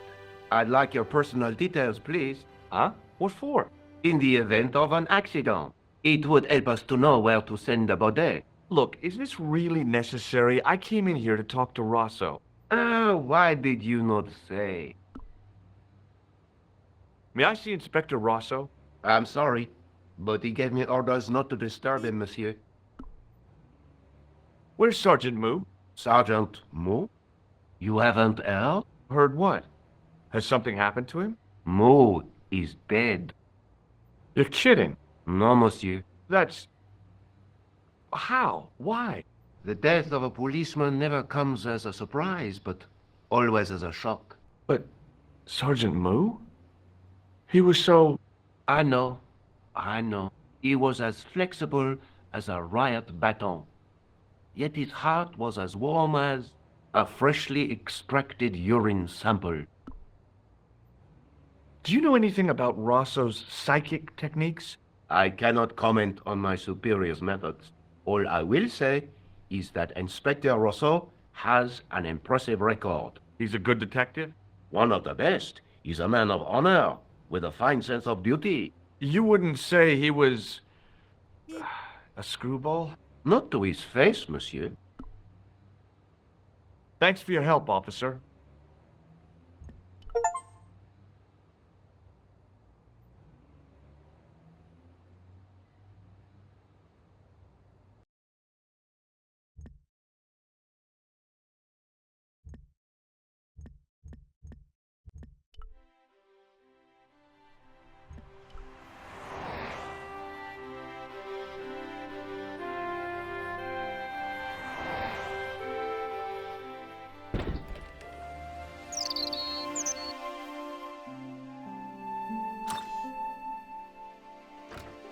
Hey, Nico.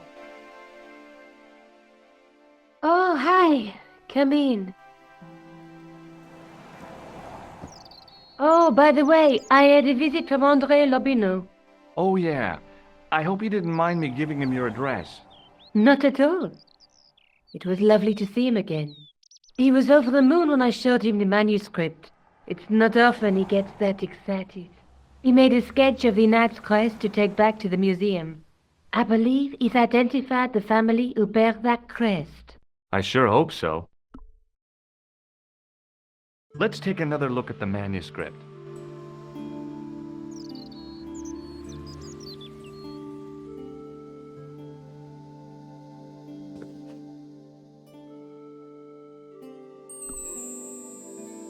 That's the lens I found on Klausner's body in the bull's head. That's the face of the statue I saw at the bull's head.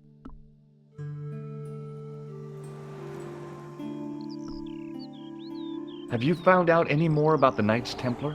Yes, I have. The guy responsible for their downfall was Philippe IV, the King of France, otherwise known as Philippe le Bel. Well, he is known to history as Philippe the Fair, but I doubt if the Templars called him that. I'm sure Andre will tell you all about him. Lobineau explained who the Hashashin were. Yeah? The cult of the assassins. Oh, boy! I'll be back as soon as I can. Okay.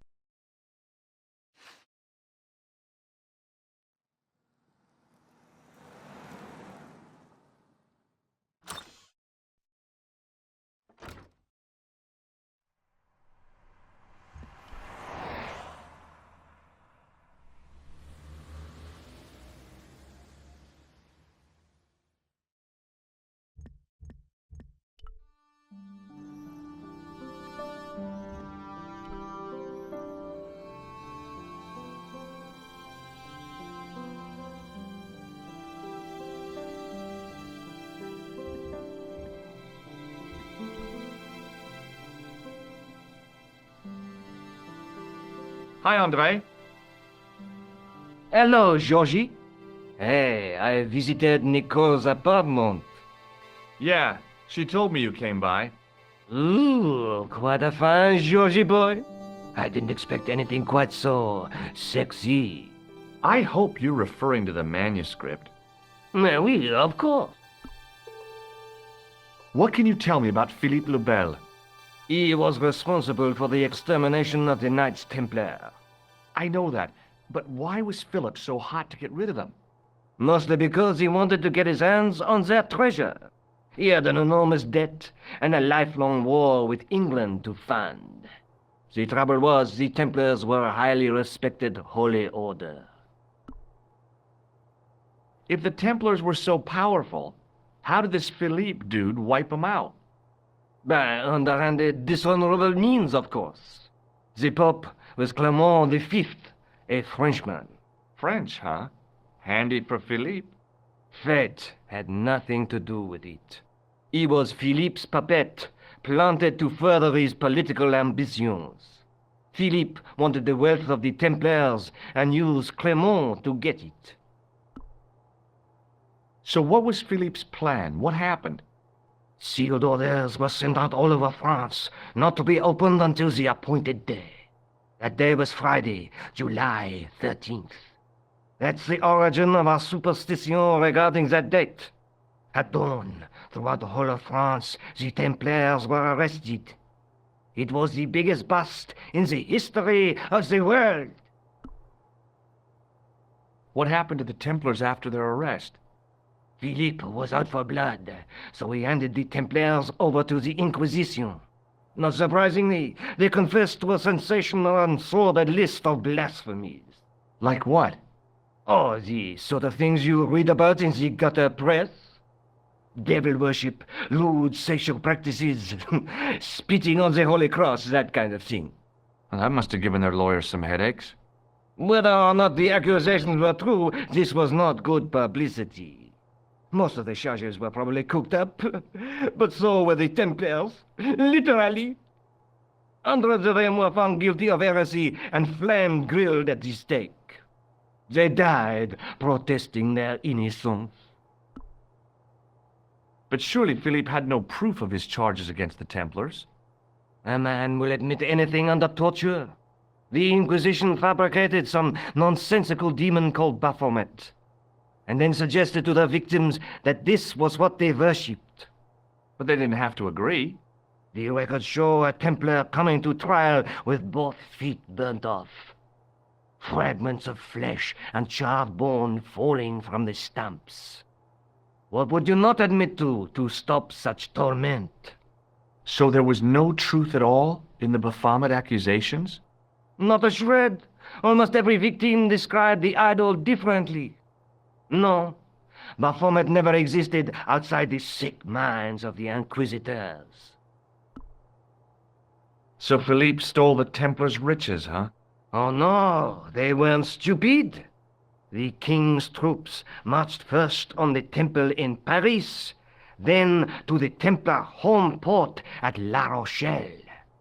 There was no trace of the treasure, and the fleet of the Knights Templar had set sail. What did you make of the manuscript? It dates from the time of the Crusades. We guessed that from the Templar seal. It's a story and pictures like a modern-day comic book. What story does the manuscript tell? I don't know. It was probably produced for the tourist market. Tourists? Oh, oui, pilgrims in their thousands on their way to Jerusalem. The tourist trade is nothing new, you know. It's been around for centuries. Ever since Joshua made a packet selling souvenir bricks from the walls of Jericho. Have you deciphered any of the images on the manuscript? There's very little I can be sure about. The slang of the bull could be a reference to Mithras. Who's he? A Persian god, almost as popular as Christ at one time. The only thing I can be sure of is the knight. He's Spanish. How can you tell that? The writing on the shield, the reference to Ave Maria. No self-respecting knight from Northern Europe would have borne a coat of arms like that. Can you identify the knight's coat of arms? I already did, Georgie. He's a member of the de Vasconcellos family from the Costa Calida. Were they famous? No, they're not mentioned after the 15th century. Oh. The spotlight of history moved on. They're probably long dead. Do you think the manuscript could be the map to the Templar treasure? Frankly, no. That's too far-fetched. The manuscript is interesting enough and a rare find, but that's all. Wouldn't it be terrific if it was a map, though? The treasure of the Knights Templar. A romantic notion, Georgie, but extremely improbable. Thanks for your help, Andre. You're welcome.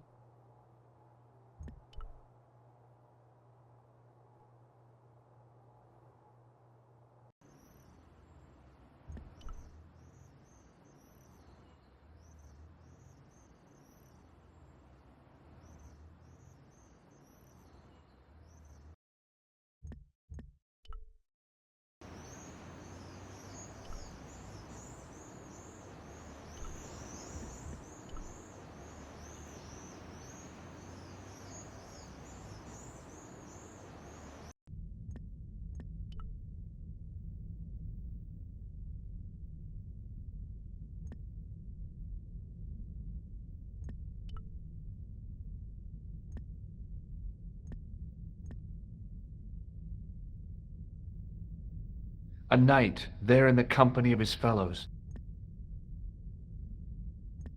Biblical references engraved into the tomb edge to guide his way to the next world. I guess. Just think, there's a dead guy under there. The second stone knight in a row of 4 lay on the church floor.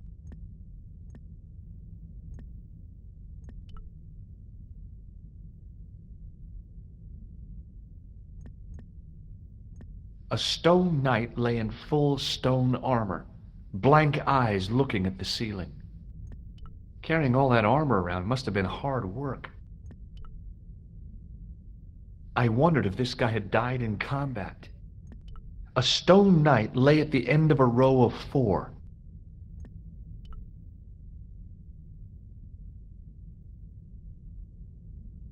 Hello again, Father.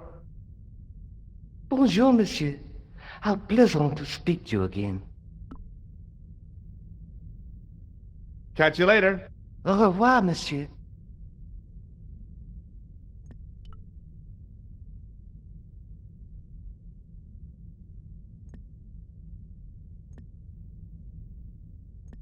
A knight's tomb, his effigy in marble lying in perpetual state, waiting in prayer for the judgment day.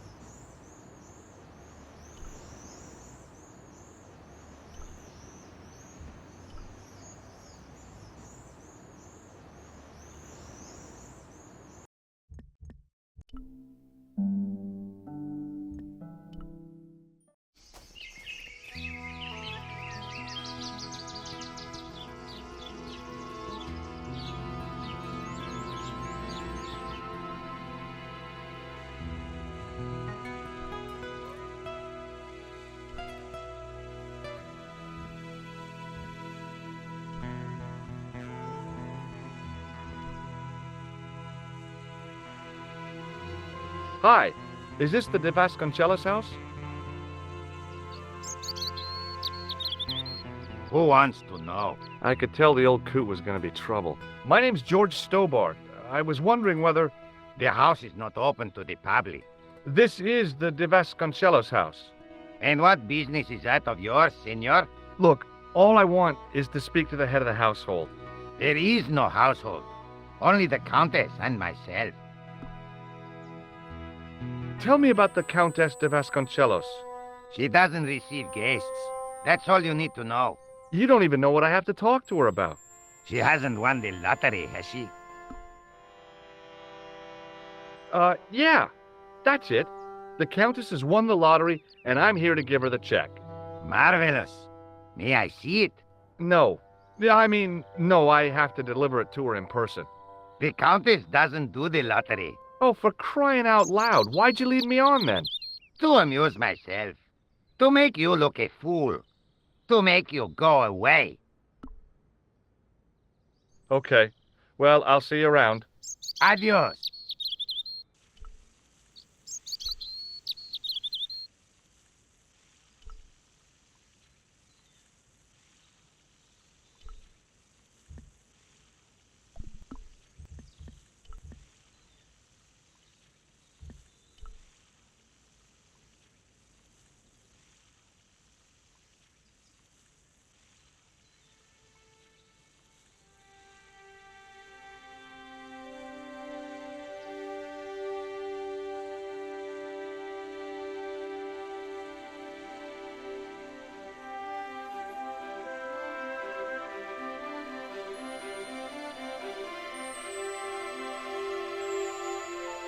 My hose has stopped.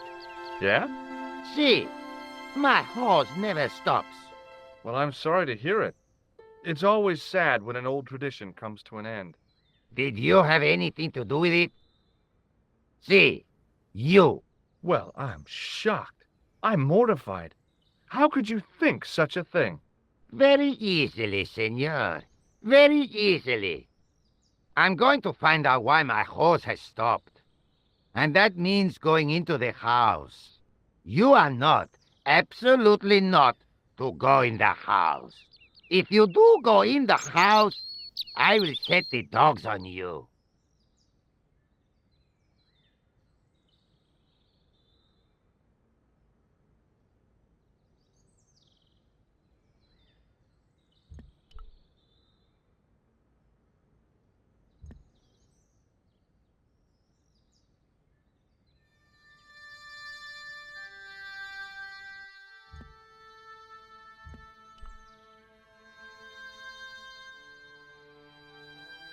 The armor was about my size. I had a mental vision of putting it on and clanking off to see the Countess, with the gardener hanging hopelessly on the outside trying to stop me. Apart from being stupid and unworkable, it was a great plan.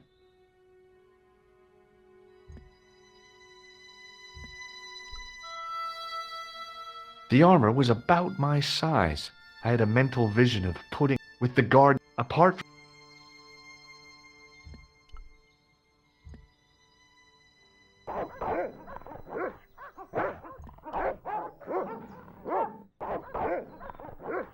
I hid behind the armor and waited for developments. Hey, you. I know you are there, American. All right, you dogs. I'm coming.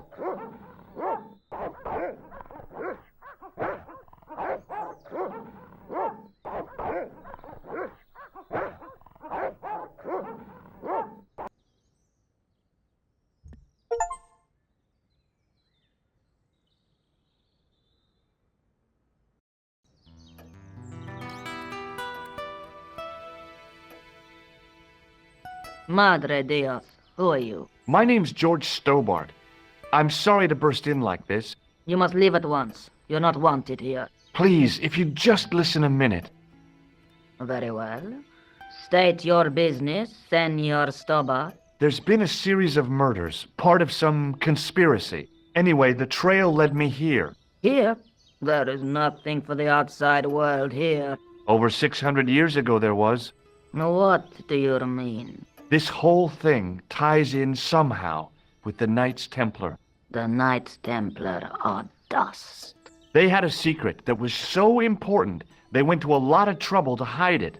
I do not see what this has to do with my family. Your family had a strong connection with the Templars, right? I believe that they've planted some clues here.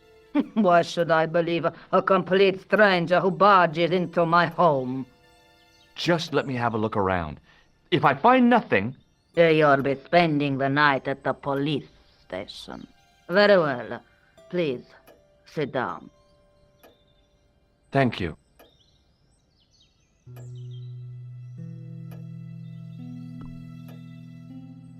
I know your family is involved with the Templars, but I don't know how. You should be asking how my family were involved, Senor Stobart. The Templars ceased to exist centuries ago. And as for the de Vasconcellos, the line dies with me. I'm sorry. Don't be. Okay, whatever happened almost 700 years ago. So, if the Templars left any clues, they're going to be in stuff that dates back to the early 14th century. Obviously. So, what do you have around here that's early medieval?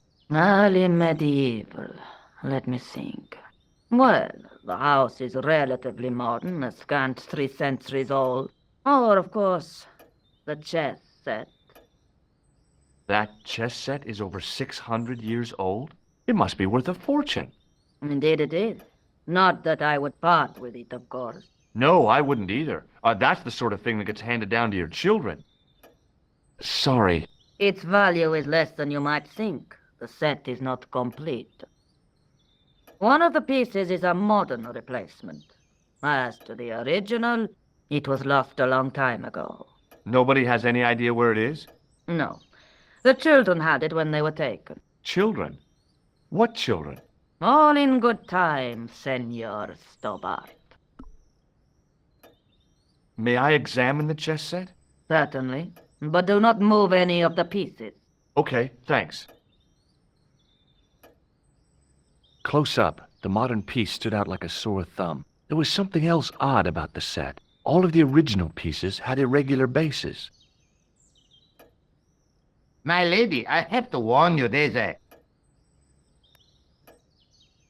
You! Why, I feed you to the dogs. Lopez, what have I told you about feeding intruders to the dogs? But, my lady... Never without my permission. Senor Stobart, if I find that you're wasting my time, you will be fed to the dogs. Now, I want to show you something interesting. Follow me.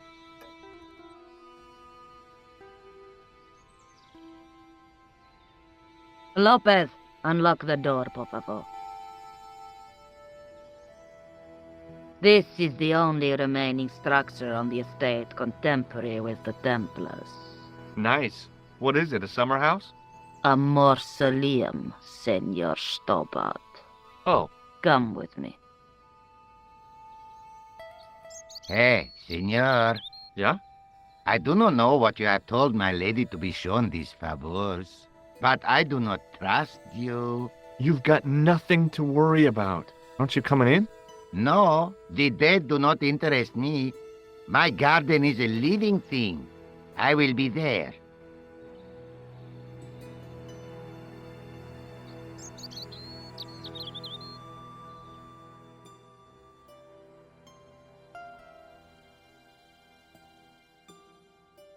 Wow, this is old.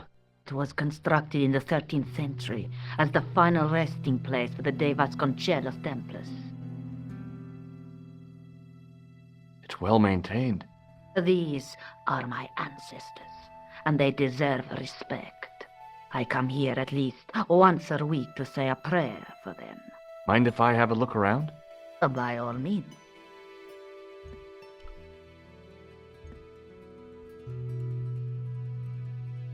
On removing the Bible, I found a pattern on the lectern top. Hey! It's a checkerboard!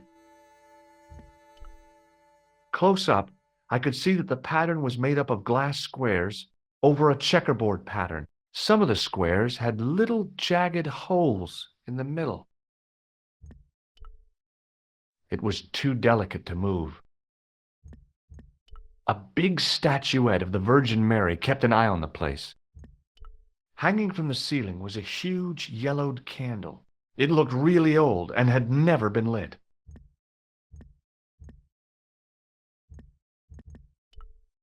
The mausoleum contained 5 tombs for 5 of the Knights Templar, man-size in marble.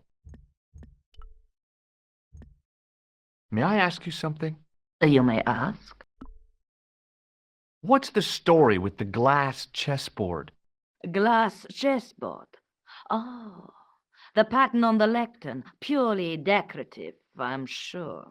There are pieces of glass missing from it. Oh, it has been like that since I was a girl. The gaps in the glass chessboard look awfully deliberate. No, it is ridiculous. What possible significance can it have? It's part of a chessboard, and the gaps are for... Senor Stobart. You cannot mean... This place was built for the Templars. Your chess set is as old as the Templars. It's kind of suggestive, isn't it? Is the Virgin Mary really the right person to be sharing a mausoleum with 5 knights? You are showing your ignorance, Senor Stobart. The Templars were dedicated to the Virgin Mary. I think this must be it. This is what the manuscript is pointing to. This is extraordinary.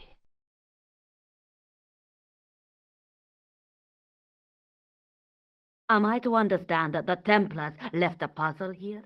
And in all of this time we failed to realize that there was a puzzle? It was wonderful to watch the Countess change before my eyes. Right! Well, no time for wallowing in self-pity, eh, Senor Stobart?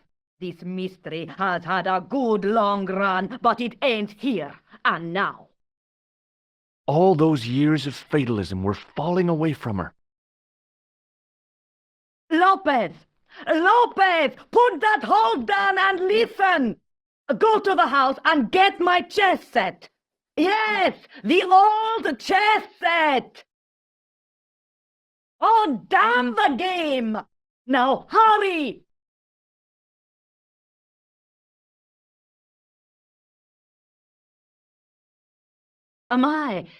This is exciting, is it not? Don't get too excited. This could be a blind alley. Oh, I do not believe that for a moment. It's good to see you happy. Happy? You know, I think I am. Who exactly are these people? My ancestors. These 5 men were all members of the Templars. 5 ancestors in the order. You must be very proud. Not 5, 6. Where's the 6th knight? He was lost to us. You lost an ancestor? It is a family matter. It can have no relevance. Well, it's connected with the curse of the Vasconcellos, isn't it? Yes, it is.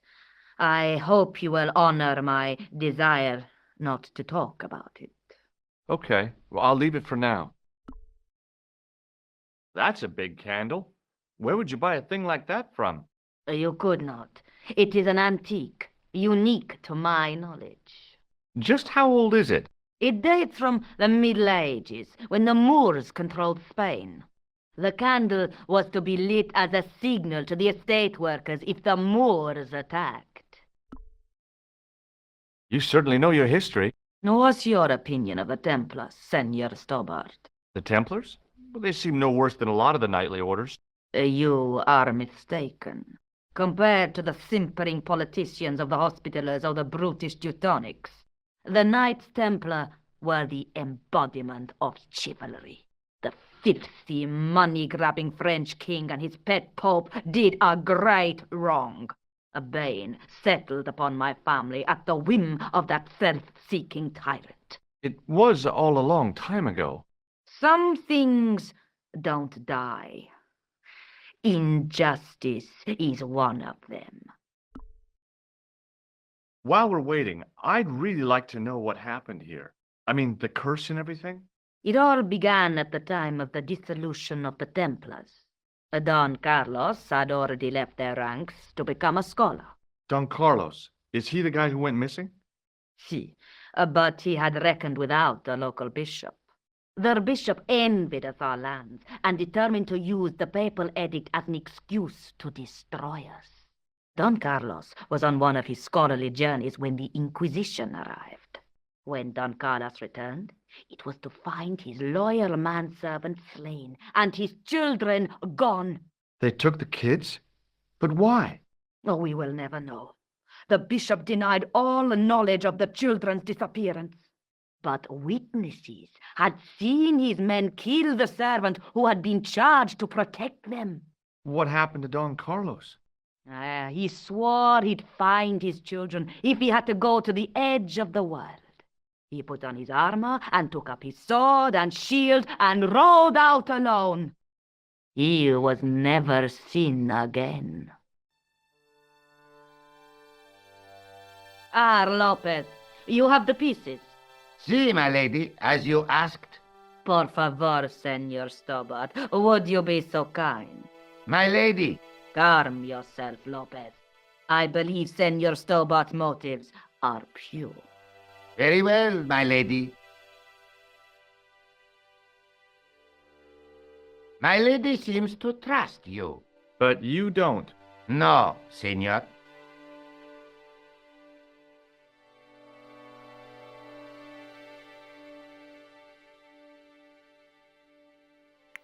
It fits, Senor Stobart. It fits. Working quickly, I found which pieces went into which holes.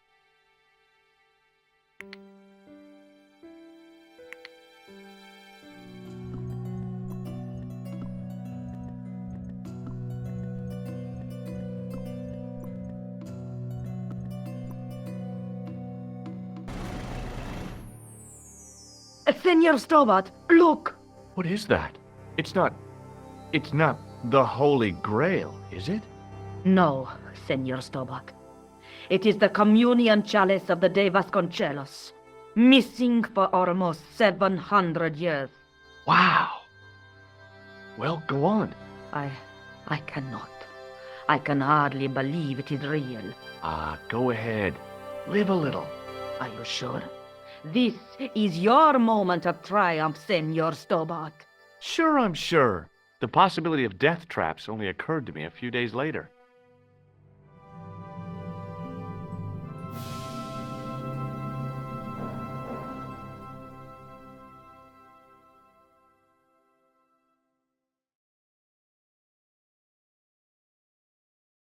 So the curse of the de Vasconcellos is lifted?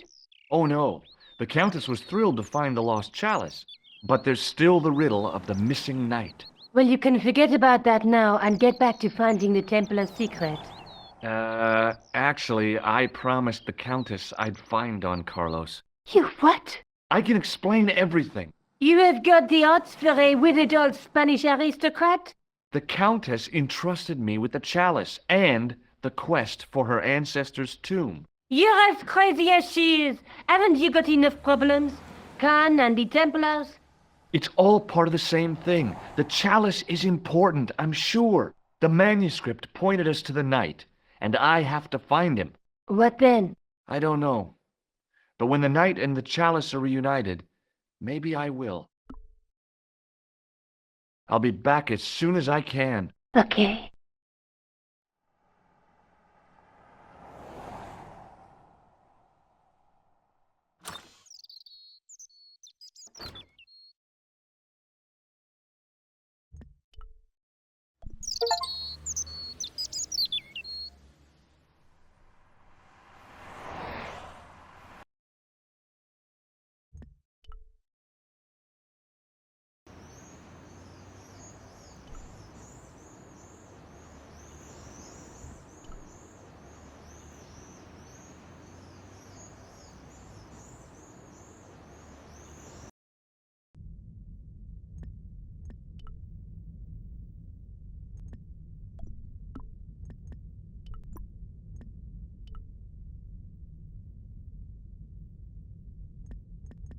Hello again, Father. Bonjour, monsieur. How pleasant to speak to you again. What do you make of this chalice? It certainly looks very old. About as old as this church, I think. There seems to be an engraving on it. Yeah? What does it say? I do not know. It is very tarnished. With your permission, I could try polishing it. I promise I will be very careful. That'd be very good of you. This shouldn't take very long. Feel free to look around. Okay, thanks.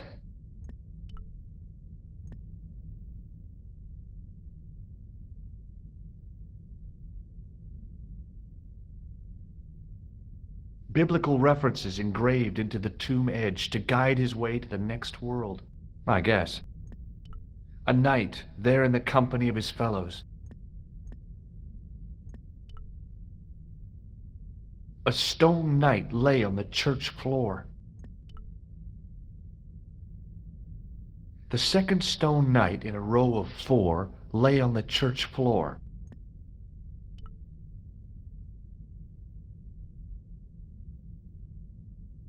A knight's tomb, his effigy in marble lying in perpetual state.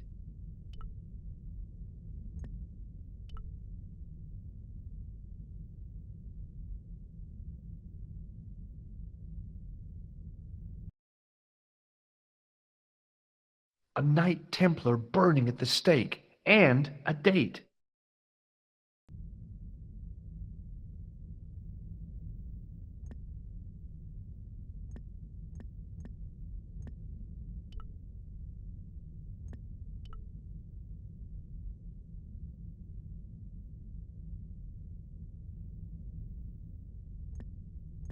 A knight's tomb, his effigy waiting in prayer for the judgment day.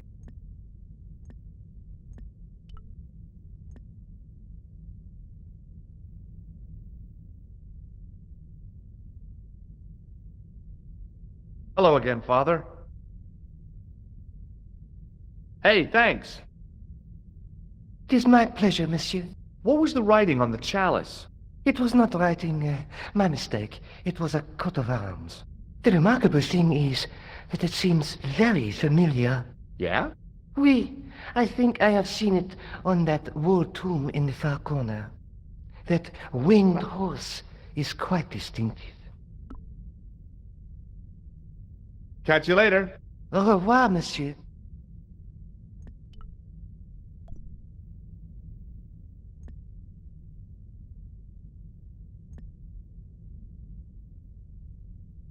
Now that my attention had been drawn to it, there was no mistake. There was no name on it, but the coat of arms was undeniably the Pegasus of the de Vasconcellos family. I'd found the last resting place of Don Carlos. My eye was drawn to the biblical references carved into the edge of the tomb. Hey, maybe these biblical references mean something.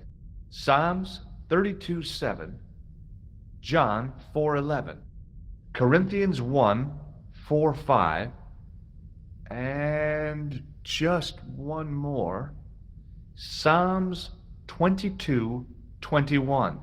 I may not be perfect, but I've got a memory like a steel trap. The chalice had led me to these inscriptions, but it looked like a happy coincidence to me. After all, the de Vasconcellos arms were already on the manuscript. Nope, I was still convinced that the chalice had some significance all of its own.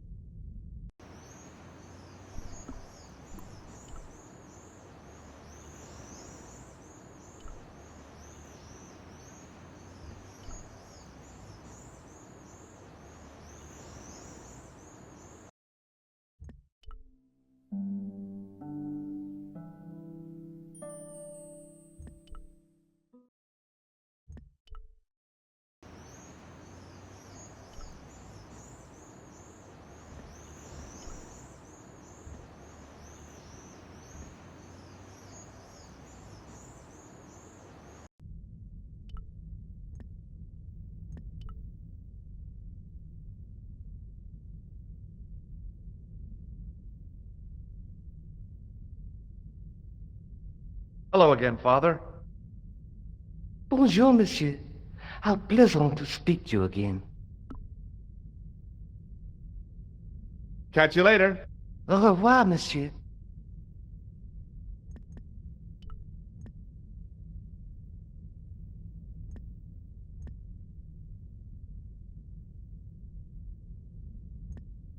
The tomb of Don Carlos de Vasconcellos. It had to be. I couldn't wait to tell the Countess. I'd have to find out what the chalice was for first, though.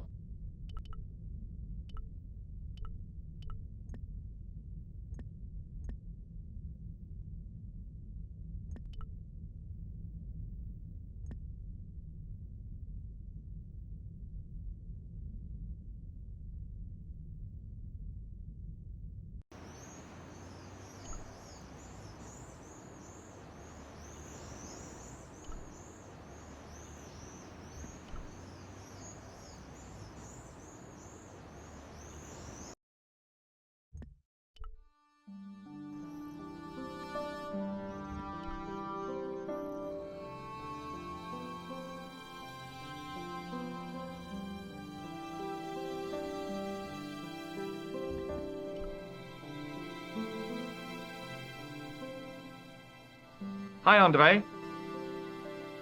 Hello, Georgie. While I was in Syria, I discovered a strange pagan statue.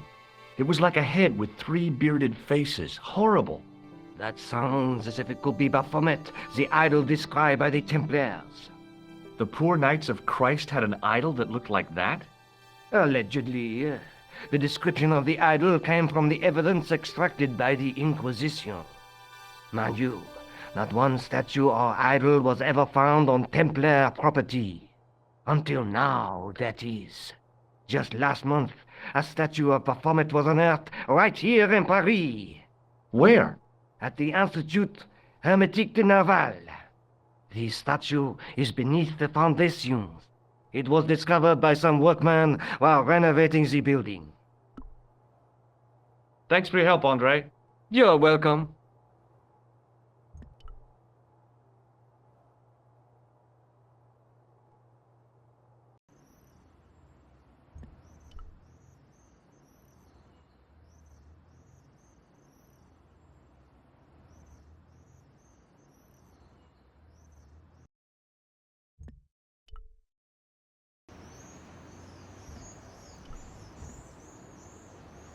Excuse me, could you help me? What is it? I've got a few questions. What does the word Templar suggest to you? Templar? Nothing. Nothing. You're doing a fine job. Merci. I have my professional pride. I don't think I've ever seen a Gauloise smoke so stylishly. It's a natural talent. I'm being sarcastic. I'm being indifferent. You're very good at that as well. Merci. Vive l'indifférence. Be seeing you. Au revoir, monsieur.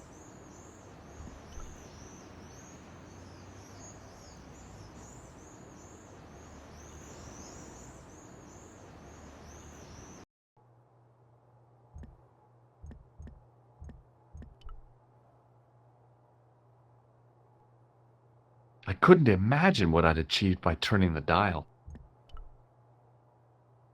Hi? Excuse me? Oui? What do you know about the Knights Templar? There was a long pause during which the guard said nothing. Then he said, Nothing. Nothing at all? Is this a test? What, like a history pop test? No, like a test. Okay, yes, it's a test. Then I know absolutely nothing about the Templars. So, what exactly are you doing here? I'm guarding. You expect to find me shearing sheep? Take it easy, I just didn't realize you were a guard.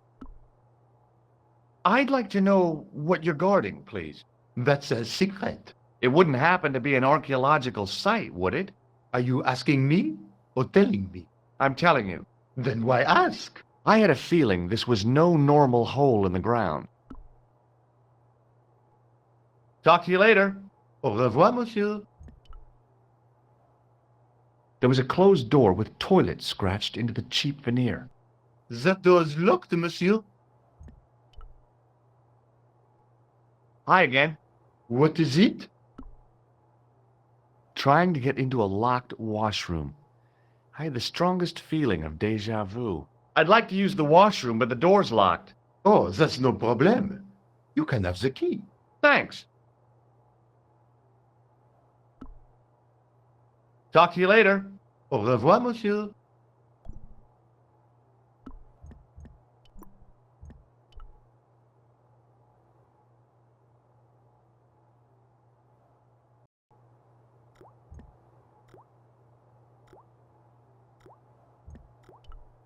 Being in a charming comfort station like this made me think fondly of the toilet in Syria. That place was kept in pretty good order. At least, it had been until I vandalized it. Still, it was all for a good cause.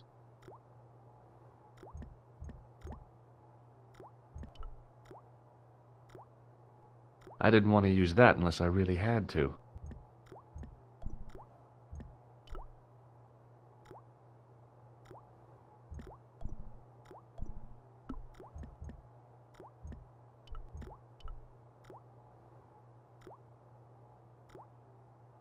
I made an impression of the big key and the cake of soap.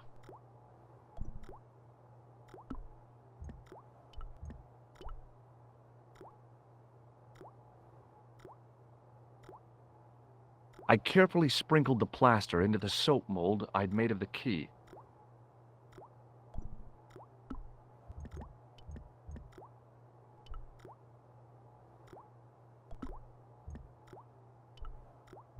I had filled the key's imprint in the soap with dry plaster.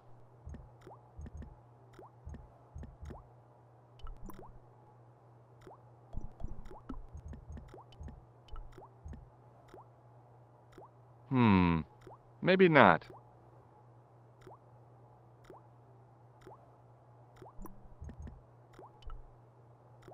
I didn't want to use that unless I really had to.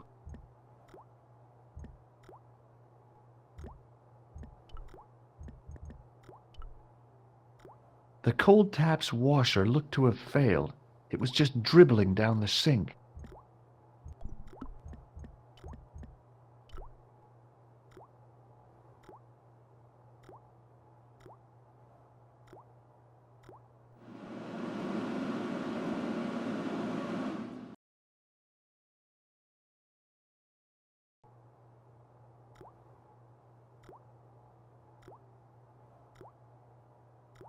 Well, it had taken a while, but I had made myself a completely unconvincing plaster key, way too fragile to use in a lock. I'd have to substitute it for the real one. Trouble was, it looked like plaster and not metal. Then again, that plaster statue in Syria hadn't looked like stone until I'd been a bit artful with it. Maybe I could improve the key as well.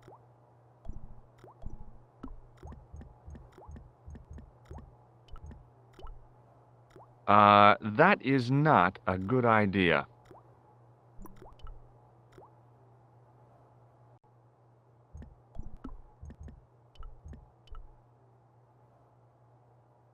What is it? Here's the keys. Thanks. Merci, monsieur.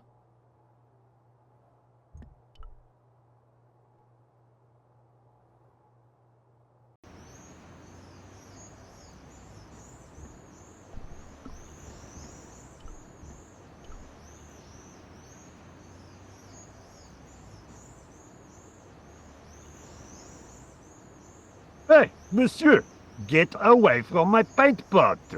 Okay. I should think so. Meddling with a man's paint pot. Pah!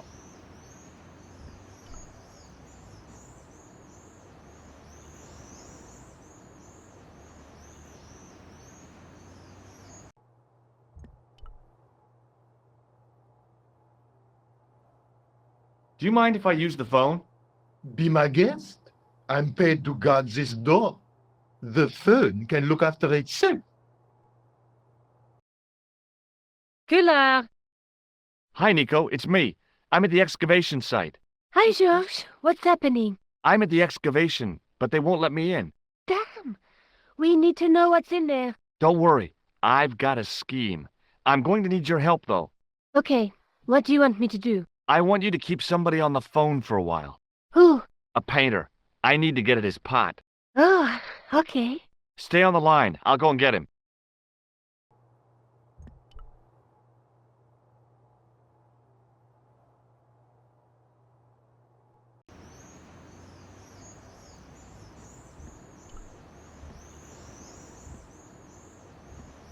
Hi, it's me again. What now?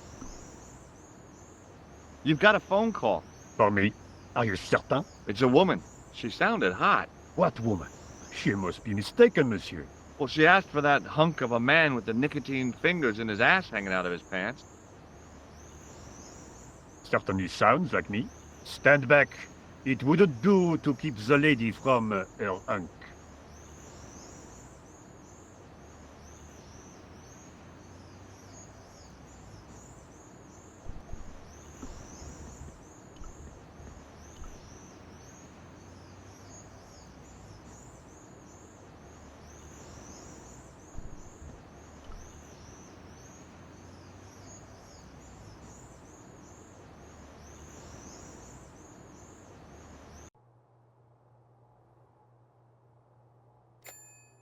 Well, monsieur, what a strange woman. She was all over me, and then suddenly, nothing but abuse. Really? What? Abuse? Ah, well, I have a cigarette to finish. And monsieur, if she calls again, I am not available.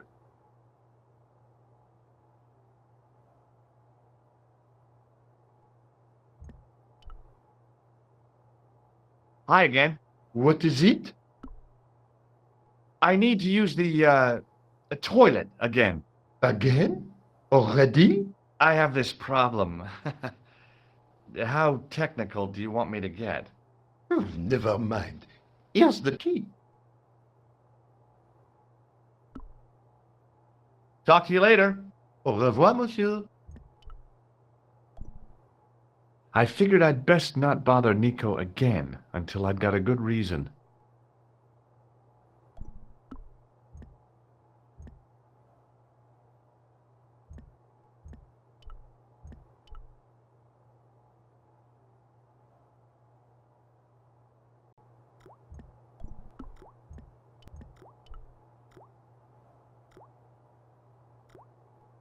Quickly and without fuss, I swapped the fake key for the real thing.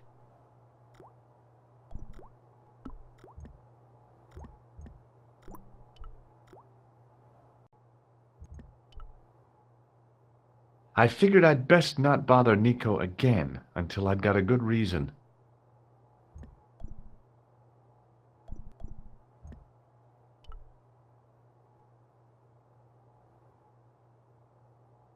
Hey, monsieur, don't go with my keys. I couldn't imagine what I'd achieved by turning the dial. A thermostat was mounted over a radiator. The radiator was pumping out heat as the thermostat was cranked right over to full. No wonder it was warm in here, even with the door open to the chill of fall.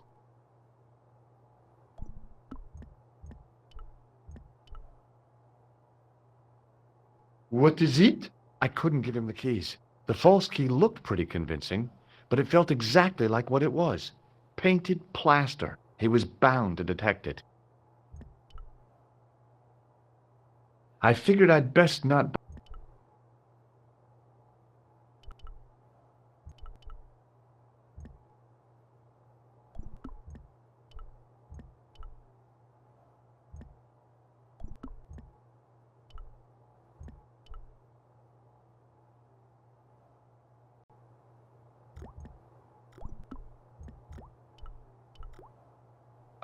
that is...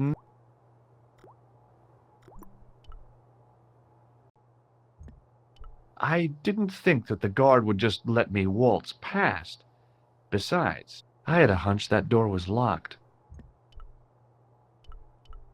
Hi again. What is it? The guard was being amazingly evasive. It was going to take more than goodwill to get past him. It sure is hot in here. I have to have the door open to allow the workmen access, so why not? I turn the heat up. You could wrap up warm. I have my gloves if it gets cold, but why bother when it's warm anyway? Talk to you later. Au revoir, monsieur. I figured I'd best...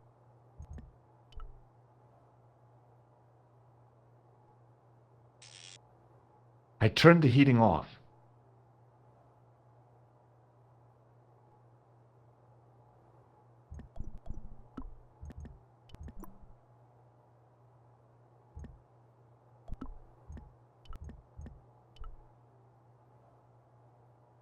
What is it? I held my breath and hoped that he wouldn't notice the substitution. Here's the keys. Thanks. Merci, monsieur.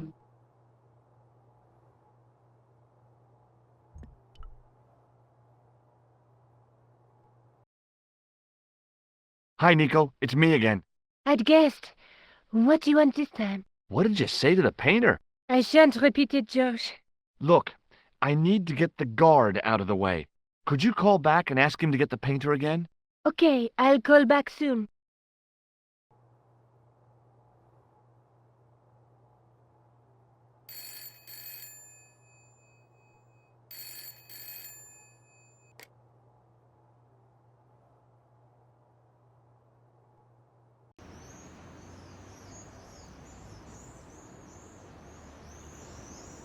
This looked like a good place to watch things develop. Hey, you! It's the phone. Yeah? Who is it? How should I know? What am I, your social secretary? It's not a chick, is it? Yes, it's a woman. Are you going to answer it? Does she have a warm, sensual voice like molten chocolate? Yes, she has a really sexy voice. Now get a move on. I'm not talking to her. I can see that. You're wasting time talking to me. No, you don't understand. I refuse to talk to her. You refuse? You refuse? I'm wasting valuable time. Don't make me laugh. Your time valuable? You just stand around all day. I have a highly responsible job. Ha! Don't me, you elephantine oaf. My job is important. Impossible. They would have hired somebody competent in that case. Meaning what? Instead of which they hired a dismal rent-a-cop like you. All epaulettes and no brains. Why, you... This looked set to carry on for some time. It was too good an opportunity to miss.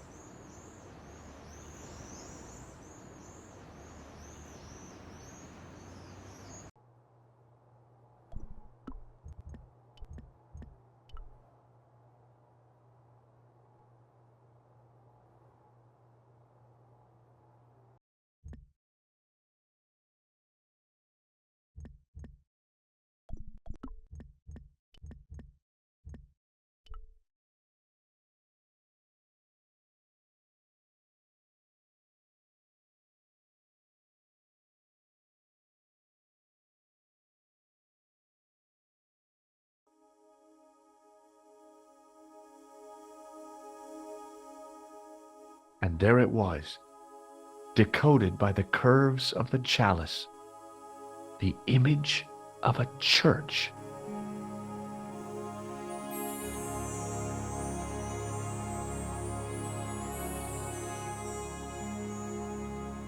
I found out what the chalice was for. You've solved the puzzle? Yeah, there was a distorted picture at the Baphomet site.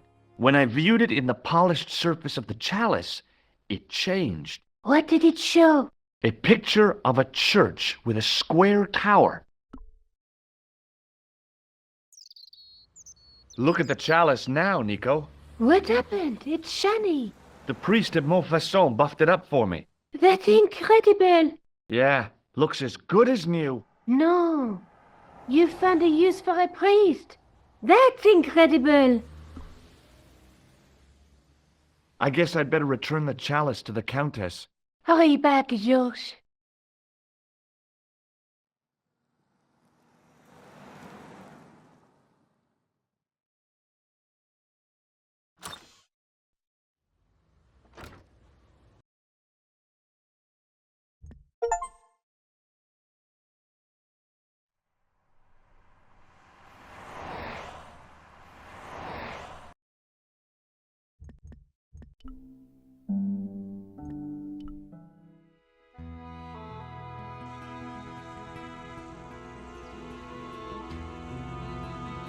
I'd been planning to return the chalice anyway, but I hadn't expected the trail to bring me here. The Villa de Vasconcellos was as picturesque as ever. The weather was still clear, and Lopez was still watering the damn lawn. I was beginning to suspect that he was surgically attached to that hose.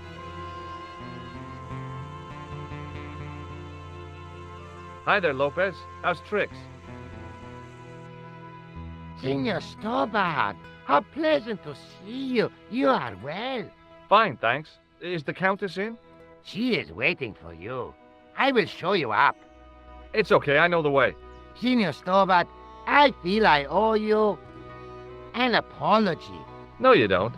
I was impolite on our first meeting. Look, Lopez, just forget about it. I came on like a snake oil merchant. I wouldn't have trusted me in your shoes. You do not understand. Finding the chalice has given my lady a new lease of life. It's a marvel. She smiles, she laughs. The tradesmen are saying that she is on Prozac.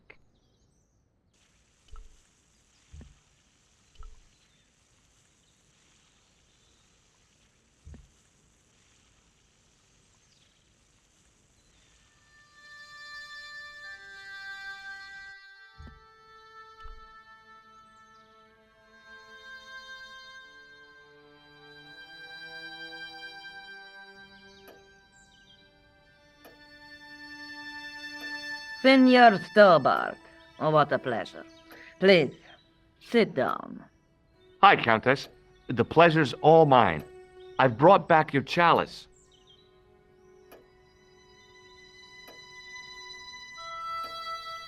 Why? You've had it cleaned. Yeah, I met an obliging priest with a soft cloth. Have you resolved the Templar mystery? No, not yet. I don't even know what it is I'm after. There are many stories of the night secreting great wealth away. Whatever. All I know is I don't want the bad guys to get it. Ah, to be young and live in a world of moral absolutes.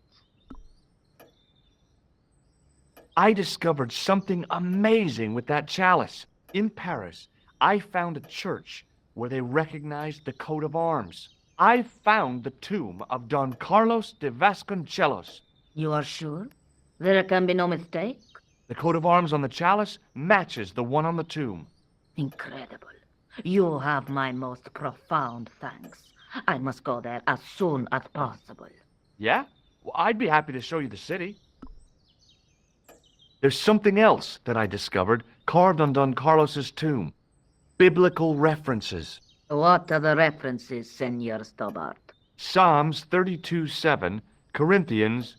I am not a good enough scholar to know the Bible, chapter and verse. I meant, what are the quotations? You know, I forgot to ask the priest.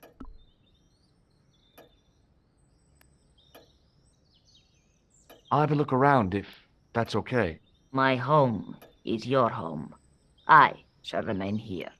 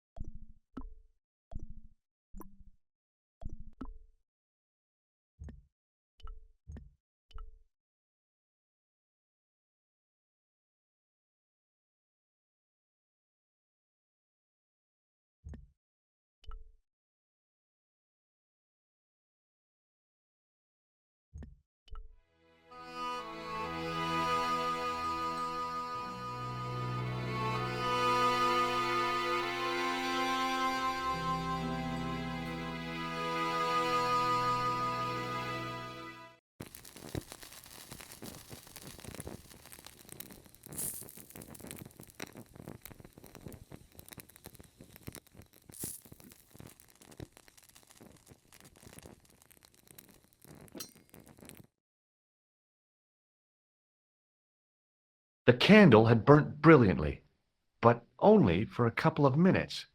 Some kind of special formulation, I guess.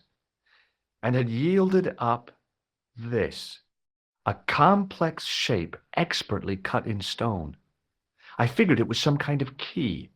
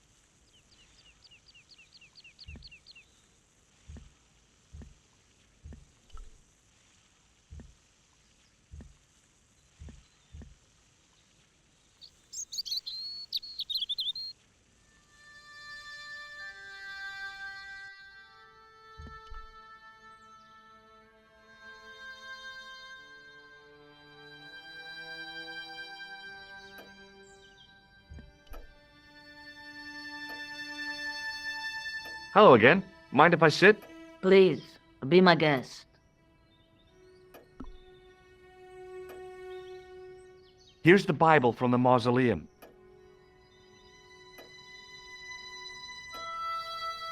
Very well. Let us begin. The first reference. Psalms 32:7. Thou art my hiding place. Thou shalt preserve me from trouble. Thou shalt compass me about with songs of deliverance. My hiding place. Don't get your hopes up too high. This might just be leading us to where we found the chalice. You are right, of course.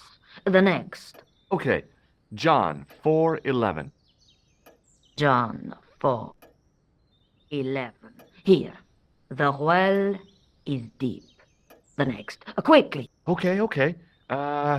Corinthians 4:5. Here it is. Will bring to light the hidden things. Any more? Just one. Psalms again. 22:21. Save me from the lion's mouth, for thou hast heard me from the horns of the unicorns. The last is confusing. Lions, unicorns, what does it mean? I can't guess. Salient points seem to be a hiding place and a deep well. In no sense is their mausoleum a well, Senor Stobart. Is there a well in the grounds? I do not know. I suppose that there must have been once upon a time. Lopez is the man to ask about anything pertaining to the estate. I'll just have another look around. Very well.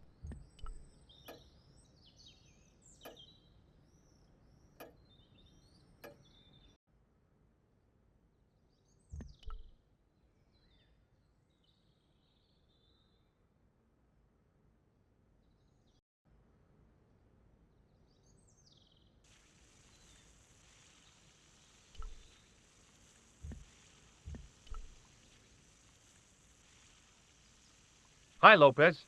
Got a minute? Certainly, senor. How can I help you? You must know just about everything that there is to know about this place. See, I have lived my whole life here in the service of the Vasconcellos.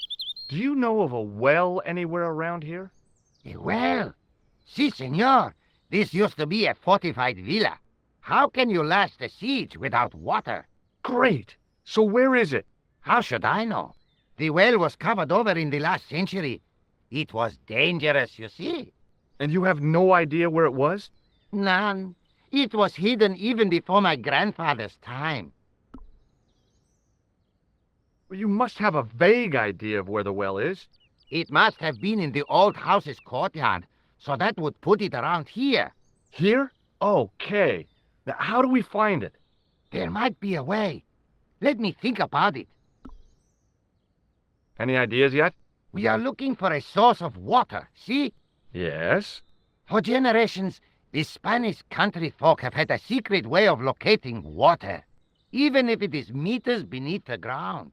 Ah, You're not talking about water dousing, are you? Eh?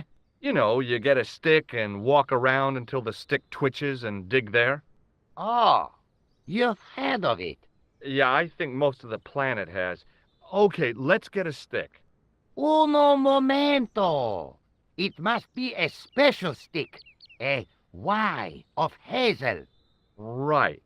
Do you have any hazel trees? See? Here. That is hazel. Catch you later, Lopez. Adios, Senor Stobart.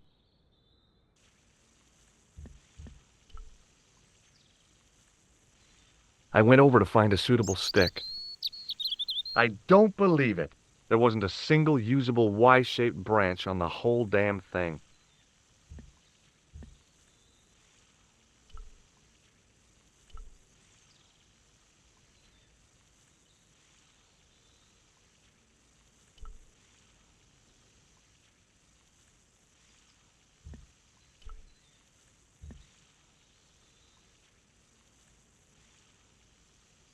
I went over to find a suitable stick. Aha!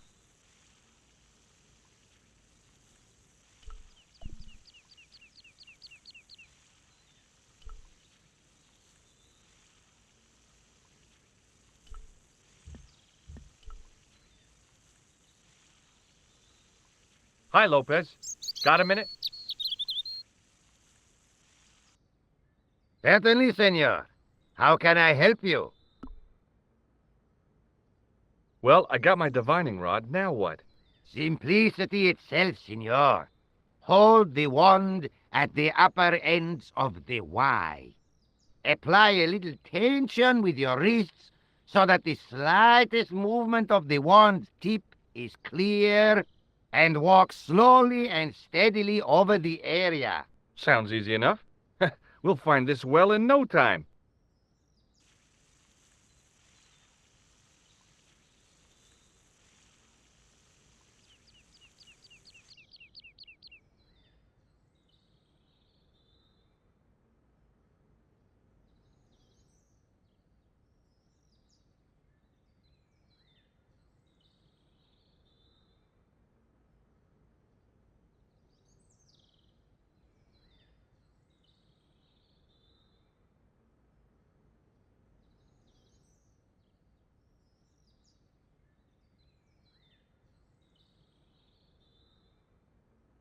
Senor Stobart, you've found something. This is it. This is where we find the secret of the Templars. Hidden here for hundreds of years. Lost from the sight of man until now. The mystery is revealed. It's a tin can. I've been walking up and down with a twig in my hands, looking for a tin can. It had water in it. That's what the dowsing stick must have detected. I'd have to check with an archaeologist, but I don't think the Templars left that. In truth, Senor Stobart, the loan was laid many, many years ago. This can could date back to the Napoleonic Wars. Get rid of it and I'll try it again. Lopez threw the can away. It seemed to fall an awfully long way.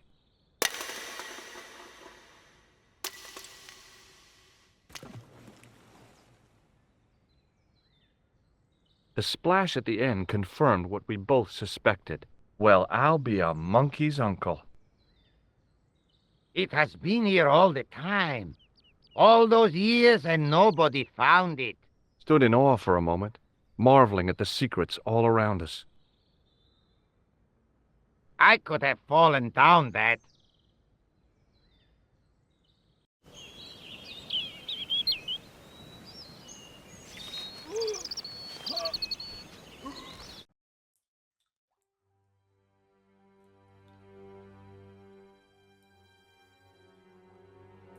The well had been lost for decades at least. The air was cool after the noon sun, but that's not what gave me goosebumps. I have a really, really bad feeling about this.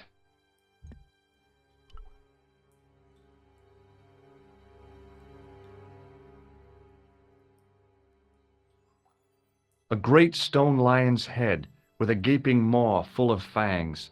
As far as I knew, nobody had cast eyes upon it for centuries as it stood, waiting in the cool shadows. The words of the psalm kept running through my head, "Save me from the lion's mouth." From a distance, the lion's head had been impressive. Close up, it was frightening. Hey, one of the fangs is a separate piece.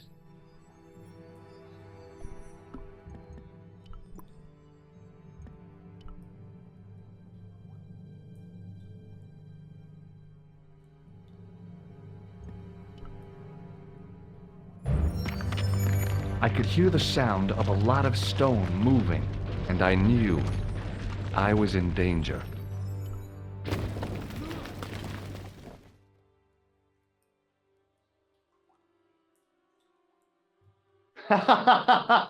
Oh, very funny, you psychos. Signor Stover! Signor Stover! Are you all right? It's okay, Lopez, I'm fine. Che tutto mia dada! You gave me a scare! Nice try, Templars.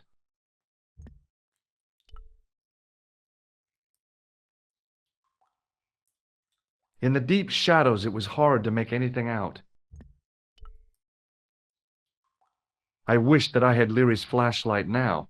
It just felt like a pitted stone wall. I'd almost been killed for the sake of a red herring.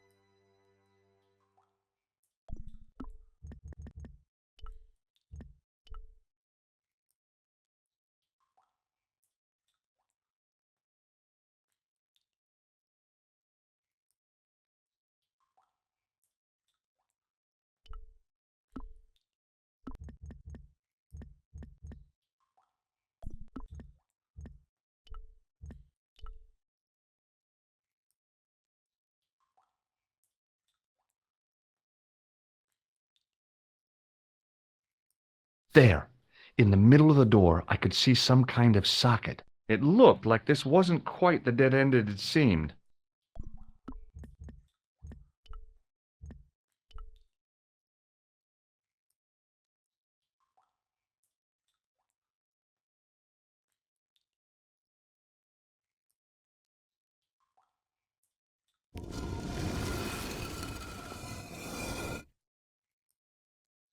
Open sesame! Another secret door!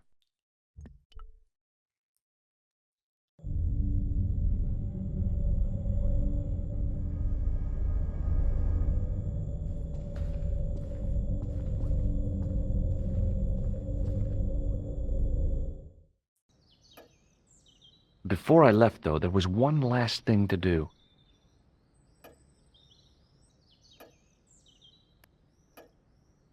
You won't be needing that replacement piece anymore, Countess.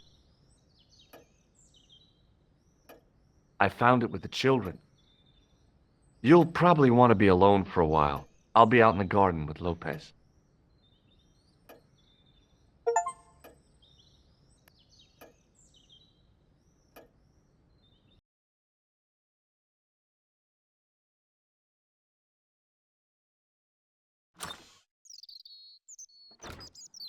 George, welcome back. Come in, George. It's good to see you again. Is it? Sure. What did you find in Spain? Without Andre, we wouldn't have got this far, George. Yeah, I know.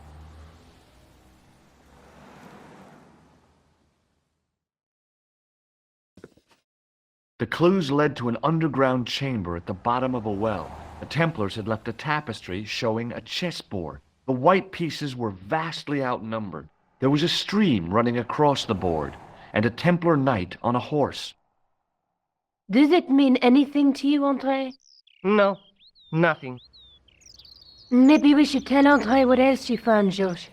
There's a map and a Latin inscription to the west at the edge of the world.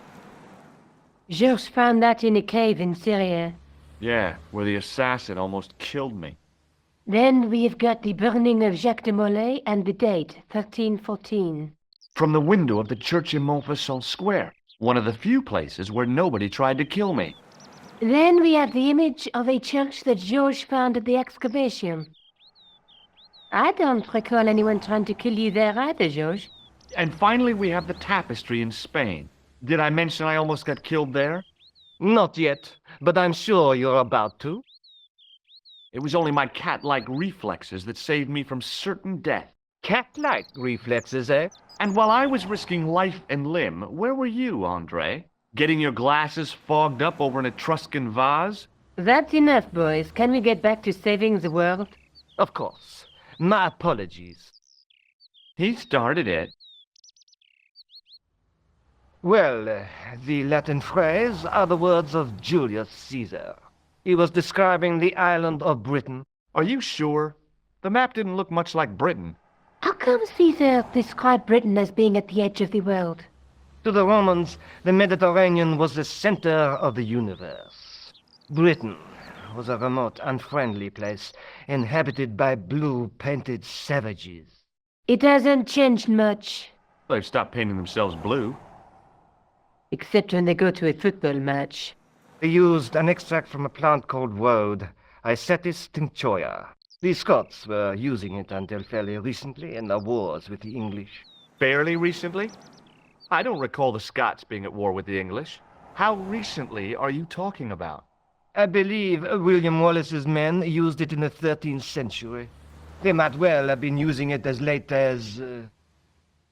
You can't remember, can you?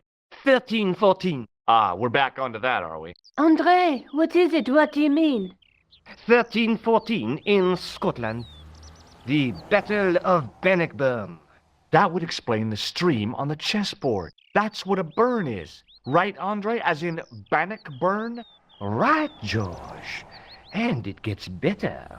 Tradition has it that the Scots were helped by a shock force of, well, can't you guess? Knights Templar? Yes, a group of outlawed Templars. They are said to have turned the tide for the Scots. And it all ends at a church in the Isle of Britain at Bannockburn in a church. What are we waiting for? I'll call a cab.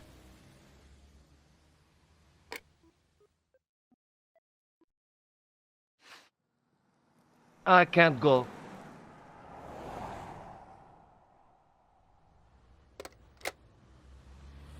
Andre, you've been loads of help, but... What George is trying to say is that you shouldn't feel guilty. I was? We understand you've got commitments. But listen, we have to hurry. Let's go, George. We'll see it through. Oh, and, don't worry about us.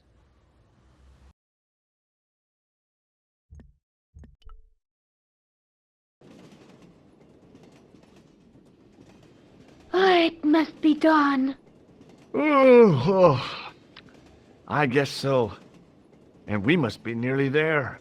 Somewhere, out there in the dark, is Scotland. We've come a long way together to get here. Yeah. Let's hope it was worth it. There's something I've been meaning to say to you, Nico. Is this the right time and place, George? There might not be another time. I don't want to waste this chance. You don't need to say anything. I wouldn't want to be anywhere else. But here, with you. Now. You're exhausted. Why don't you get some sleep? Sleep? At a time like this? Excited, huh? Would you like something to help you sleep, dearie? I've got some tablets in my bag. Oh, no. Thank you. Thanks all the same, ma'am.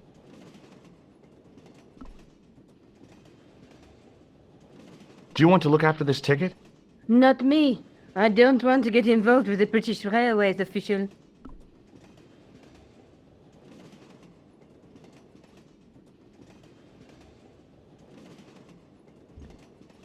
The old lady reminded me of my grandmother. Except, of course, that this old lady was still alive. Pardon me? Yes, my dear. Do you know what time we're due in Stirling? 6:15, but we're running 8 minutes late. What's the book you're reading? Oh, it's something I picked up at the station. A medieval detective story. Quite well written for that kind of thing. It's been out of print for years. What's the title of the book? The Crooked Crusader Caper by Molly Pegram. I assumed the author was a woman, but apparently not. His real name is... Professor Nigel Pegram. That's right. Do you know him? No, I never met him. George is a great fan of his, though. Do you know Stirling well? Yes, I do. Is that where you two lovebirds abound? Yeah, It's one of the places we thought we'd see on our holiday. Be sure to visit the castle, won't you? Oh, I'm sure it's a neat place. But we are not really interested in history, are we, George? No. I suppose espresso bars and boogie-woogie are more your cup of tea. That's right. There's nothing George enjoys more than a good boogie. Is there a church called St. Ninian's at Stirling? Yes, there is. And I know why you're going there. You do? Of course I do. It's obvious you're in love. You're eloping, and they say romance is dead.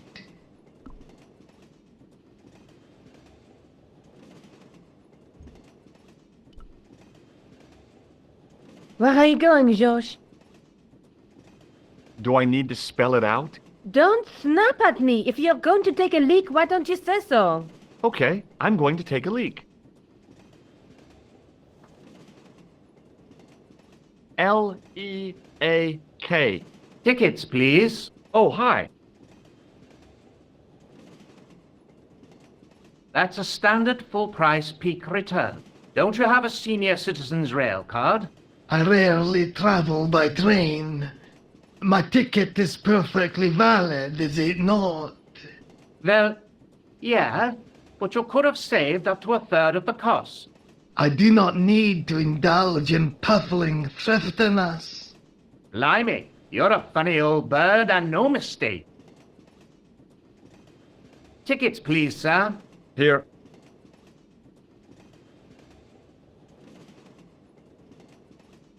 Off to Stirling, eh? Yes, we are. Well, I hope you won't be disappointed. It's a miserable place this time of year. Still, there's plenty of pubs and a lovely view from the castle. Thank you. I don't want to worry you, but there was something familiar about that guy. Are you sure? You're tired. Perhaps you're mistaken. Maybe. But I didn't like the look in his eyes when he spoke to you. Can't you sit still, George? I need to go to the John. While you're there, check out the buffet car, George. Unthinkable though it is, I am hungry enough to eat English food. Okay.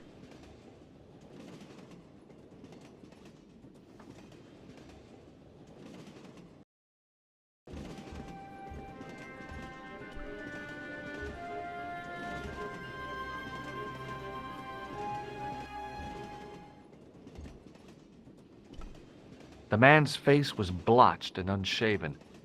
I guess he'd been traveling all night. Red-rimmed eyes stared fish-like above his broken nose. Hi! Having a party? No, this is breakfast. Come on, join us, man. Away, Basha, wake up, man. What's company? His breath was like the outlet from a chemical factory.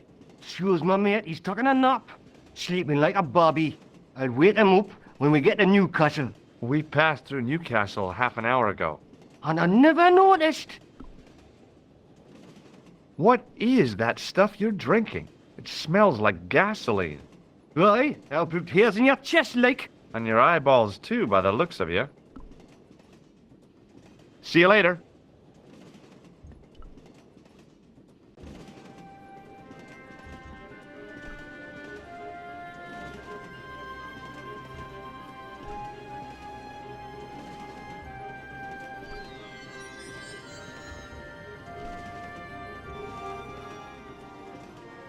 Oh, no. That gangster creep from the hotel, Guido. Well, he didn't scare me. Hey, Buster. This is a no-smoking car. Okay, maybe he did scare me. It got worse. I suddenly realized who the conductor had reminded me of. Eklund, Marquet's murderer. Guido looked like a weasel in a cheap suit. He also looked like the kind of man who wouldn't lose much sleep over murder.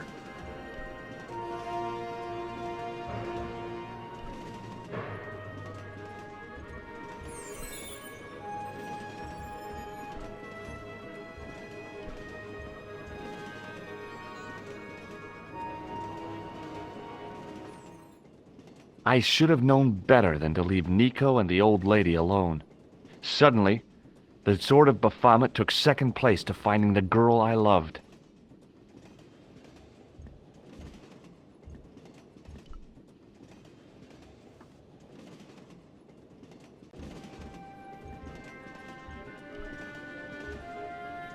The door was locked.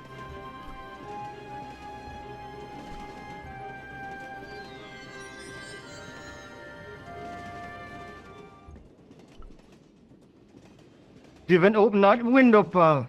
Why not? It's freezing out there. Leave it alone, man. Hey, buddy. Did you see what happened to the young woman in the next compartment? No, pal, I didn't. Have you lost her, like? She's disappeared. The old lady, too. I think they're in trouble. Oh, yeah, man. An old lady, too? Yeah. You gotta help me. Maybe they went to the toilet, like. I don't think so.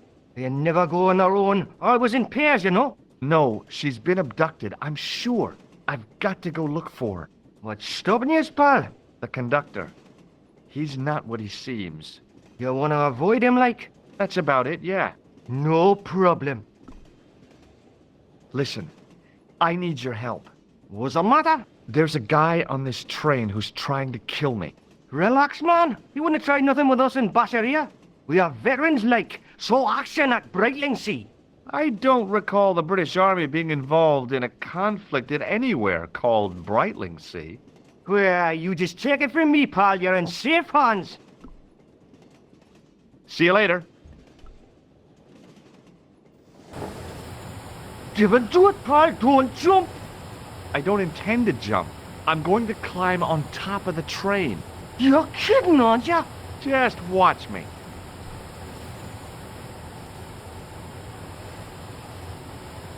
Hold on there, pal. I'll give you a hand, like.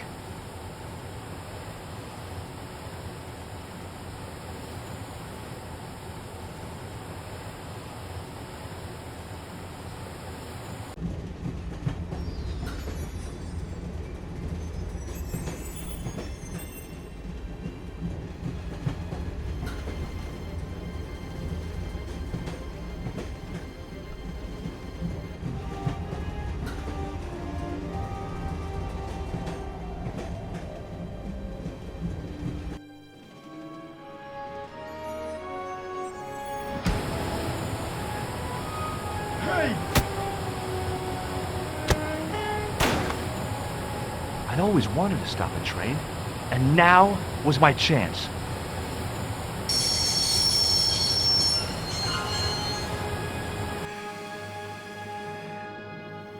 You saved our lives, but why?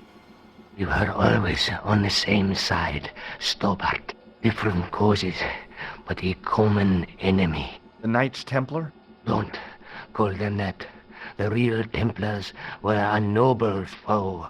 These barbarians have no right to that name. These men are no better than dogs. What are the Neo-Templars after? What is the Sword of Baphomet? Not what you think, my friend. It is a weapon, yes, but one which our enemies will find difficult to wield. A double-edged sword.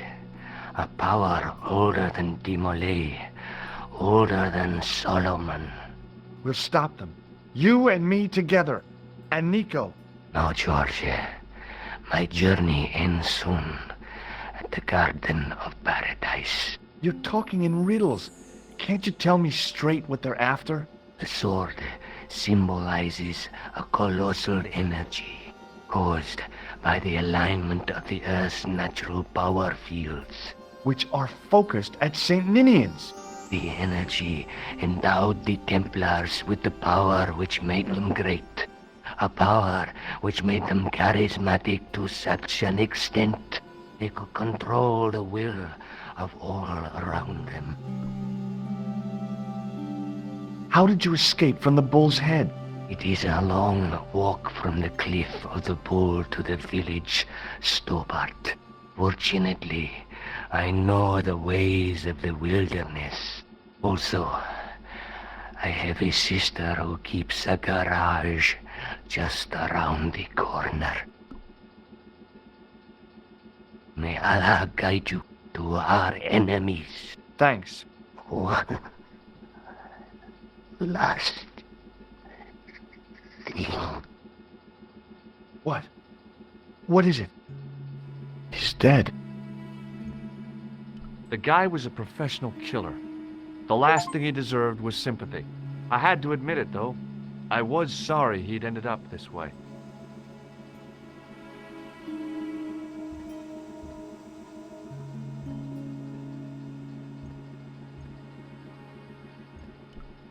The rear exit was barred and padlocked. Don't even think about it, Josh. What? Who? Look me straight in the eye and tell me you weren't thinking of using that axe on Eklund. Don't be foolish, woman. I was going to use it on you.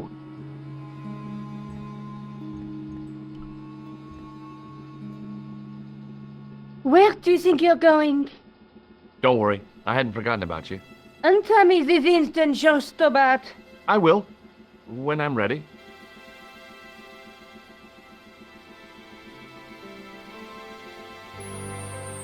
I was not there, Josh. No. You took advantage while my hands were tied. When Eklund pointed that gun at me, I thought I was going to die. I thought of all the things I'd never get to do. And kissing you was at the top of my list. Josh. Uh-huh. Josh, we've got to get off the train. Eklund could recover at any time. So what are we waiting for?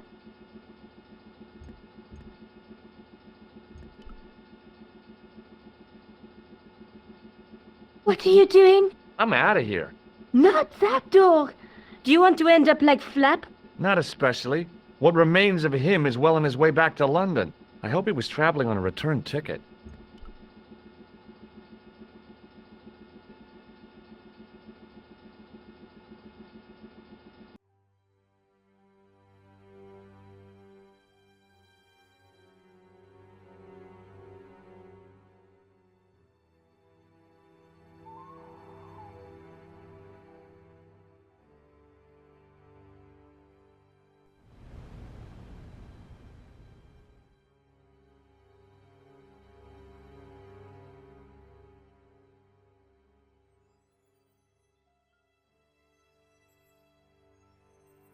I'd feel happier if we had a gun or something. Khan gave me something. What? His handbag. Oh, great. If we run into any killers, we can give them a good buffeting. Didn't he have any weapons? You don't know half of it. This bag's full of C4. Wow. Why didn't you say so? Boy, we'll show him now. What's C4? Plastic, Josh. We're going to shop our way to victory? 2 kilos of plastic explosive. The detonator's broken now. No problem. We'll buy a box of matches somewhere. It doesn't work that way. It takes a small explosion to start the big explosion. Well, that's not much use then. What does that sign say? Apparently, during the English Civil War in the mid-17th century, this place was used as an arms dump. Yeah? What happened? Look at the state of this place, George. You work it out. Oh, stray spark? You got it. The tower was the only thing to survive the blast. I hope the explosion didn't destroy the sword of Baphomet. Do you? I rather hope it did.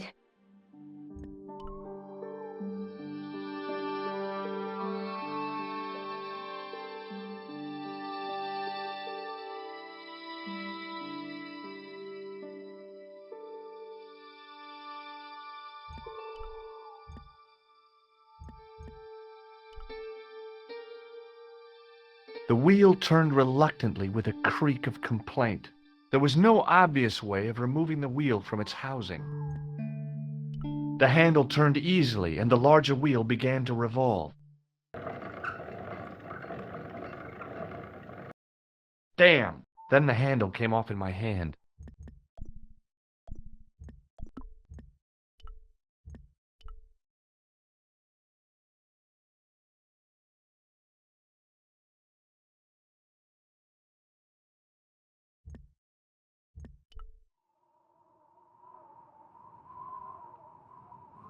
Now that the handle was gone, it was easy to remove the cog and spindle.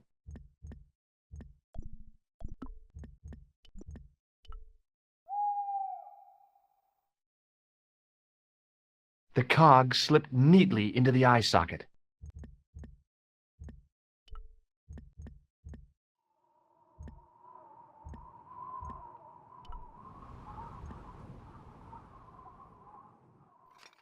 I scrabbled around in the rubble and found an old clay pipe with a broken stem.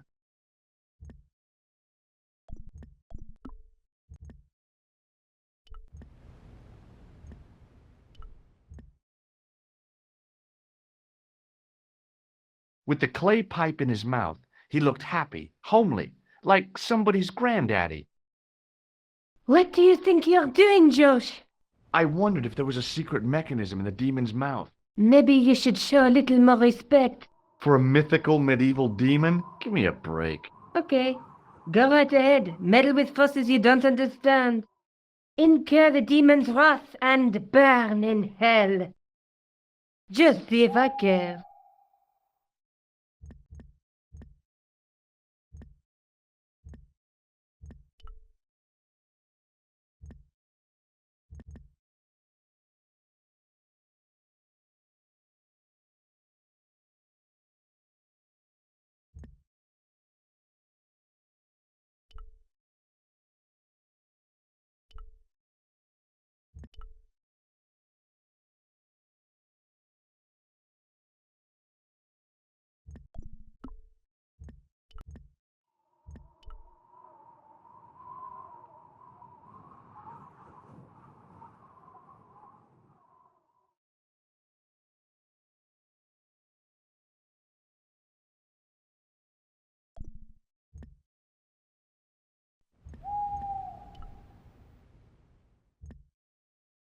The wheel turned reluctantly with a creak of complaint. There was no obvious way of removing the wheel from its housing. It was a support for the dismantled winding cog.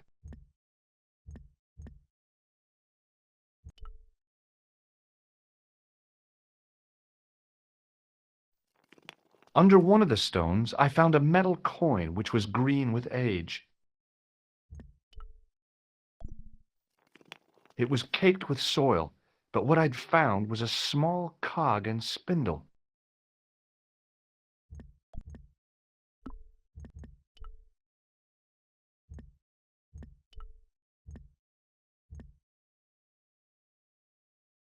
With a rasp of metal on stone, I eased the second eye into place.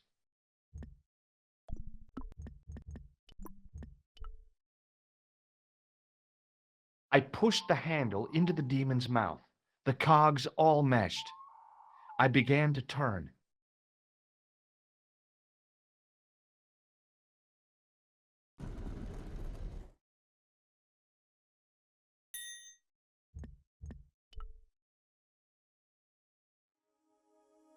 As soon as I saw the flickering torches, I realized the bogus Templars had beaten us to the sword.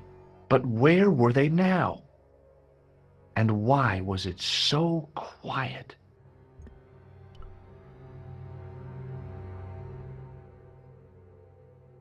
Listen, I can definitely hear chanting. You're right. I hear it too. What do you suppose they're doing? It wouldn't surprise me if they were holding some kind of satanic sex ritual. So, what are we waiting for? Shh!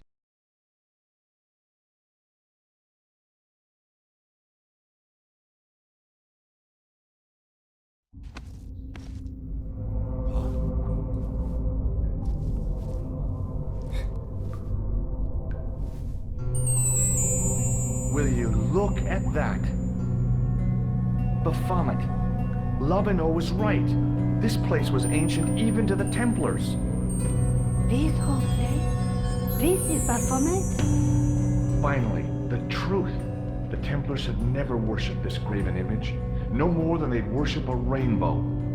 But, like a rainbow, they regarded it as a symbol of a covenant with God, who'd revealed this place to them.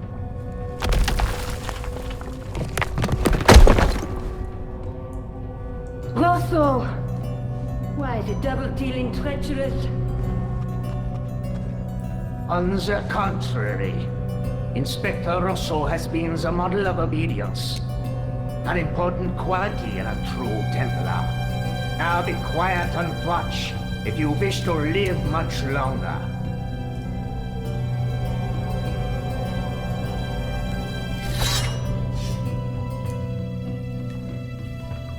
Brothers and sisters, we are gathered here to witness the reforging of the sword that was broken. Here before God's sentinel, Baphomet.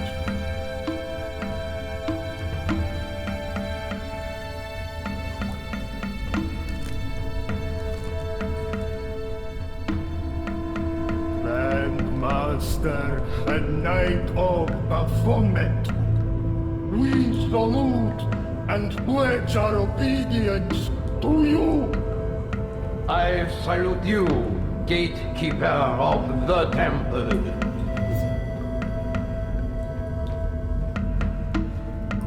Seven centuries ago, our greatest weapon, the sword of Baphomet, was lost to us. Now we prepare to reforge it, to wield against new enemies. As the tired millennium dies, and this world looks for new leaders, we shall not fail. We shall lead the people to a new order, wherein all borders will dissolve.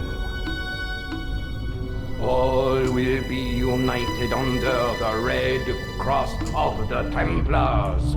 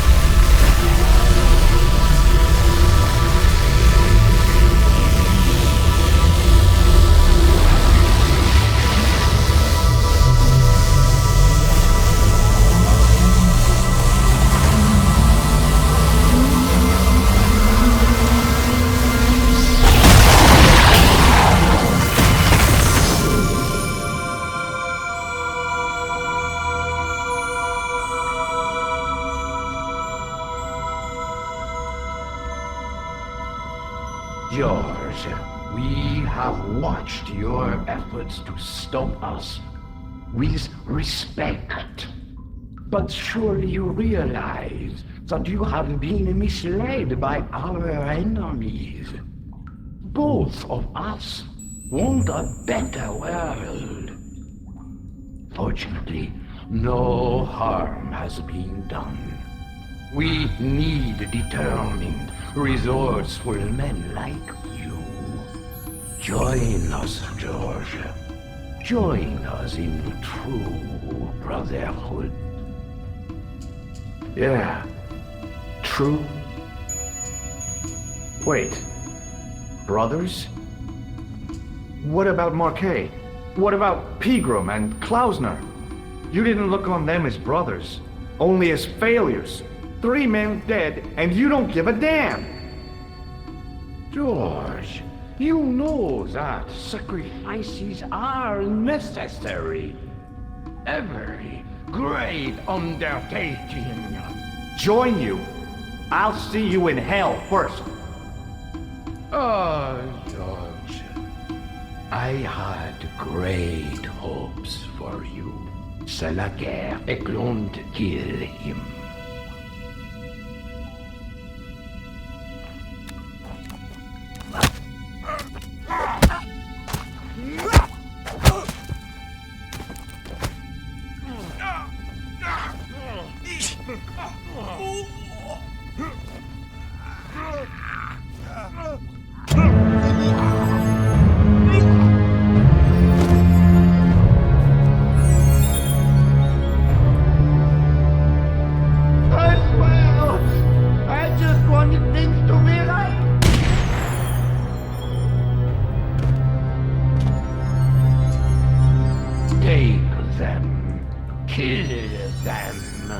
They will not escape.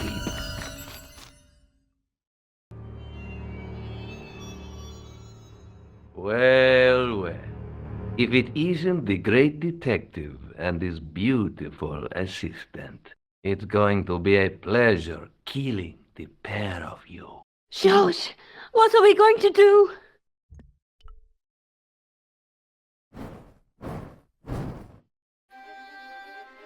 Come on, Nico. We're leaving.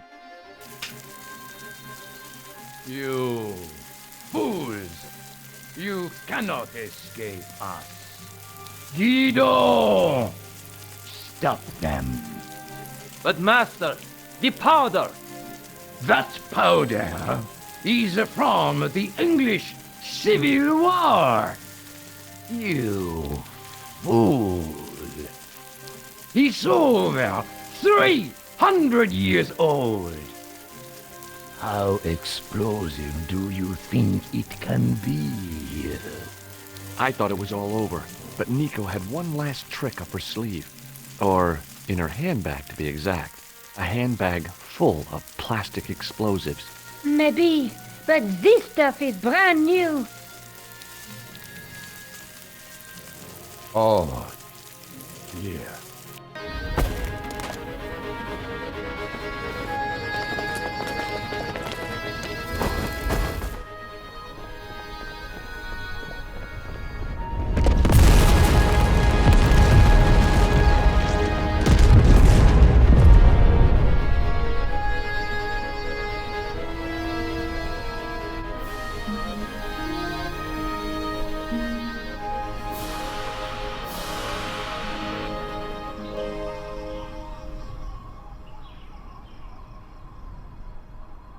You know, you'll never be able to write your story now.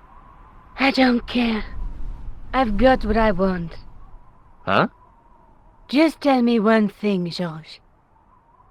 Is our life together always going to be this crazy?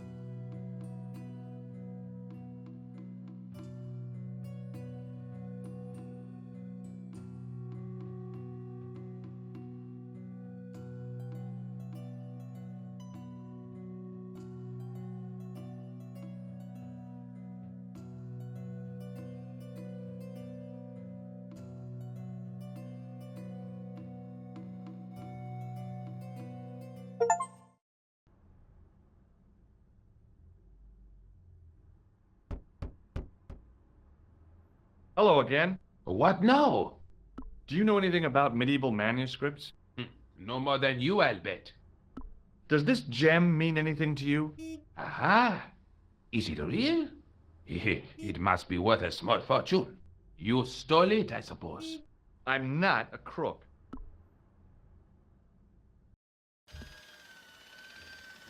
Excuse me. Yes, sir? I've got a toilet chain from a bar in Syria. No, Kitty. A toilet chain? From Syria? You sad man.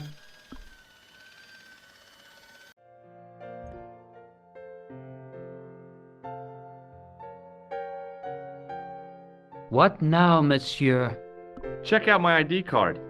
Your ID card, monsieur? I don't think so. No, it's Rosso's card. Attempting to impersonate a policeman is a criminal offense, monsieur. Ah, forget it. Thanks for your help, buddy.